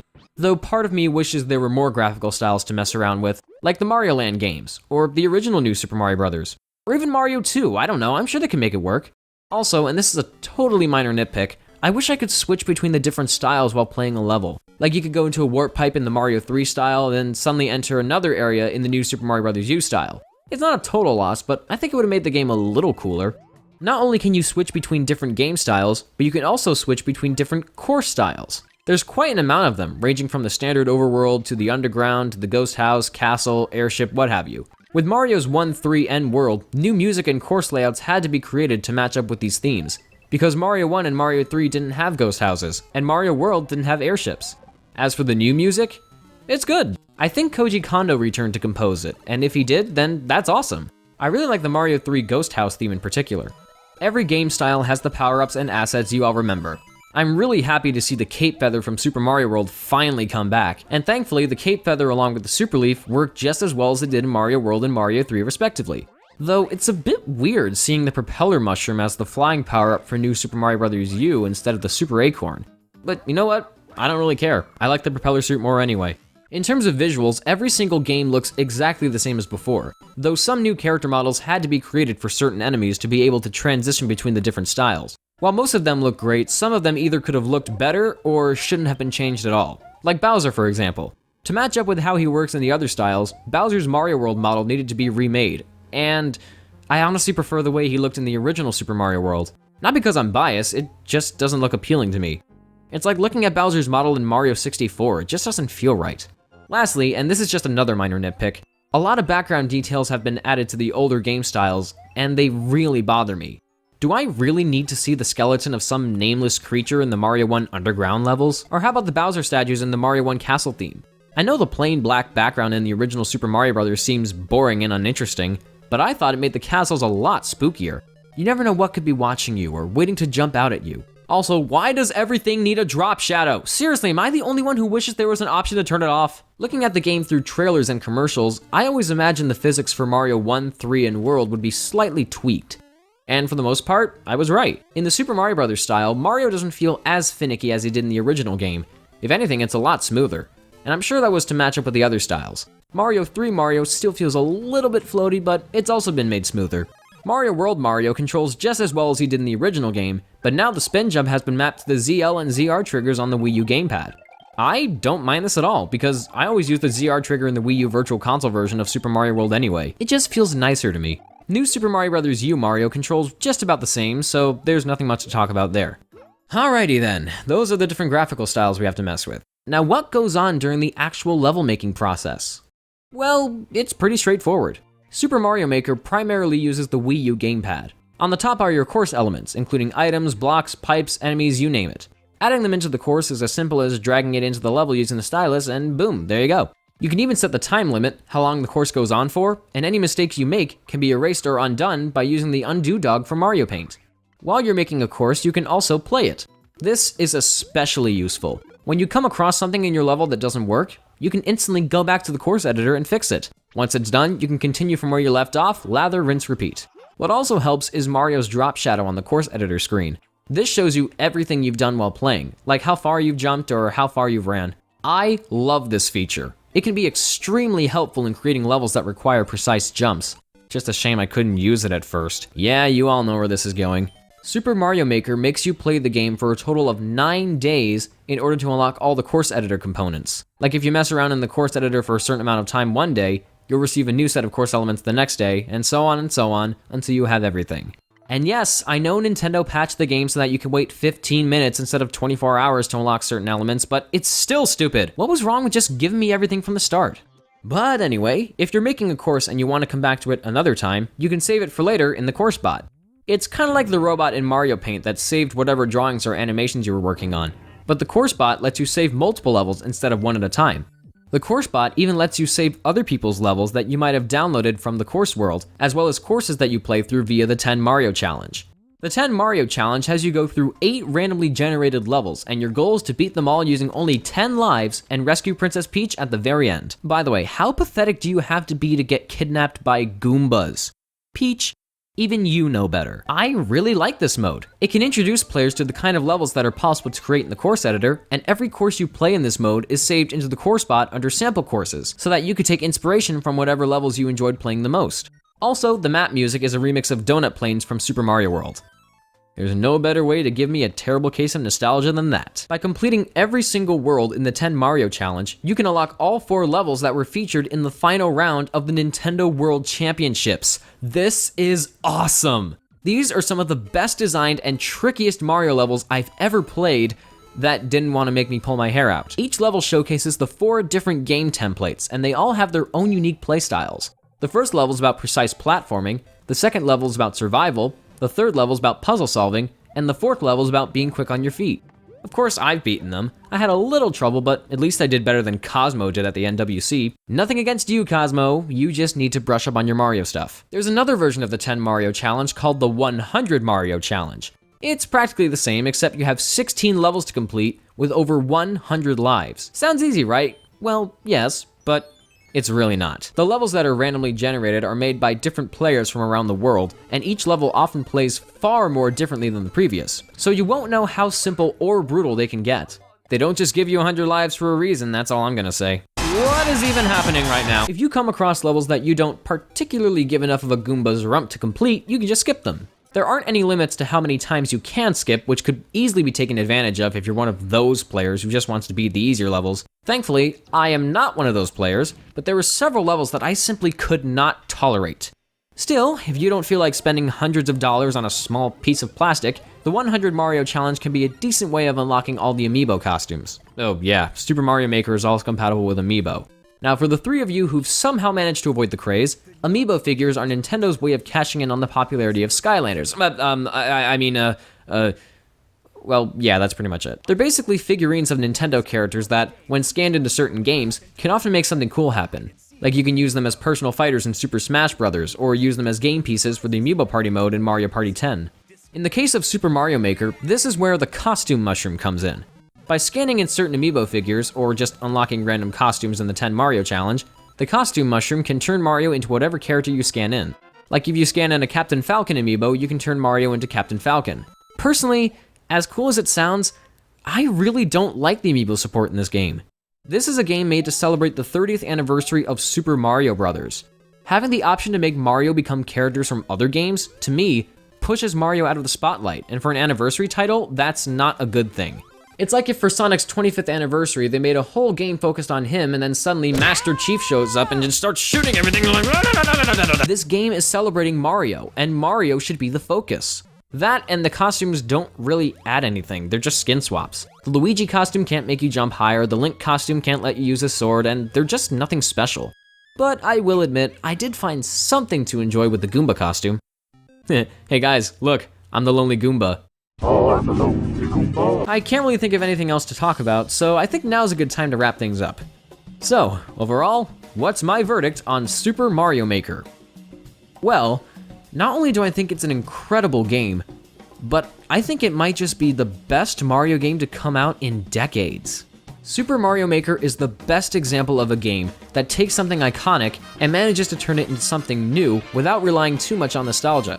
With a game like this, the replayability is literally endless. There are so many different possible levels to play and create that people could play this game for years and years, and it would still showcase inventive ideas and limitless passion. This game just oozes with creativity, and it has a certain driving force that I feel certain modern games in general, let alone Mario games, desperately lack. I'll admit, as a celebration of Super Mario's 30th anniversary, I was hoping for something a little bit bigger.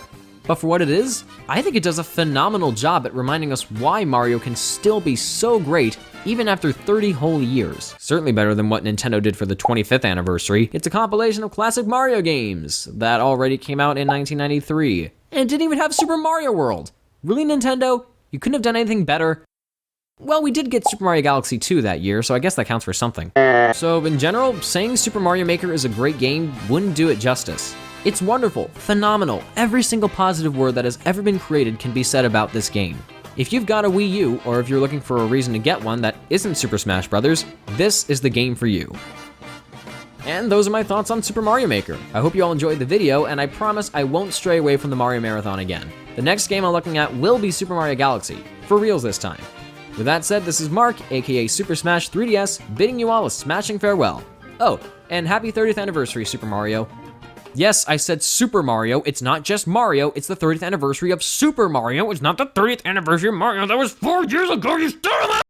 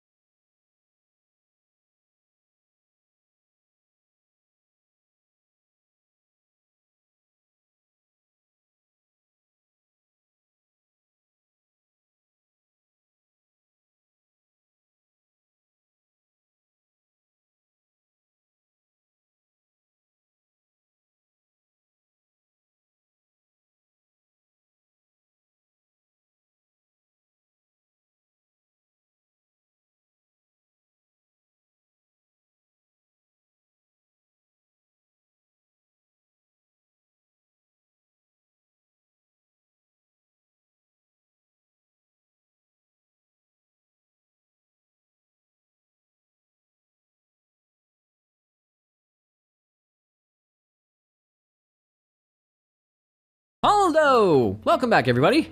So, after my rehabilitation inflicted by Super Mario Sunshine, it's time for me to just kick back, relax, and play some Super Mario Galaxy. Let me tell you, I got a lot of viewers telling me they were really looking forward to hearing what I think about this game, and trust me, I'm more excited to finally get to play this game myself. I've been looking forward to this throughout the entire marathon. Super Mario Galaxy also holds a very special place in my heart, because this was the first 3D Mario game I ever owned. I don't remember if it was the first one I played. Maybe I played Super Mario 64 at my cousin's house before getting Galaxy, but I don't exactly know. I do remember back in 2009 when I got this game as a birthday present. I unwrapped it, I laid my eyes on that dazzling cover picture of Mario flying through space with some chubby little star thing, and when I opened the box, there it was, that gorgeous game disc for Super Smash Bros. Brawl, which I already owned. I guess the people at GameStop were having a pretty stressful week. It was a bit odd, but then again, how could you possibly make a mistake like that? Fortunately, we traded in the disc, and that's when I finally got to play Super Mario Galaxy, which was meant to be a launch title for the Wii, but because Shigeru Miyamoto felt that he and his team needed more time, it was pushed back a year to November 12th, 2007. Back when it first came out, the amount of critical acclaim Super Mario Galaxy received was practically inescapable. It was given perfect scores left and right and was even awarded the honor of being the best game of the year. But after nearly a decade, yeah, I can't believe it either, is Super Mario Galaxy still worthy of receiving such honors? You bet it is, but let's take a deeper look. Immediately at the start of the game, we're given a rather heavily detailed story. Wait, is that Toadette? Never mind. Once every 100 years, a comet appears over the skies of the Mushroom Kingdom. To celebrate, the people hold a giant festival where they gather star bits that fall from the sky and form them together to create a giant power star. Princess Peach invites Mario to join her at the castle that night to watch the stars rain down and to give him something. I don't know what it is she wants to give him, but I can assure you it's definitely not a cake. When Mario arrives in the Mushroom Town Square, or whatever this place is called, everything seems relatively peaceful until Bowser violently crashes the party in what's actually a pretty intense and kind of epic cutscene.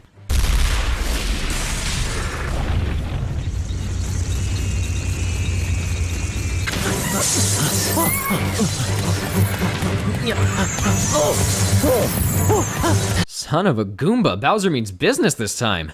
Clearly just kidnapping the princess isn't enough for him now, so Bowser decides to take the princess and her castle.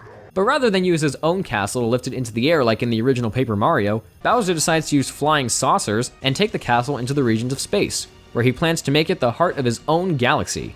This cutscene also gives birth to an audio clip of Princess Peach that would consistently be reused in future Mario games to come.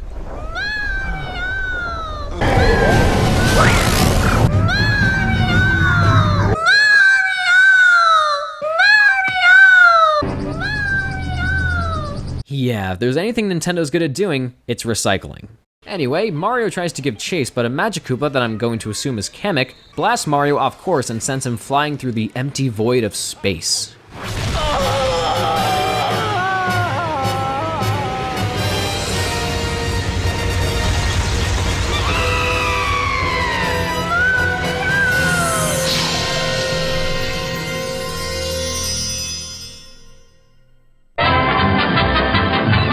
okay, that's not where it ends. Later on, Mario wakes up on a small green planet called the Gateway Galaxy, home to a group of creatures known as Lumas.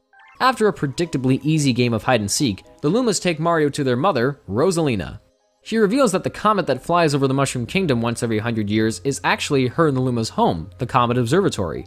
But it hasn't been able to fly because Bowser stole its main source of power, the Power Stars, to essentially take over the universe. Now it's up to Mario to retrieve the stolen Power Stars, as well as the much bigger and more powerful Grand Stars, to get the Comet Observatory up and running again, rescue Princess Peach, defeat Bowser, and save the universe. Man, that sure is a lot of detail. And I know I've spent a significantly longer time summarizing the plot than any other Mario game at this point, but trust me, it's not as convoluted as you may think. Because even though there's a lot more going on in this game than in other Mario games, the basic premise is practically unchanged. Except now we're in space! And we also have one of the most fleshed out characters in the entire Mario series, the Space Queen herself, Rosalina. She may look like just a Princess Peach clone, but Nintendo really put a lot of effort into making this character seem fleshed out and interesting. She serves as a mother to the Lumas because they don't have anyone else to take care of them. She has a massive superiority complex, and she abuses it with dignity and the best of intentions. And of course, I have to mention her backstory. I was sincerely surprised when I saw that Nintendo actually went to the trouble of giving Rosalina a legitimate backstory, in the form of chapters in a storybook that you unlock as you progress through the game. Interestingly enough, Rosalina's backstory was written by Super Mario Galaxy's director, Yoshiaki Koizumi, in a single day, without anyone knowing what he was doing. And for what he came up with in that amount of time, I'm honestly very impressed with how well thought out and touching it is. And admittedly, it is one of the few things in video games that actually get me a bit teary-eyed. Shut up, men have feelings too! You know, I never thought I'd say this about a Mario game that isn't Thousand Year Door, but in general, Super Mario Galaxy actually has a really good story. It's thought-provoking, it's deep, and it's genuinely beautiful in the way it's presented. But we better get to the gameplay soon. I can't have another Rosalina episode. I'm actually crying. Alright, here we go, Super Mario Galaxy. It's essentially an update on the formula established in Super Mario 64. You can collect Power Stars to unlock new areas in the hub world, bosses to fight with an occasional encounter with minions of Bowser, or even Bowser himself, etc, etc, etc. And thankfully, Galaxy manages to do away with the problems I had with Super Mario Sunshine. It's not quite as boxed in, you don't have to complete certain missions to beat the game, it's not confusing, and it's not frustrating to the point of putting the player in rehab. But even when comparing it to both games, Super Mario Galaxy manages to be a completely different beast altogether.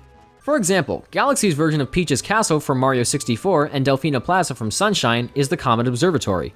It's largely made up of 6 main areas, which are represented as domes: the terrace, the fountain, the kitchen, the bedroom, the engine room, and the garden. Every time you collect a Grand Star, which you collect after beating certain bosses, a new area of the observatory is unlocked. I gotta say, this beats Peach's Castle and Delfina Plaza by a long shot. Sure, it's not as big, but the way each area lights up the farther you get in the game really makes the Comet Observatory feel alive and more than just an overly decorated spaceship thing. Each dome has worlds to clear that contain Power Stars to collect, these worlds being called galaxies.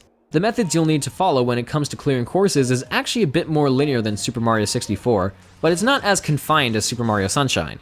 You're still given the option to complete courses in whatever order you want, unless you have enough Power Stars to unlock certain galaxies in each dome, but you're rarely ever given the option to collect certain Power Stars in other missions. While I admit it still kind of ignores the open-endedness that Mario 64 had, I don't really have a problem with this setup. Nintendo wanted to streamline something for the sake of giving players a fun, action-packed experience, and the way they did it here is just fine. If anything, it kind of makes Galaxy more fun to play than Mario 64. Mario's pretty much back to how he played 2 games prior, and he's got a lot of his old moves back, like the backward somersault and the long jump, which I missed very much and I'm glad that it's back. Though Mario still can't punch and kick like in Mario 64, and the dive maneuver from Super Mario Sunshine is gone. I do sort of miss the punching, as it made killing enemies a lot more satisfying, but none of that matters now, because Mario's packed with a completely new move altogether: the spin. This is one of the single greatest moves Mario has ever had. He can use it to break crystals, stun enemies, or completely destroy them, and by spinning in the air, you can give yourself some more airtime. In combination with the long jump, certain missions can be a total cakewalk using this thing. All in all, I love the spin, and using it via a shake of the Wii remote doesn't hinder my experience in any way. In fact, going into the game, I was worried that the Wii's motion controls wouldn't work very well, but I'll say this right now. Super Mario Galaxy has the best controls of any 3D Mario game to this point. It's super smooth, response time is quick, and there's never a moment where the motion controls hinder my enjoyment of the game. Unlike some other games, let the speed murder. There are some times when the game requires you to ride a rolling ball or surf on a manta ray and the motion controls are incredibly awkward, but in general, the controls are just fine. I do hate those rolling ball sections, though. Because we're in space, Super Mario Galaxy has a large emphasis on gravity-based platforming. And while it's normally a tricky thing to get right in other games, Galaxy practically perfected it. It complements the level design, and not once do I ever feel disoriented. Once or twice the mix of gravity and platforming doesn't work, specifically in the Dreadnought Galaxy, but again, that's only a few times. At its best, the gravity-based platforming mixed in with the very unique spherical level design and flying from planet to planet via launch stars is wonderful. Scattered throughout each level are these colorful little knickknacks called star bits. By pointing the Wii Remote at the screen, you can use this little blue star cursor to collect them without having Mario come anywhere near them. Sometimes they'll even appear during scripted sequences when Mario is flying through space, and you can collect them if you just want to keep your mind active during the wait times. Outside of that, they're not totally useful. I mean, collecting 50 of them does give you an extra life, but that's mostly it. Besides, I can easily get lives from my local mail toad, but they do make a good snack for the Lumas. Often you'll find big, hungry Lumas either in the hub world or in certain missions. In the hub world, feeding hungry Lumas with star bits can cause them to transform into new galaxies. And in missions, either feeding them with star bits or coins can cause them to transform into a planet containing a secret star. I don't mind these at all. They don't require too many star bits, and even if they ask for something like 1,600 of them, chances are you'll have more than enough for them to feast on when the time comes. It really only somewhat bothers me when they ask for coins, because in some galaxies, hungry Lumas appear near the beginning of the mission, where coins are the most rare. Missions can be completed in several different ways. One way by abusing the game's wide assortment of power-ups. You may think that these would act more like power-ups do in 2D Mario games, but you're wrong. Like the special caps in Mario 64 and, to an extent, the alternate flood nozzles from Sunshine, the power-ups here serve as a means to completing the mission and nothing else. Which, again, doesn't bother me, because 3D Mario games are all about how skilled you are at platformers. First power-up worth mentioning is the Fire Flower, which makes the transition from 2D to 3D for the very first time. And it's admittedly not that great. It wears off after a while, you can't spin properly when using it, and you have to shake the Wii Remote to throw fireballs. I guess it's not a big deal because it isn't really needed for too many missions. The other flower included in this game is the Ice Flower. It doesn't let Mario shoot balls of ice like it does in New Super Mario Bros. Wii, but instead it turns Mario into a walking ice sculpture and lets him walk on water, with ice platforms appearing beneath his feet. And if you shake the Wii Remote, he goes ice skating. Too bad it also wears off after a while. Other power-ups include what I like to call the 3 mushrooms. The Bee mushroom turns Mario into a bee, and that's it. And the Boo mushroom turns Mario into a boo. And that's it. Okay, Bee Mario can fly for a short time, climb up honeycomb walls, and stand on cloud and flower platforms. Tickle, tickle, don't tell your parents! And Boo Mario can become invisible and phase through certain walls. I know they don't sound terrifically interesting, but at least they're better than the Spring Mushroom. Never have I ever been able to say a power-up in a Mario game sucks until this thing was discovered. All Spring Mario does is bounce around like an idiot, and it's incredibly awkward to control. Last one I guess that's worth mentioning is the Rainbow Star. Like the Starman in the 2D games, yes, I still call it the Starman. Superstar just sounds stupid! The Rainbow Star can make Mario invincible for a short time. But this time around, kids are more likely to get seizures from looking at him as he flashes many different colors.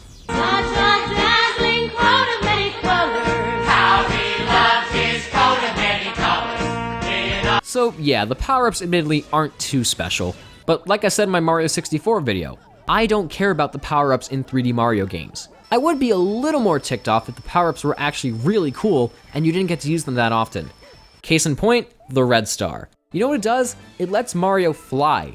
This runs circles around the wing cap from Mario 64. It controls better for one thing. But you wanna know something? It's only needed for one mission in the entire game, and you could use it in the hub world, but not anywhere else. I can't even begin to talk about how disappointing that is. It's like going to a restaurant and having a really great meal, but then you get to the dessert, and once you finish it, you can't ever have it again. Perfect analogy. Another way you can collect power stars is by defeating bosses. Thankfully, the emphasis on boss battles isn't nearly as bad as Sunshine, but that doesn't mean Galaxy isn't guilty of reusing certain bosses for other missions either. And I'm not just talking about Dino Piranha and Fiery Dino Piranha. Yeah, they set him on fire, so different. No, my biggest example is with King Caliente. You fight him in the Good Egg Galaxy and everything's all good, but then Bowser Jr. decides to make you fight him again for absolutely no reason. Oh yeah, good idea, make me fight him again, not like he was already so easy. Sometimes certain galaxies will have comets flying near them. These are called prankster comets. When a galaxy comes in contact with a prankster comet, you'll have to play an altered version of a specific mission within that course. Sometimes you'll be required to complete a mission under a certain time limit, or defeat a boss without taking any damage, or avoid faster moving foes that don't serve that much more of a threat in my opinion, or even race a cosmic version of yourself that totally doesn't remind me of Shadow Mario at all. After you beat the game, another prankster comet appears called the Purple Comet. When the Purple Comet appears over a galaxy, you'll have to collect 100 purple coins within that course. Alright, calm down. Yes, I am a little bit annoyed that Nintendo decided to use the 100 coin star concept once again. Oh, my favorite! However, the purple coin star missions actually aren't that bad. It can be tedious, yeah, but the game makes the objective of collecting purple coins far less strenuous and much simpler, because the purple coins are positioned in a way that makes them very easy to spot and far less scarce. So basically, while I still don't like the whole get 100 coins to get the star thing, I'm at least glad with how they simplified it for this game. Sometimes power stars can even be found in different colors, specifically red and green. There's only one red power star in the whole game, and you can collect it by beating the purple coin mission in the Gateway Galaxy. As for the green power stars, there's only 3 of them, and collecting them all unlocks the entrance to the Planet of Trials. Here you can access the 3 hardest galaxies in the whole game. But after playing them again, I didn't really have that much trouble at all. I beat the Bubble Blast Galaxy my first try, while it only took me 3 tries to complete the Rolling Gizmo and Loop-de-Swoop galaxies. What? Oh, come on, I got to the goal! Now I gotta do it again and beat my record? I gotta stop being so careless. Like previously, the total amount of power stars to collect in this game is 120. But since this is a 3D Mario game, I'm sure the reward for getting all the stars isn't gonna be that great. Wait, is that Luigi? So, you're telling me that now I get to play as Luigi? This is the single greatest thing ever in the history of things. Finally, Nintendo gives me a legitimate reward for completing a game 100%. After rescuing him in the Ghostly Galaxy, Luigi will sometimes help you retrieve power stars. More often than not, he'll need to be rescued again, and he'll reward you with the star he finds. How he manages to find them, I don't really know, but hey, brother's gotta help a brother out, you know? Forget I said that. Once you collect all the power stars as Mario, you get to play the entire game again as Luigi. I know you're basically just playing the exact same game all over again with a different character, but you know what? This is awesome. Luigi is so much more fun to play as than Mario. He can do everything Luigi is known for. Run faster, jump higher, all that good stuff. There's also something funny about seeing 2 Luigis interacting with each other on screen at the same time. If you ask me, a reward like this is so much better than a sparkly triple jump or a stupid postcard. Yes, I know I keep harping on Sunshine, but I can't help it, I just don't like that game at all. But what happens when you get all the power stars as Luigi, you ask? Well, you finally get to go to the Star Festival! Yeah, the very last level in the game, the Grand Finale Galaxy, is basically the beginning of the game without the Bowser attacks. You collect another 100 purple coins to make 1 more power star appear, or you can just run around and enjoy the beautiful scenery. Not a mind-blowing reward, but not terribly disappointing either. Speaking of scenery, this game looks absolutely breathtaking. The colors are gorgeous, the character models are so tightly polished, and never is there any sort of graphical hiccup. The frame rate is consistent and the visuals perfectly capture the magic and wonder of outer space. Bottom line, Super Mario Galaxy looks fantastic. I find it almost unreal for games on the Wii to look this good. Now, how about the music? Oh boy. Never have I heard a soundtrack so wonderful in all my years of gaming. Except Super Mario World, of course. With a game this big must come a score that's just as big, if not bigger, and Super Mario Galaxy does not disappoint in that regard. Every single piece of music in this game is brilliant. The Comet Observatory's theme, Good Day Galaxy's theme, Gusty Garden's theme, Ghostly Galaxy's theme, they're all just so great. I'm running out of words to describe how amazing everything about this game is. I can't think of anything else. Because I'm actually at a loss for words, I'm just gonna wrap things up. So, overall, what's my verdict on Super Mario Galaxy? Well, I think it's pretty obvious at this point, but to put it simply, this game is absolutely phenomenal. Have you ever played a game that was just so good you could cry? This might sound lame, but Super Mario Galaxy is one of those games for me. I love this game so much that while recording footage of it for this video, I couldn't put the controller down except for food and bathroom breaks. Everything about this game just blew me away. The tight controls, the creative level design, the luscious visuals, and that outstanding soundtrack. I can't think of any better words to describe how great this game is. I don't often hear people say it's overrated, but when I do, they never seem to explain why. So I just assume that they either haven't played the game for themselves, or they're just pretentious hipsters who want to hate on anything that's popular. But trust me, if you haven't played this game yet, you're seriously missing out. If there's anything negative I can bring up, I have to admit, I really can't stand some of these missions. Like the rolling ball levels and this one where you have to catch star bunnies in the snow before time runs out. But that's only like 3 missions in the entire game that I really despise. And no, Guillermo, I don't want to blow up garbage for you. It's your garbage. You can do your own dang chores. I hate you and I wish you would die! But aside from that, I practically have little to no problems with this game. Super Mario Galaxy received, for lack of a better word, universal acclaim upon its release, and it definitely deserves it. While I personally still think Super Mario World is a better game, I would be lying when I said I wouldn't put Super Mario Galaxy in my top 5. When it comes to making 3D Mario games, this is how you do it. To say that Super Mario Galaxy is a great game would be the biggest understatement of the century. But how could Nintendo possibly top something like that? Oh, I'll tell you. That's right, for the very first time, a 3D Mario game receives a direct sequel. Sort of. Next time, we're taking a look at Super Mario Galaxy 2. Until then, this is Mark, aka Super Smash 3DS, bidding you all a smashing farewell.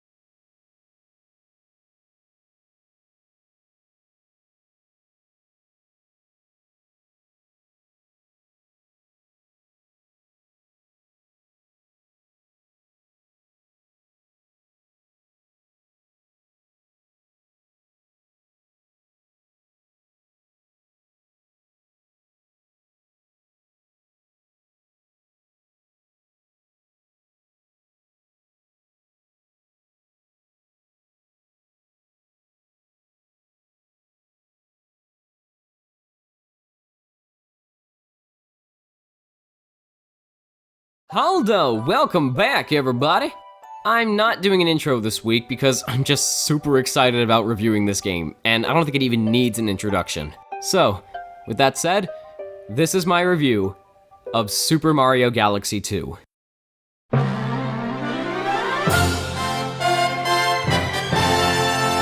Oh, that music still gives me chills down my spine. When I heard that there was actually going to be a sequel to Super Mario Galaxy back in 2009, I was ecstatic. When I was 11 years old, the one thing I did constantly aside from doing homework and sleeping was playing Super Mario Galaxy. One time I even played the game for 24 hours straight, and that was just getting all the power stars as Luigi. I was a very hyperactive little freak of nature, to say the least. Little did I know that Nintendo had so many other ideas for the game, but they couldn't include them all because there were just too many. So they decided to take all these scrapped ideas and make a whole new game out of them. The result was Super Mario Galaxy 2, which was released for the Wii on May 23rd, 2010. This marked the first time where 2 3D Mario games appeared on a single Nintendo console. That's pretty cool. But everyone shared the same concern. The first Super Mario Galaxy was so phenomenal in its own right that making a sequel to it and having it be just as good, if not better, seemed impossible. So did it live up to the expectations it set? Well, I can answer that with 4 simple words. I love this game. I love this game. For real, this is right up there with Super Mario World for me. But I'm gonna try my darndest to save the gushing for later, so let's start at the beginning. Right off the bat, you'll notice that Galaxy 2's story is basically a simplified retelling of Galaxy 1's story. The Star Festival's going on, Bowser crashes the party, captures Princess Peach, goes into space, Mario comes after. This time, the baby Luma apparently speaks in PlayStation button symbols, and Bowser is huge! Along the way, Mario receives help from a moderately obese Luma named Lubba. who makes him captain of this ship that looks like Mario's face, which might just be the coolest spaceship I've ever seen aside from the TARDIS, and helps him on his quest to retrieve the stolen Power Stars and once again, save the universe. Now, some of you might be disappointed by this, considering how grand and epic Galaxy 1's story was told, but seeing as how the rest of the game is much more streamlined than Galaxy 1, I don't see this as an issue. So, let's get into the game. The first thing I noticed when booting up the game again was how similar it looked to Galaxy 1 in terms of graphics. But after playing it and observing every single nook and cranny possible, I find that Galaxy 2 is the better looking between the two. Galaxy 1 definitely looked more like it was set in outer space, but Galaxy 2 has a much more vibrant choice of colors. It really makes the game as a whole look stunning. Anyway, in terms of progression, while Galaxy 1 used a more traditional hub world akin to Super Mario 64, Galaxy 2's progression is a bit more linear. You still have a hub world, sort of, in the form of Starship Mario, but when going from stage to stage, it's very much like how Mario would do so in the 2D games, with world maps and alternate paths and all that. While you could argue that it's not quite as free and open-ended as Mario 64 and even Mario Sunshine, I actually like this setup. I do enjoy hub worlds a little bit more, but this is definitely more accessible and even kind of exciting. With how different the galaxies are from the worlds they inhabit, you never know what's coming next. That's not to say the Starship Mario doesn't give you anything to do in the downtime.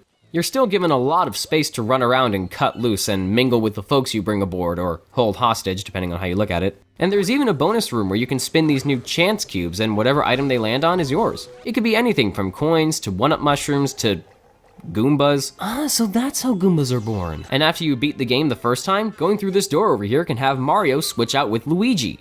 Yes, Luigi is back! And he means business this time. After you get far enough into World 3 with over 20 Power Stars, you'll sometimes come across Luigi at the beginning of certain galaxies. It's here where you're given the option to play as him for the rest of the mission. In a way, this gives him more of a prominent role, and I very much welcome it. Sometimes playing a few specific missions with Luigi isn't always the best idea, but I'm glad that he has more to do here than just sometimes get captured and other times not get captured. Both Mario and Luigi are equipped with everything they had in Galaxy 1. The long jump, wall jump, triple jump, backward somersault, and spin attack are all present once more. The controls are just as good as they were in Galaxy 1, so there's nothing much else to talk about there. And every single power-up that was present in Galaxy 1 is here and accounted for as well, with the only exceptions being the Ice Flower and the Red Star. The Ice Flower I don't mind, but the Red Star? Seriously? Come on, you get rid of the Red Star, but you keep the Spring Mushroom? Anyway, the power-ups once again serve as a means of completing certain missions and nothing else, which I still have no real issue with, so yeah. But I wouldn't dare go without mentioning the new power-ups. Super Mario Galaxy 2 first gives us the Spin Drill. This lets you drill through certain parts of the level and pop out on the underside depending on what galaxy you're in.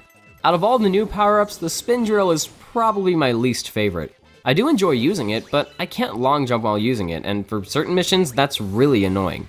Next up is the Rock Mushroom. This lets Mario roll up into a ball and destroy anything in his path, from rocks to enemies to snow sculptures. It's like a bigger, more powerful version of the Spin Dash from Sonic the Hedgehog, and the missions dedicated to it are pretty cool. Except for this one in Melty Monster Galaxy, it can get a little frustrating. The last new power-up I have to talk about is the Cloud Flower, which might just be the best of the bunch. By shaking the Wii Remote, the Cloud Flower lets you create a cloud platform beneath your feet. The most you can make is 3, but if you run out, you can just grab another flower. This will let you make even more cloud platforms until you need to grab another flower, and the cycle goes on. Combining this with the long jump, you can easily skip over certain obstacles, and if you time your jumps just right, you can complete missions a lot faster. This is one power-up I would absolutely love to see come back, whether in a 2D or 3D game. Speaking of things coming back, Yoshi's here too! You can ride on him as you'd expect, and the blue star cursor on the screen turns into a red dot. Highlighting it over enemies and other random objects and pressing the B button can have Yoshi eat them faster than you can say first-person rail shooter starring Yoshi. Yes, this actually exists. He can also use his tongue to swing on these flower things and solve other various puzzles that the game might throw at you. Also, the vomiting from Super Mario Sunshine is a thing of the past, which I'm now going to assume was just a weird experimental phase. Yoshi even has power-ups of his own. There's the Dash Pepper that lets you run at super fast speeds, the Float Berry that inflates Yoshi like a balloon and might result in some very strange DeviantArt search results, and the Bulb Berry that lights up hidden paths for you and Yoshi to take. Yoshi's incredibly versatile in this game, almost as much as he was in Super Mario World. But I'm worried that he might still be a bit hydrophobic, so I'm gonna try my best to keep him away from— Hey! Look at that! He can actually swim now! Man, if he could do that in Super Mario Sunshine, I'm sure a majority of that game would have been a lot less headache-inducing. Alright, let's talk about the missions. They're structured in a way that's similar to missions from Galaxy 1. Go from planet to planet using launch stars, defeat the occasional boss, and grab a power star or a grand star at the very end. This time around, Galaxy 2 incorporates a lot more interesting level gimmicks. In the Flip Swap Galaxy, for example, using the spin attack causes red and blue platforms to flip up and down, but never at the same time. So you have to find the right time to make the platforms flip up when jumping from red to blue, as well as jumping from blue to red. It's a really unique and creative way to incorporate the motion controls into the game and still give us strong and cohesive level design without the player worrying about the gimmick growing stale. Galaxy 2 also gives us a more competent version of Il Piantissimo from Sunshine in the form of a chimp called, well, the chimp. Sometimes he'll have you complete certain challenges where your goal is to simply beat his high score. These challenges range from stomping enough enemies to bumping into enough gummits to even bowling. And these bowling pin looking enemies are actually called, and I'm not even kidding, pinheads. Who you calling pinhead? Sorry, I just had to do that. All in all, the chimp's challenges are definitely more tolerable than anything involving Il Piantissimo, and it's not like I'll have to blow up garbage for Gearmo again. Are you kidding me right now? Lastly, Galaxy 2 brings us Comet Medals. They're like the star coins in the new Super Mario Bros. Games, but there's only one Comet Medal per galaxy, and they actually serve a real purpose. Remember the prankster comets from Galaxy 1? Well, they're back, but this time they can only appear in certain galaxies either by collecting the Comet Medal in that galaxy, or just having enough Comet Medals in general. I don't really mind the inclusion of Comet Medals at all. What I do mind, however, is how often the prankster comets appear. In all fairness, it could just be me going out of my way to get the Comet Medals in every galaxy, but sometimes I feel like a new one is going to appear after every single mission I complete. As for the actual prankster comet missions themselves, I find myself disliking more of them than in Galaxy 1. A lot of them are certainly very enjoyable, but there are a few that I don't particularly like that much. The purple coin missions in Flip Swap and Tall Trunk are good examples. Purple coins in the Flip Swap Galaxy don't work very well together, but give it credit, you're not sliding down a slide the entire time. You know I'm looking at you, Tall Trunk. Still, I think the purple coin mission in Clockwork Ruins tops them both in terms of irritation, at least when it comes to collecting the purple coins. I really can't stand the Boss Blitz Galaxy speedrun either. You have to face off against 5 different bosses from Galaxy 1 in under 5 minutes. The first 3 I can get through no problem, but Bouldergeist? No way. By the time I beat him, I only had 10 seconds left until time ran out. I don't have footage of it because I just didn't want to play through it again. By the way, does Bouldergeist remind anyone else of Schnitzel from Chowder?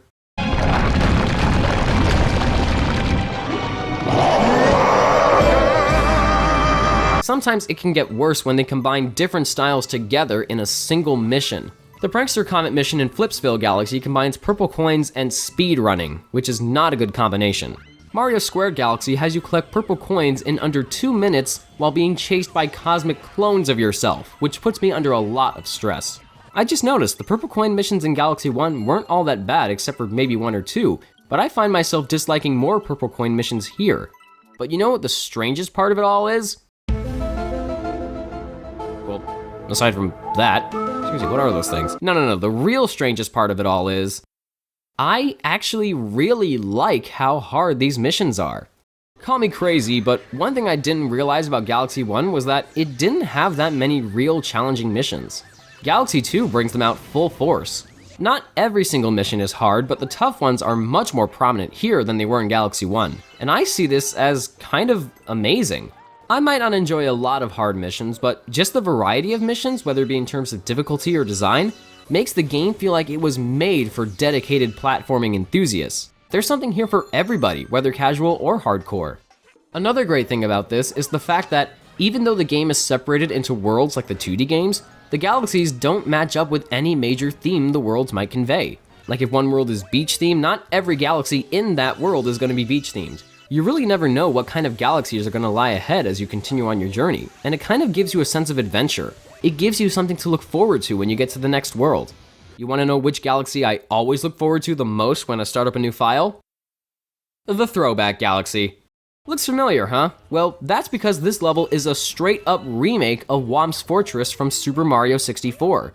And while it might scream laziness or unoriginality to some people, it doesn't make it any less awesome. I don't even mind the inclusion of an obstacle course from Super Mario Sunshine, because at least they're borrowing something good from that game. In fact, a lot of levels in this game are awesome. Sky Station is awesome, Hightail Falls is awesome, Puzzle Plank is awesome, Supermassive Galaxy is awesome, and as I said in my top 10 beach levels in video games, Starshine Beach Galaxy is the best beach level in any video game ever! Even the levels where you're forced to deal with awkward motion controls have some charm to them. Despite how much I really didn't want to see the rolling ball levels come back and just how abysmal the Fluzzard sections are. Before I go, I should briefly discuss the multiplayer. Galaxy 1 had this too, but it's emphasized a lot here. A second player can act as a co-star Luma, who can freeze enemies in their tracks and pick up extra items for you. And while it can be a little useful in the Rolling Coaster Galaxy's Purple Coin mission, the multiplayer just comes off as arbitrary.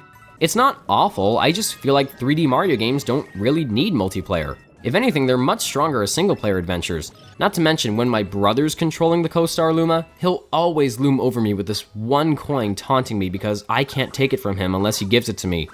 Come on, Mike, give me the coin. Give me the coin. Come on, give me the coin, Mike. Come on, give me the coin! Lastly, I was surprised how much I've neglected to talk about the green stars. After you collect all 120 power stars, green prankster comets appear over each galaxy. It's here where you have to collect 120 green stars, 2 or 3 in each galaxy. I don't have too much footage to show you because A, I've already collected a good amount of green stars on this save file, and B, the ones I haven't collected yet are too hard and I really just don't care. As for everything else, I just can't get enough of it. You know what else I can't get enough of? That soundtrack.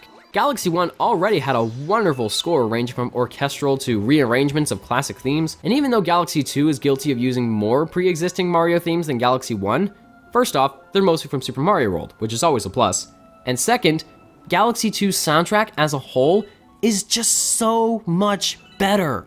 The music is much grander, more upbeat. It's got swing, reggae, some great atmospheric pieces, and of course, that orchestral sound still gives me goosebumps with how big and glorious it is. For real, I need to get my hands on these soundtracks. Okay, never mind. Hey, look at that! Mario finally got his cake! What was it like, I don't know, 14 years since he was promised this? And we never saw him get a slice of it? Well, yeah. I mean, I didn't script this part. I kind of put this in last minute, so, but okay! So, overall, what's my verdict on Super Mario Galaxy 2? Well, looking back at my history with this game, and after playing Galaxy 1, I can now proudly say that Super Mario Galaxy 2 is my favorite 3D Mario game. With the rip-roaring success of the original Super Mario Galaxy, I'd never imagined how Shigeru Miyamoto and his team could even top something like that. Thankfully, Galaxy 2 takes that problem and throws it right out the window. Everything about Super Mario Galaxy 2 is indescribable.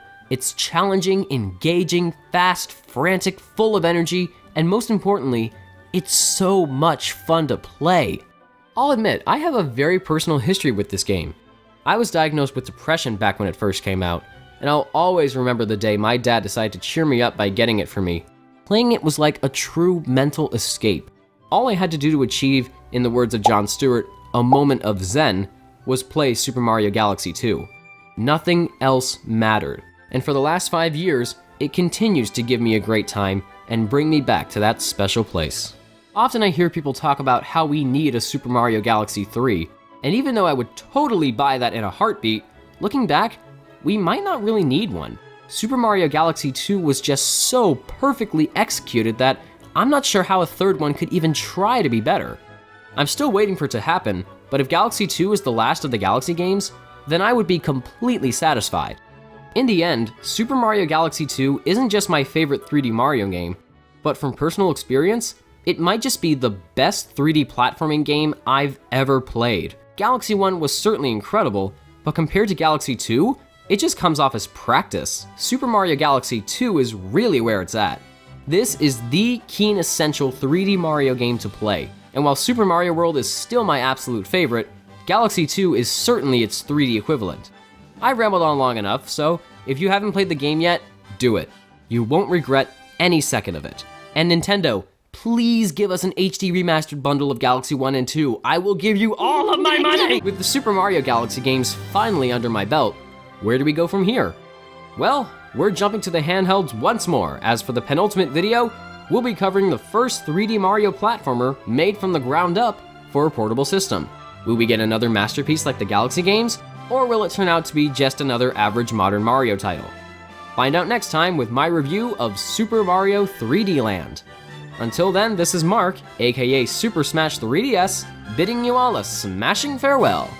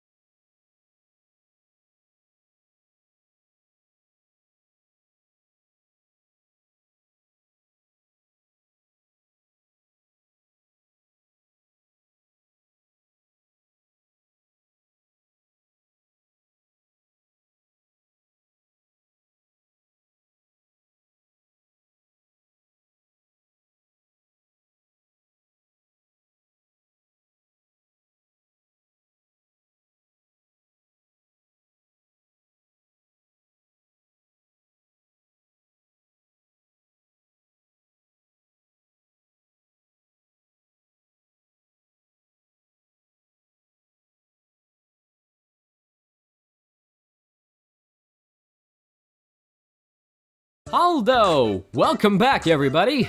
Ever since Mario's humble beginnings on the Nintendo 64, 3D Mario games have generally been made for home consoles, with an occasional DS remake here and there. But with the release of the Nintendo 3DS, the good folks at Nintendo's Entertainment Analysis and Development Team, boy is that a mouthful, finally had the power to create a completely new 3D Mario game for a handheld system.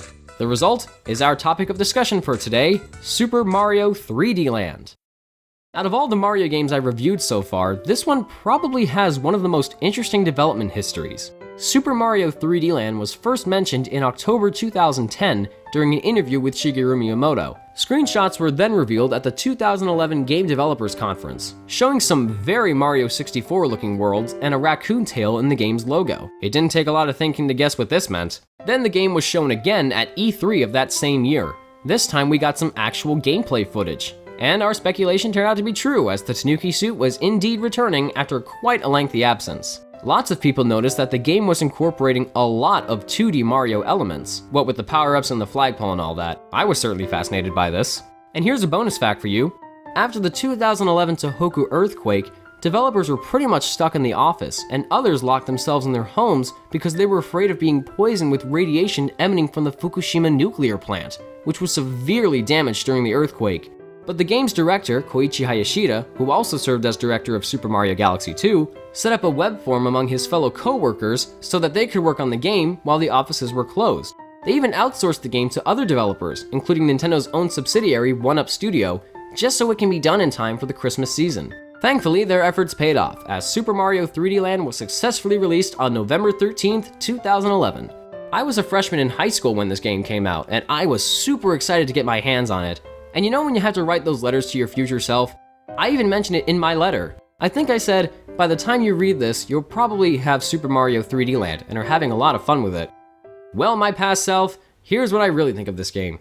It starts with a heavy storm blowing all the super leaves off of this tree that kind of exists now. The next day, Mario receives a letter from Bowser informing him that he's captured Princess Peach once again. So in terms of diabolical plans, Bowser's gone from taking Peach and her castle into space to make it the center of his own galaxy and rule the universe, to capturing Peach.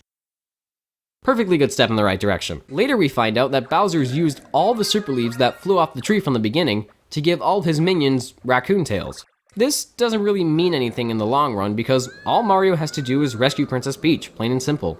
At least Bowser cares enough to give his minions some kind of an upgrade. Now what about the gameplay? Well, at first glance, it looks like a normal 3D Mario game. But Shigeru Miyamoto, as always, puts it best. It's a 3D Mario game that plays like a 2D Mario game.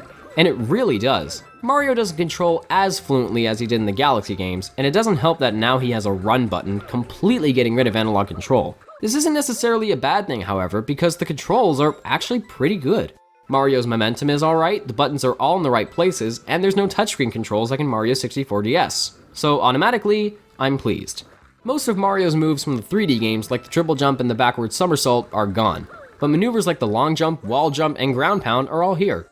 You know how power-ups in previous 3D Mario games have generally been used as a means of completing missions? Well, here, the power-ups work about the same as they do in the 2D games. Mario doesn't have a health meter anymore, so when he gets hit, he turns into Small Mario, and when he gets hit again, he loses a life. Admittedly, this kind of annoys me. The health meter made Mario much more versatile, and it made playing through each mission a lot more comfortable. Plus, the great thing about 3D Mario games was how they played. You didn't need to rely on power-ups, it was all about the platforming. That's what made them stand out so well from the 2D games. With how they work in Super Mario 3D Land, I think it causes the game to lack a certain degree of skill. You don't have to worry too much about how good you are at platforming anymore, you got the Super Leaf back. You can just spin your tail and enemies will go bam bam. The game's design really drives that home, but I'll get into that later. Back to the power-ups, like I said, the Super Leaf finally returns after making its debut in Super Mario Bros. 3, but this time around it turns Mario into Tanuki Mario, which really makes me wonder why they didn't just make the power-up a Tanuki suit instead of a Super Leaf, but whatever. You can't really fly anymore, but you can spin your tail and even glide for a certain amount of time. The glide actually works very well, and as a whole, Tanuki Mario isn't as fun to use as he was in Mario 3, but there's still a little fun to be had with him. Other classic power-ups like the Super Mushroom, the Fire Flower, and the Starman are all here and accounted for as well. We even got the Poison Mushroom from the Lost Levels.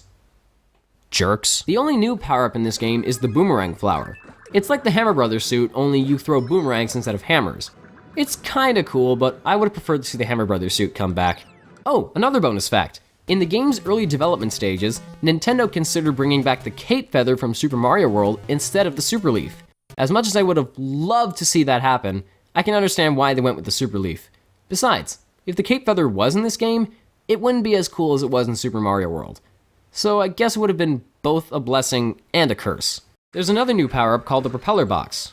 Okay, it's technically not new, it was in New Super Mario Bros. Wii, but here you wear it over your head, and it works just about the same. Another power-up that I should talk about is the Statue Leaf.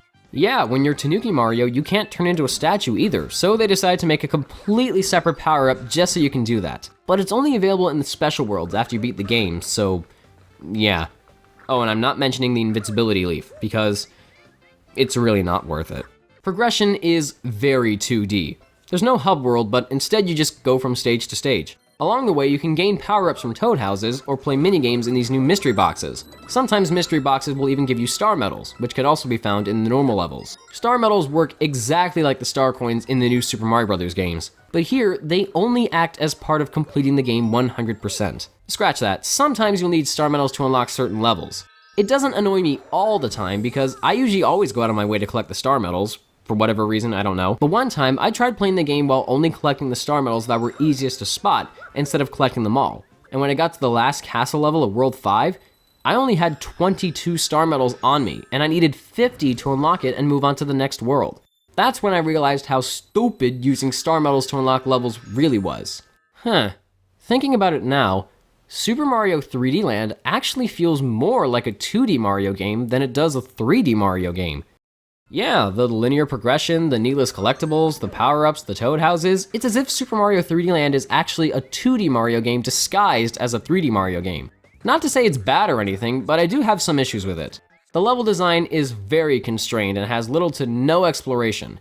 It's not like Mario 64 where you can take your time with a mission and wander around the course. No, your goal is to get from point A to point B under a certain time limit and kill some bad guys here and there. As a result, the level design can come off as flat and forgettable. There's even one level where you can beat it in only 7 seconds. I'm not even joking, you can literally beat it in 7 seconds. There's also not that many secret exits. Some of you might not have a big problem with this, but it would have been nice to have had a means of breaking away from the normal path. There are only 2 instances where this is possible, in World 1 and World 4. In the second level of both worlds, you can find a hidden warp pipe to take you to a further world, similar to the warp zones from the original Super Mario Bros. But those are the only 2 times in the whole game where something like this happens. I would have loved to have seen more of this in the game. Third, the boss battles. Previous 3D Mario games have had a wide assortment of bosses to fight, especially in the Galaxy games. Here, we mostly get false Bowsers with raccoon tails, along with Boom Boom and Pom Pom.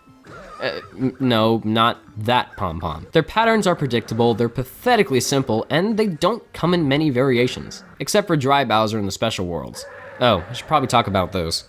After you beat the game, you unlock the special worlds, which are basically just slightly altered versions of normal stages. Some people would prefer this over the green stars in Galaxy 2, but I disagree. Yeah, the green stars were pretty much just going through the same levels again, but the way you collected green stars helped you learn more about the levels that you might not have known before. With the special worlds in 3D Land, these aren't even entirely new levels. At least you can rescue Luigi. That's right, Luigi is back for another go at being playable once again. And surprisingly, I don't have as much fun with him as I did in the Galaxy games. The past 2 games, he felt so different from Mario with his higher jump and worse traction.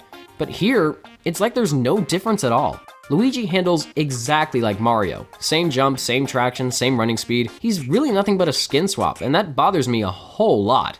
And you wanna know something? I have to beat every single level in the game as both Mario and Luigi if I wanna go for 100%. And not only that, but I have to collect all the star medals and get to the top of every single flagpole. So I'm essentially having to play the game all the way through 4 times. Nintendo, please, just calm the frick down. Did I just say frick? I mean, I know this 100% completion quest is totally optional, but still, that's a lot to ask from the player. And this is just a handheld game. And in the end, all you get from it is 1 more level. It's the hardest in the whole game, though that's really not saying a lot, and all I get for beating it is a thank you message. Well, thank you too, Nintendo. This really doesn't make me feel like I wasted my time at all. Seriously, what year is this, 1992? Alright, let's wrap things up with the presentation side of things. Graphically, Super Mario 3D Land is impressive for an early 3DS title, but aesthetically, the game borrows heavily from almost every single Mario title there ever was. It doesn't have much to offer in terms of originality, but oddly enough, I think it gives the game its own identity. It's the most unique looking Mario title because of how much it derives from the rest of the series. Whether for better or for worse, you decide. However, the soundtrack, or just the audio design in general, is nothing impressive.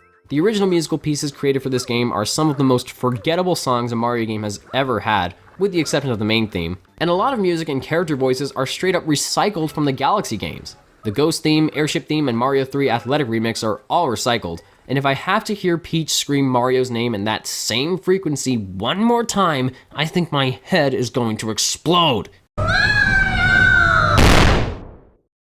So yeah, on the audio side, the game is pretty much disappointing. But if they were going to recycle music from previous Mario games, I'm at least glad they went with Super Mario Galaxy. Because, as I mentioned before, the soundtracks to both Galaxy 1 and 2 are magnificent. But as a whole, I really would have preferred some more original songs.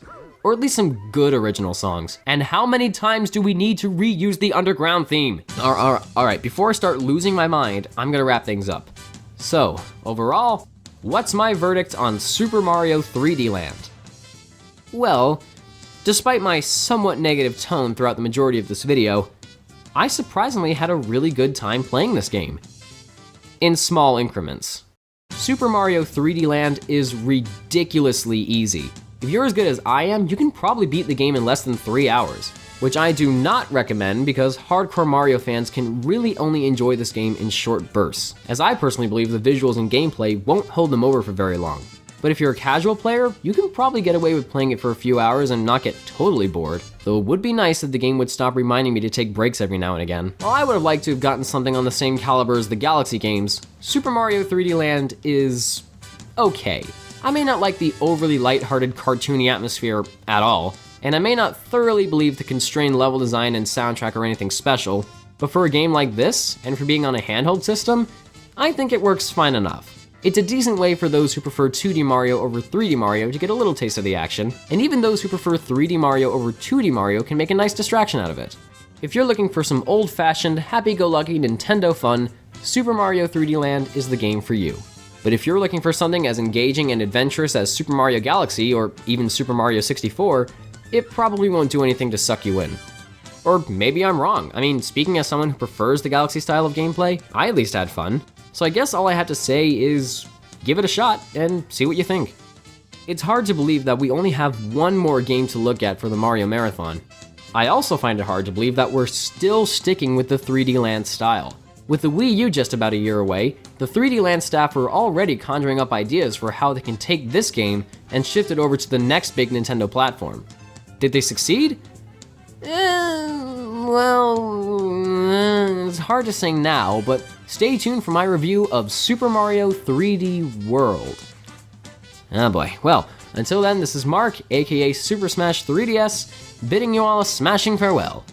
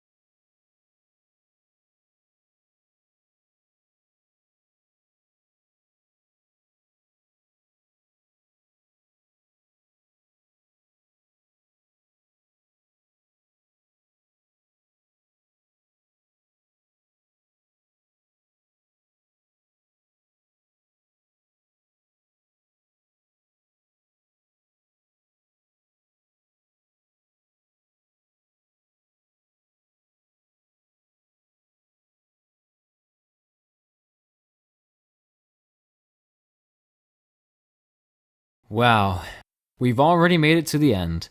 It's amazing how quickly time flies. I don't know how I did it, but I've managed to get through nearly 20 Mario games in the span of almost a year. But there is still one game left to look at, and it's... Oh dear. Haldo! Welcome back, everybody. And yes, you heard it right. This is the last Mario game we have to cover for the Mario Marathon. Yeah, great, thanks. That makes me feel so much better. All right, let's just get this over with. I've been preparing for this moment all year, so let's not waste any time. Ladies and gentlemen, it's finally time to wrap up this Mario Marathon with my review of Super Mario 3D World for the Wii U. When the Wii U launched back in 2012, I just knew that Nintendo was going to give us a great 3D Mario title, but what was it going to be like? Was it going to be a third Galaxy game? An HD Mario 64 remake?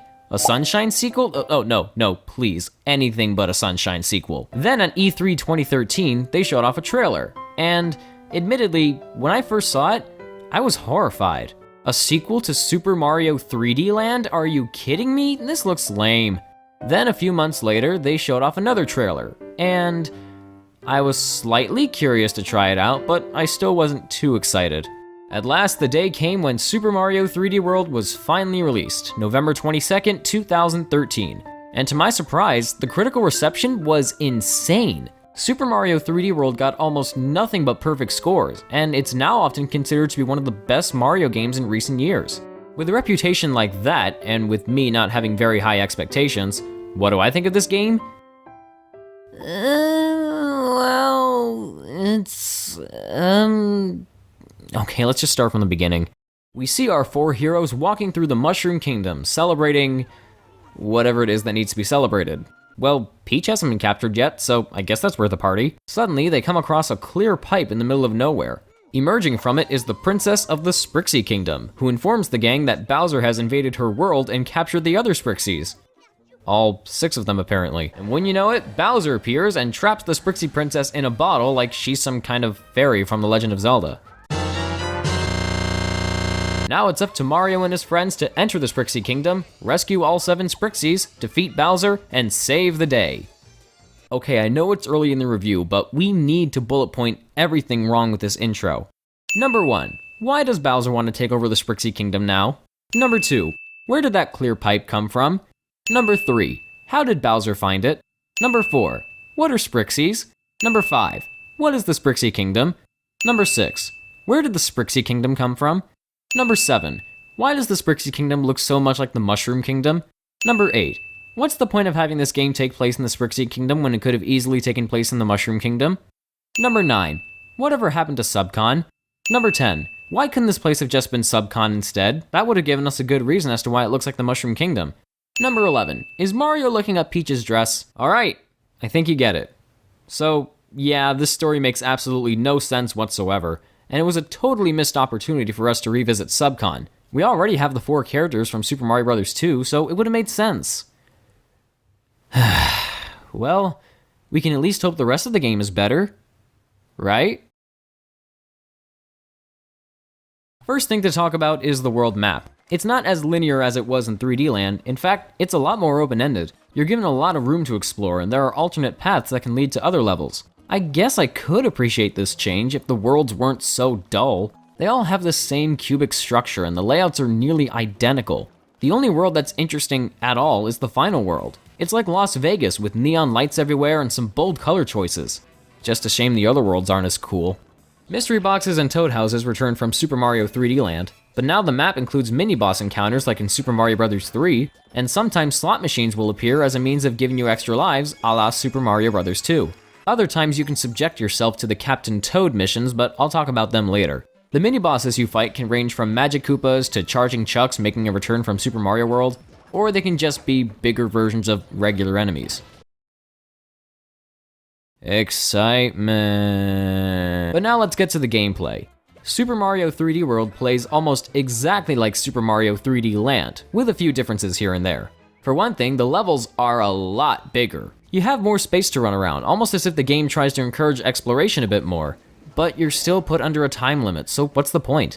Not to mention, sometimes these levels can be a bit too big for their own good. Also, the translucent warp pipes are a bit, what's the word I'm looking for, gimmicky. In all fairness, there are some pretty cool levels. One of my favorites is this one where you're put in what looks like an Asian temple. Not only does it look different from what we've seen before, but it actually has a pretty good mix of platforming and puzzle solving. There are other levels that balance these out good as well, but a lot of them are required to be played using only the Wii U gamepad, which can get really irritating sometimes. I will say, using the gamepad is surprisingly very comfortable. In fact, the controls in general are okay. It's just about as smooth as 3D Land's controls were, and there are 4 different controller options to choose from, my personal favorite being the Wii U Pro controller. The right analog stick can even move the camera, which really isn't anything special because this camera is an outright joke. It can't even rotate a full 360 degrees. Also, I'm gonna say this now, do not play this game with the Wii Remote alone. 3D games with a D-pad almost never feel good. Unless it's a PS1 game. Anyway, before I get back to the levels, let's quickly discuss the different characters. That's right, you can play as up to 4 characters in this game, and they play almost exactly like they do in Super Mario Bros. 2. Mario's the average character, Luigi has the high jump, Princess Peach can float in the air, and Toad has the fastest running speed. One thing I really like is how you can switch to a different character before starting a new level. I don't have any real issues with the characters themselves, with the exception of Princess Peach. Yeah, she's got her float and everything, but it doesn't last as long as it does in Mario 2. Bit of a shame, but I don't really play as her that often, so there's no real harm done.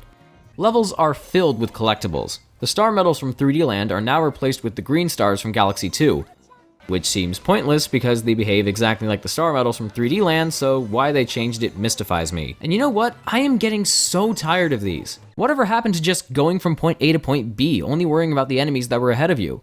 But no, we gotta collect stuff now too. Even stamps, which add absolutely nothing to the game whatsoever.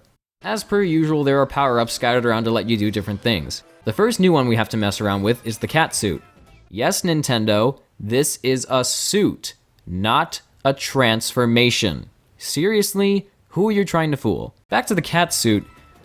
Am I the only one who really doesn't think it's that great? You can do this swipe kick thing to break blocks and defend yourself against enemies, and you can climb up walls to get to higher platforms, or use this trick to get to the top of the flagpole much easier. But I don't think it offers enough to serve as the main gimmick of the entire game. By the way, how come Mario's catsuit doesn't match his colors when everyone else's do? Shouldn't it be red instead of yellow? In fact, the power-ups in general really aren't that great. Every single power-up from Super Mario 3D Land returns, minus the statue leaf and the poison mushroom, despite how little of a purpose they serve here, specifically the Tanuki suit. For real, there was no reason for the Tanuki suit to come back. The only power-up that I legitimately enjoy using in this game is the double cherry. It creates a duplicate of your character and it does whatever you do. This genuinely makes for some interesting puzzle solving, and I welcome its inclusion. I just wish it was in more than 2 or 3 levels. Super Mario 3D World also has a scoring system, like the 2D games. You earn points for killing enemies and collecting coins and all that, and at the end of each level, your points are added up to a high score that ultimately doesn't mean anything. Also, how come reaching the top of the flagpole doesn't give you an extra life anymore? Only 10,000 points? What do you expect me to do with these? And how can I use them when you're just gonna take them away from me at the end of the level anyway? And stop giving us this stupid flagpole, I'm getting really sick of it. For other levels, you're required to ride on a giant orange dinosaur fish thing named Plessy. Plessy sucks. She controls awkwardly, her voice is annoying, and in general, she just comes off as a pointless level gimmick. This brings me to another issue I have with this game. That being Super Mario 3D World seems to have an unbearable lack of focus. In 3D Land, it was simple. Just go from stage to stage and rescue the princess. But here, they throw so many different level gimmicks at you. Riding on Plessy, activating flip switch panels, running across the dash panels in this Mario Kart themed stage, using the gamepad to move platforms, the Captain Toad levels. It's like Nintendo knew they were just making another average Mario game, so they tried throwing in as many new ideas as they could. But a lot of these ideas only last for very few levels in the entire game. So, as a result, there's no real focus that consistently drives the game as a whole all the way through. Oh yeah, I should probably get to Captain Toad now. You see, the captain of the Toad Brigade from Super Mario Galaxy is going on an adventure of his own, and that's to collect green stars.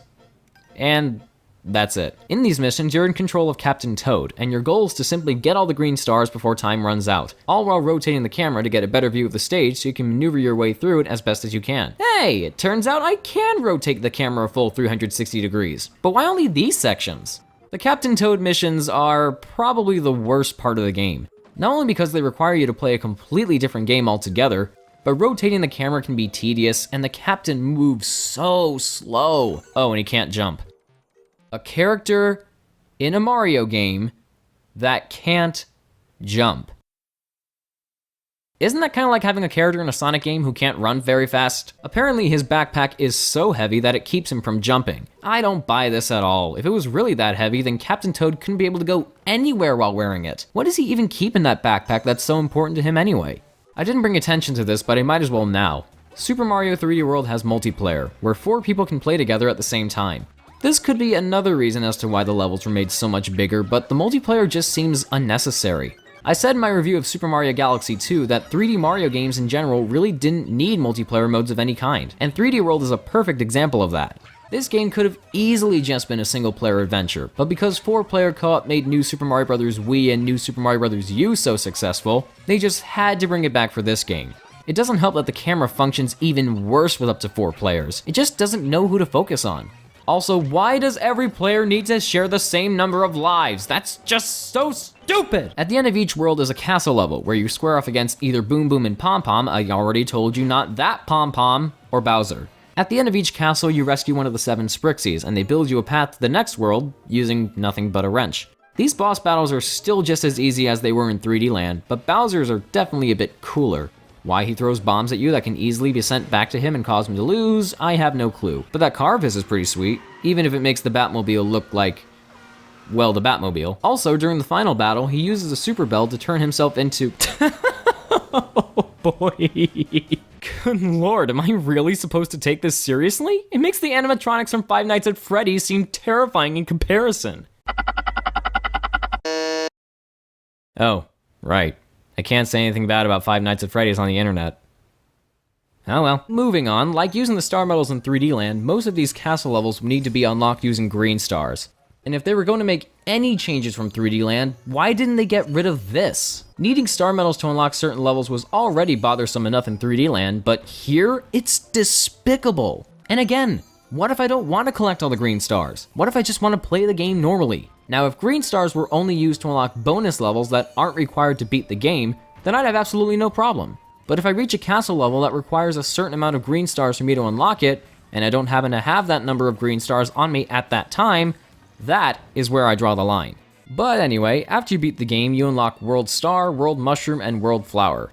World Star is made up of new levels, and World's Mushroom and Flower are slightly altered versions of already existing normal stages. Does Nintendo just have an obsession for this or something? But hey, at least you can unlock Rosalina as a playable character after beating the second level in World Star. Okay, let me just say a few things. I think it's kinda cool to see her in the spotlight. It's kinda cool that she can do the Galaxy Spin attack.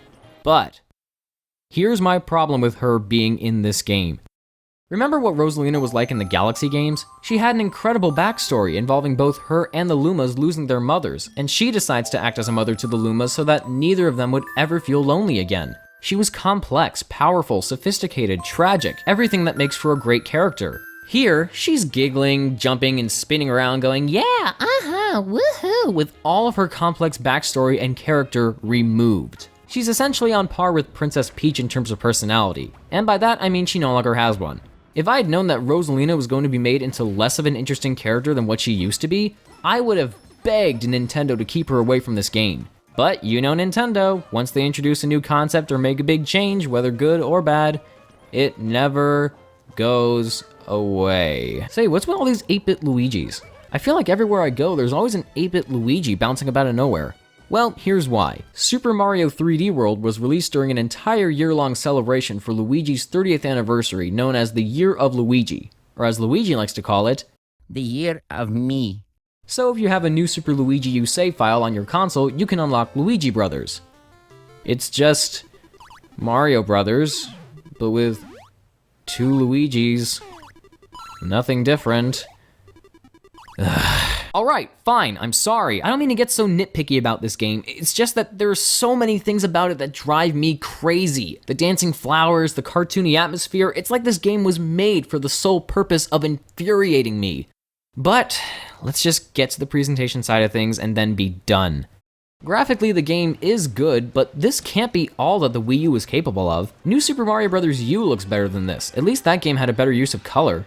Normally, when 3D Mario games debut with a new Nintendo console, more often than not, they're expected to showcase what that console is capable of doing in terms of graphics. Super Mario 3D World doesn't really do it for me. It does look good, and some of the backgrounds are very well detailed, but it's nothing mind-blowing.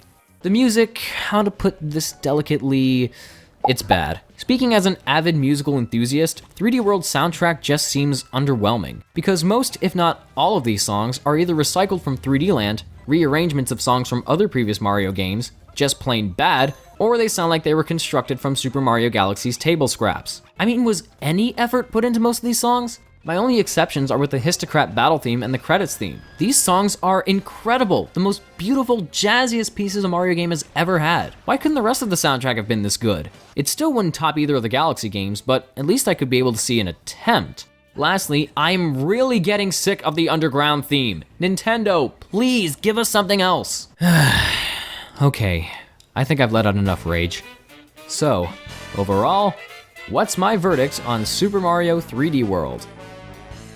Well, after playing every other main series Mario game, and despite the critical acclaim 3D World has gotten since its release, this has to be my absolute least favorite in the entire series. For those of you who ignored the disclaimer in my top 10 list of games I don't like that everyone else does, you might have noticed that Super Mario 3D World was number 2 on that list. I know that took a lot of you by surprise, more than Ocarina of Time even. In fact, maybe I should have just put 3D World at number 1 instead. But if you still don't understand why I put it on the list after watching this video, then I have nothing else to tell you. But I will say this, Super Mario 3D World fails to deliver on so many levels that I can't even consider it a proper 3D Mario game.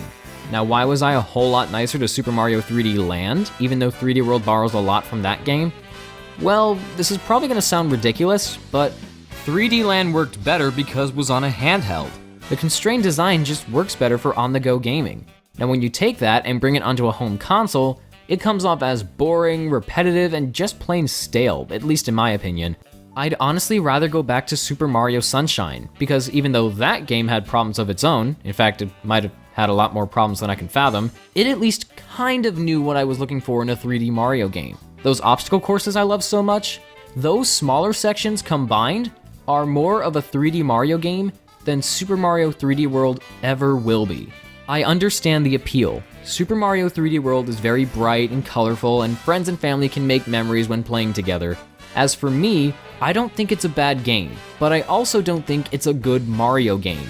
The graphics are nothing special, the level design falls flat, the soundtrack is bad, the multiplayer seems unnecessary, the green stars are stupid, and in terms of gameplay, it's just boring. So boring that I just barely avoided putting the controller down after only 15 minutes of playing on several occasions. There was nothing wrong with how the Galaxy games updated the formula. Those games were both so perfect in what they were. and 3D World doesn't even compare to those two. I'm not saying 3D World sucks because it's not a Galaxy game. I'm just saying, in terms of giving me a great experience, the Galaxy games just did a much better job at doing it than 3D World does. Even Mario 64 does a better job. And you know what? I'll even go so far as to say I prefer 3D Land over 3D World. Yep, I just said that. Now all I can do is hope that Nintendo takes everything that worked in 3D World and build upon it while removing everything that didn't, which in my opinion is about 80 to 85% of it. In the end, Super Mario 3D World isn't awful, but I've got a feeling that I won't be revisiting it anytime soon. I know it seems a bit unfitting to end the Mario Marathon with a game that I don't particularly like very much, but even though Mario has his ups and downs, the majority of his adventures are still really fun to play. Mario has managed to do what most other video game franchises fail to do, and that's be consistent with the quality of his games. Very rarely does Mario ever churn out a stinker that isn't made by a third-party company, or Sticker Star, and this is one of the things that's made this marathon so much fun to do. No matter what mood I'm in, I can always count on Mario to give me a great, pleasurable experience. I've been a fan for many years, and I'll be sure to continue my adventures with Mario for many more years to come. Thank you all so much for tuning into this Mario Marathon. I had a blast putting these videos together, and I promise you that there's going to be some more great videos in the future. You know, it's a bit weird knowing that I don't have any other Mario games to cover this year. Not even spin-offs that might be vaguely related to the game I just covered today, but that sure doesn't foreshadow anything. Really? Anyway, with that said, this is Mark, aka Super Smash 3DS, bidding you all a smashing farewell.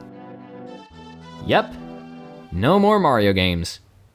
No more Mario games at all. None whatsoever. None at all. None at all. None at all.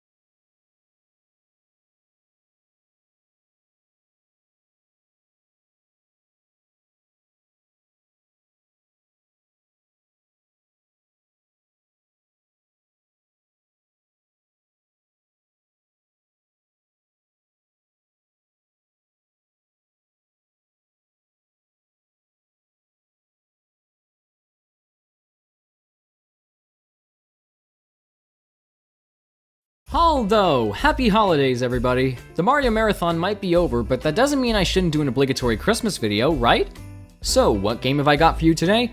Well, it's a pretty obscure one. I came across it one day while cleaning out my...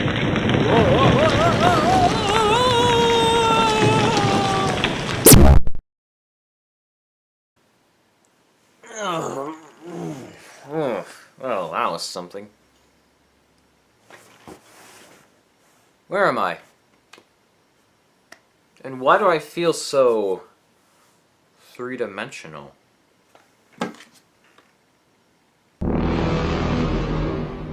Gasp!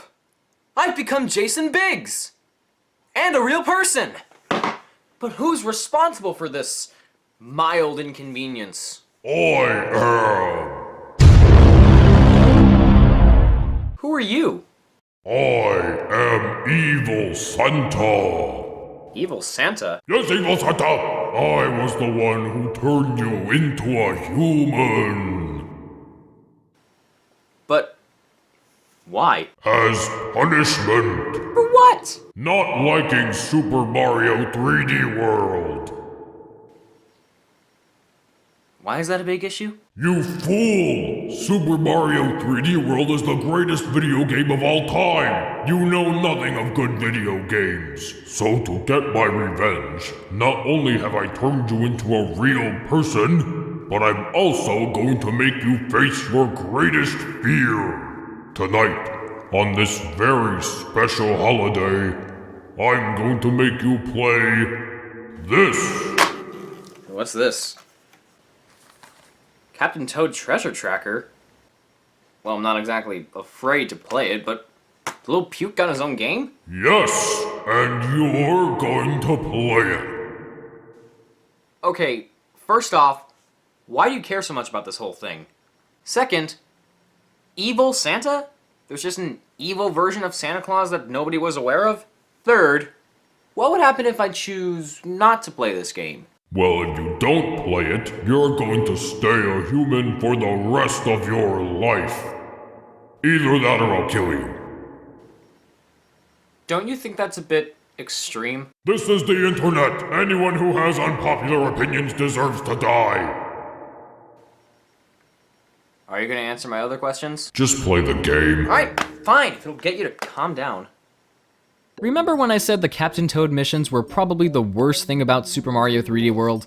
Well, apparently Nintendo didn't agree with me because somebody thought they were good enough to warrant a whole game focused on them. The idea itself was thought of by the game's director, Shinya Hiratake. He originally envisioned a diorama-style adventure featuring Link from The Legend of Zelda. The idea was shot down, but Shigeru Miyamoto saw enough potential in it that it was incorporated into Super Mario 3D World as the Captain Toad missions. Captain Toad was chosen because his heavy backpack could explain why he can't jump, as putting Mario in his spot wouldn't make sense.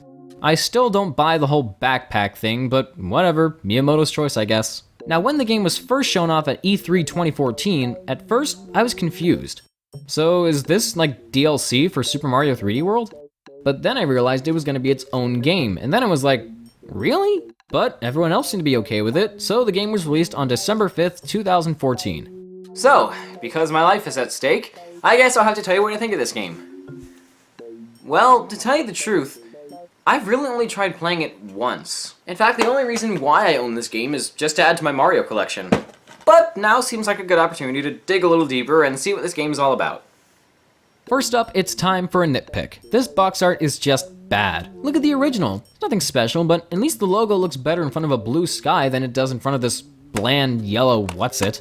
I should also point out that the game went through an update before I started playing it. If that update doesn't involve making it a good game, I'm not gonna bother. Yes, you are. Okay, sheesh. Anyway, let's get into the story. Or lack thereof. Captain Toad is seen wandering about with his associate Toadette.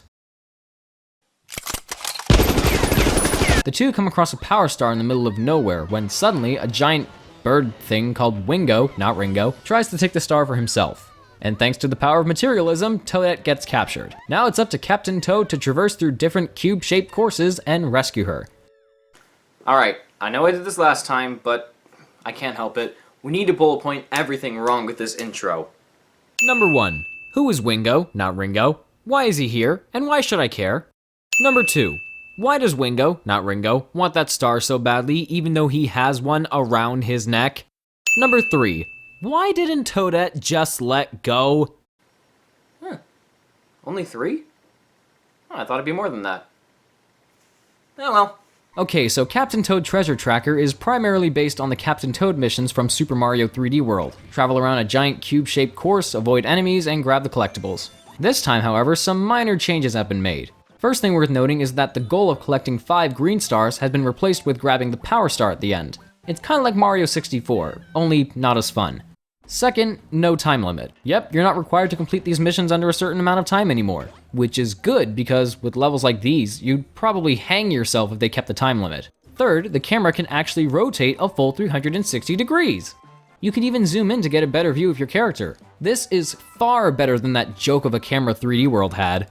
Lastly, the captain himself has seen a few upgrades. Emphasis on few. First, he has the spinning move that makes him go dizzy and is kinda useless. Second, he can now pluck vegetables out of the ground and throw them at enemies. Can you say Super Mario Bros. 2? Third, he makes some more funny noises. And lastly, he's got some power-ups to mess around with. Because Captain Toad is about as vulnerable as Mario is in the 2D games, and the last 2 3D games, the Super Mushroom lets him grow bigger. I would have also liked to see the Fire Flower, but I guess they didn't want me to have too much fun. The Double Cherry from Super Mario 3D World also returns, and I've gotta say, if any power-ups from 3D World were going to come back, I'm at least glad it was the Double Cherry. The missions dedicated to it actually implement some really interesting puzzle-solving elements. Just a shame there's not a lot of them. Again. As for the new power-ups, there's only one worth talking about. No, the invincibility mushroom doesn't count, because frankly, the hand-holding's been a bit too much. Anyway, the other new power-up is the super pickaxe. Touching it lets Captain Toad break through boundaries and just generally go crazy. The inclusion of a pickaxe kind of reminds me of Minecraft, except there aren't like millions of YouTube channels dedicated to playing Captain Toad. Also, it acts and sounds like the hammer from the original Donkey Kong. Because nostalgia. Captain Toad Treasure Tracker primarily uses the Wii U gamepad. It doesn't support any other controllers, which is a bummer because the touchscreen is almost always clamoring for your attention. Turning spin wheels, blowing into the microphone to get these propeller platforms to come up and down or whatever, making touchstone blocks move to set positions, and all while controlling both your character and the camera. I really wish I could play this game with the Wii U Pro controller. My hands can only do so much. Out of context, that would sound really weird. Shut up, people, Santa! Anyway, going from stage to stage works a bit like a book. Every mission you complete reveals a new one on the next page. You'll also notice that missions have secondary goals for you to complete. These include collecting the hidden gold mushrooms, or not taking damage, or not destroying the bridge in Walleye Tumble Temple. I don't really bother with this kind of stuff because it's all just for 100% completion. And with this game, that's the last thing I'd ever have on my mind. Sometimes bonus levels will also appear. They're all basically the same thing. How many coins can collect in 10 seconds using a double cherry or super pickaxe? They're a decent distraction, I guess, but they don't appear very often, which is a shame because you're just as likely to earn extra lives here as you are in Super Mario Land 2. Seriously, why are 1-up mushrooms so hard to find in this game? But back to the missions. Now, because Nintendo just loves collectibles, each mission contains 3 hidden gems. Immediately, I think of the gems from Crash Bandicoot, but the gems here work exactly like the green stars in 3D World and the star medals in 3D Land. There's 3 of them per level, and some missions require you to have a certain number of gems in order to unlock them. Why do they do this to me? At least the missions are a bit more varied. Some levels require the captain to ride on minecarts. Hold up. First the pickaxe, now there are minecarts? Gracious goodness me, this is Minecraft! Actually, the minecarts here are a little more awkward to control than in Minecraft. Whether using the right analog stick on the Wii U gamepad or moving the gamepad itself, the camera is kinda sluggish. You can throw turnips in the minecart too, but they have a pretty short range, so you really need to get close enough in order to hit your target. I appreciate the inclusion of a gameplay style that breaks away from the normal missions, but the least they could have done is make it less like the way it is. If I can compliment the game for something, it surprisingly has more focus than 3D World. 3D World seemed to just keep cramming in as many level gimmicks as possible, but as a result, it lost focus of what was supposed to make the game fun. Captain Toad Treasure Tracker knows what it wants to be, and gives you what you'd expect. I'm not particularly a fan of what it wants to be, but I have to give it credit for sticking with one idea and rolling with it, something that probably would have made 3D World a bit more tolerable.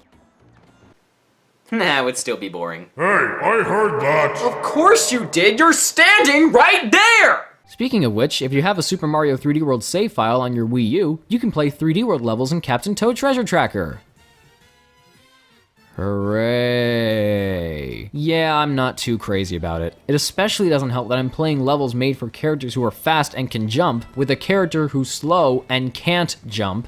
Playing as Captain Toad only makes these levels even more boring than they already were, and now we're stuck with that same terrible camera 3D World had. What is it with Nintendo and giving us lackluster rewards nowadays? Oh, and I'm not talking about the amiibo compatibility, because it's just lame. To be fair, there are some cool levels here and there. There's this one level where you're on a train in the middle of a snowstorm. It's like the Polar Express, only less creepy. Yeah. But at the same time, there are some levels that not only make me wish the captain could jump, but they can also be a little annoying, like Shy Guy Heights. You're constantly having to rotate the camera and throw turnips at Shy Guys and dodging those butt-stomping bird things. Spin Wheel Bullet Bill Base is a bit repetitive with the amount of spin wheels there are, and Drop Road Dash is just a bit tricky in its entirety. One level that can be kinda frustrating is Bitty Bud Snow Stroll. It's like playing Minesweeper. Step on the wrong space and it sends you falling safely to the ground below without a scratch on you. Oh, and there's one level that I only like for the name alone. Seesaw Sizzle. Well, whoever she is, I hope she enjoyed it. That was bad. Oh, and you can do better. At least it wouldn't come off as forced. What? Oh, come on. When have I ever forced a joke or anything slightly comedic on my review show? Hello, I'm still alive. Not now, Professor Overanalyze. Okay. Did you get a haircut? Get out of here! Don't look at me like that. Dagnabbit! Oh, haven't even gotten to the boss battles yet. From my experiences, I've only met the first boss, Dragodon, and of course the big baddie himself, Wingo, not Ringo. Dragodon, could he even be considered a boss? I mean, you're not really fighting him, you're just running away from him until something falls on his head and knocks him out. And a second battle is practically the same thing, only there are spin wheels slowing you down. Wingo, not Ringo's, first boss battle is nothing major either. First you have to run around this place here and try not to get blown off by Wingo's gusts of wind. But wait a minute, I thought Captain Toad's backpack was so heavy that it kept him from jumping. So why isn't it keeping him from being affected by the wind? Surely all that added weight must mean he wouldn't be going anywhere. Forget it. Applying logic to Nintendo games doesn't get you anywhere. Sooner or later you fight him in his pile of gold stuff, and Wingo, not Ringo, sends giant turnips raining down for you to throw at him. So you're basically beating him with something he gives you. Kinda like Bowser's battle in 3D World. Strange connection, huh? I mean, you'd think these games were almost exactly the same. So anyway, Wingo's defeated, we rescue Toadette, and that's it. Huh, only 18 levels? That's kinda short. Wait, episode 2? Are you kidding me? It's just episode 1 again, only with different levels, and now the captain's been kidnapped. Try saying that 3 times fast. Captain been kidnapped, But now that Captain Toad has taken the role of the damsel, you know what that means? Yep, now we've gotta play 18 more levels as Toadette. Don't get too excited, she plays exactly like Captain Toad with no real differences other than her gender. She's nothing more than a pointless skin swap. Which is kind of how she started, come to think of it. They could have at least made her faster or let her use her pigtails as an attack, but nope, you're just controlling the captain again. Oh, and in Floaty Fun Water Park, why does she need to hold her breath when her head is above the water? Did she almost drown as a baby? I mean, for the record, we all have at some point. Some more traumatizing for others.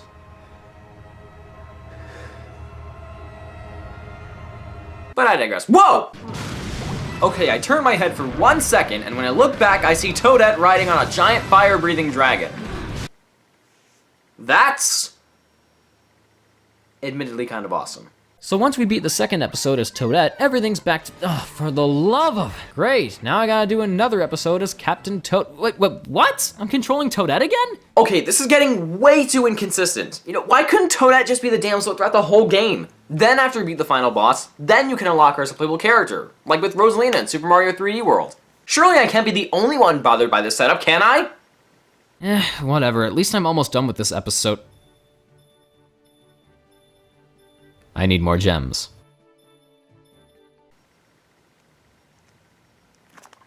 I quit. I'm done. Not playing this game anymore. You're not going anywhere until you beat this game. But the fact that I still need collectibles to unlock certain missions is dumb. You're right. Okay, how about this?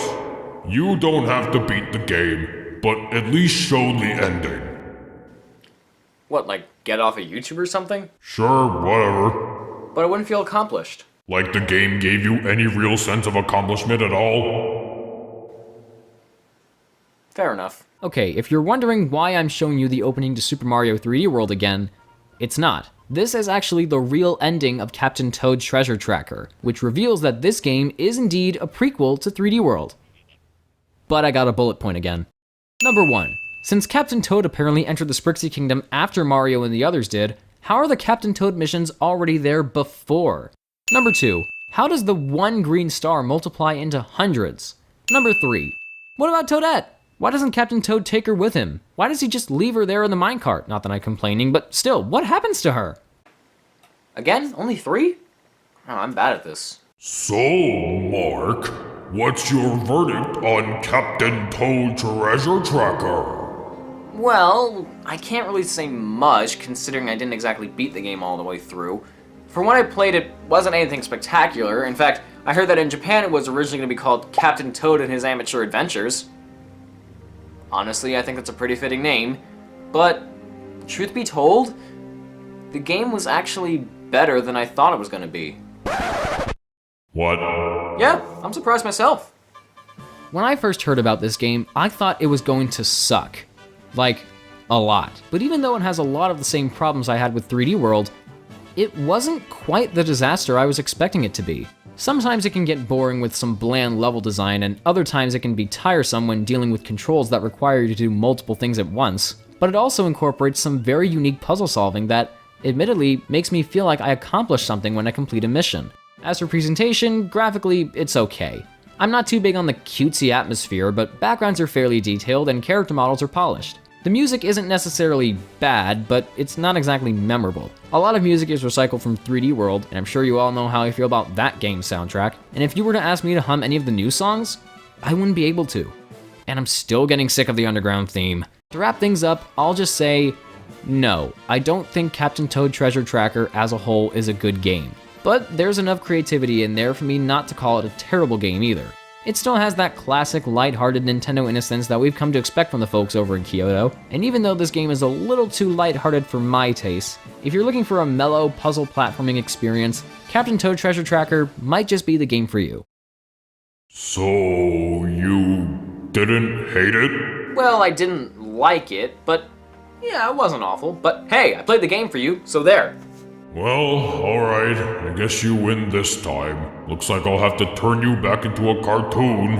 Actually, you don't really need to do that. You sure? Yeah, I think I can get used to this. Oh, okay. Can you at least send me back to my game room? Oh, yeah, about that. You see, when I brought you here through that big, fiery hole, it kind of destroyed your house. What? But don't worry, if you need a place to stay, you can kick around here. I've got a game room upstairs. Take a left and it's the last door on your right. Nothing special, but something. You're sure? Yeah, I'm not using it. Okay.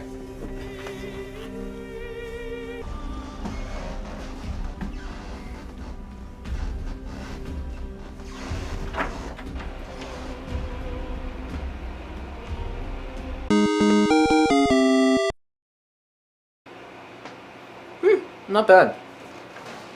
Well, it's a good thing you happen to have the exact same stuff I had at my old place. What are the odds?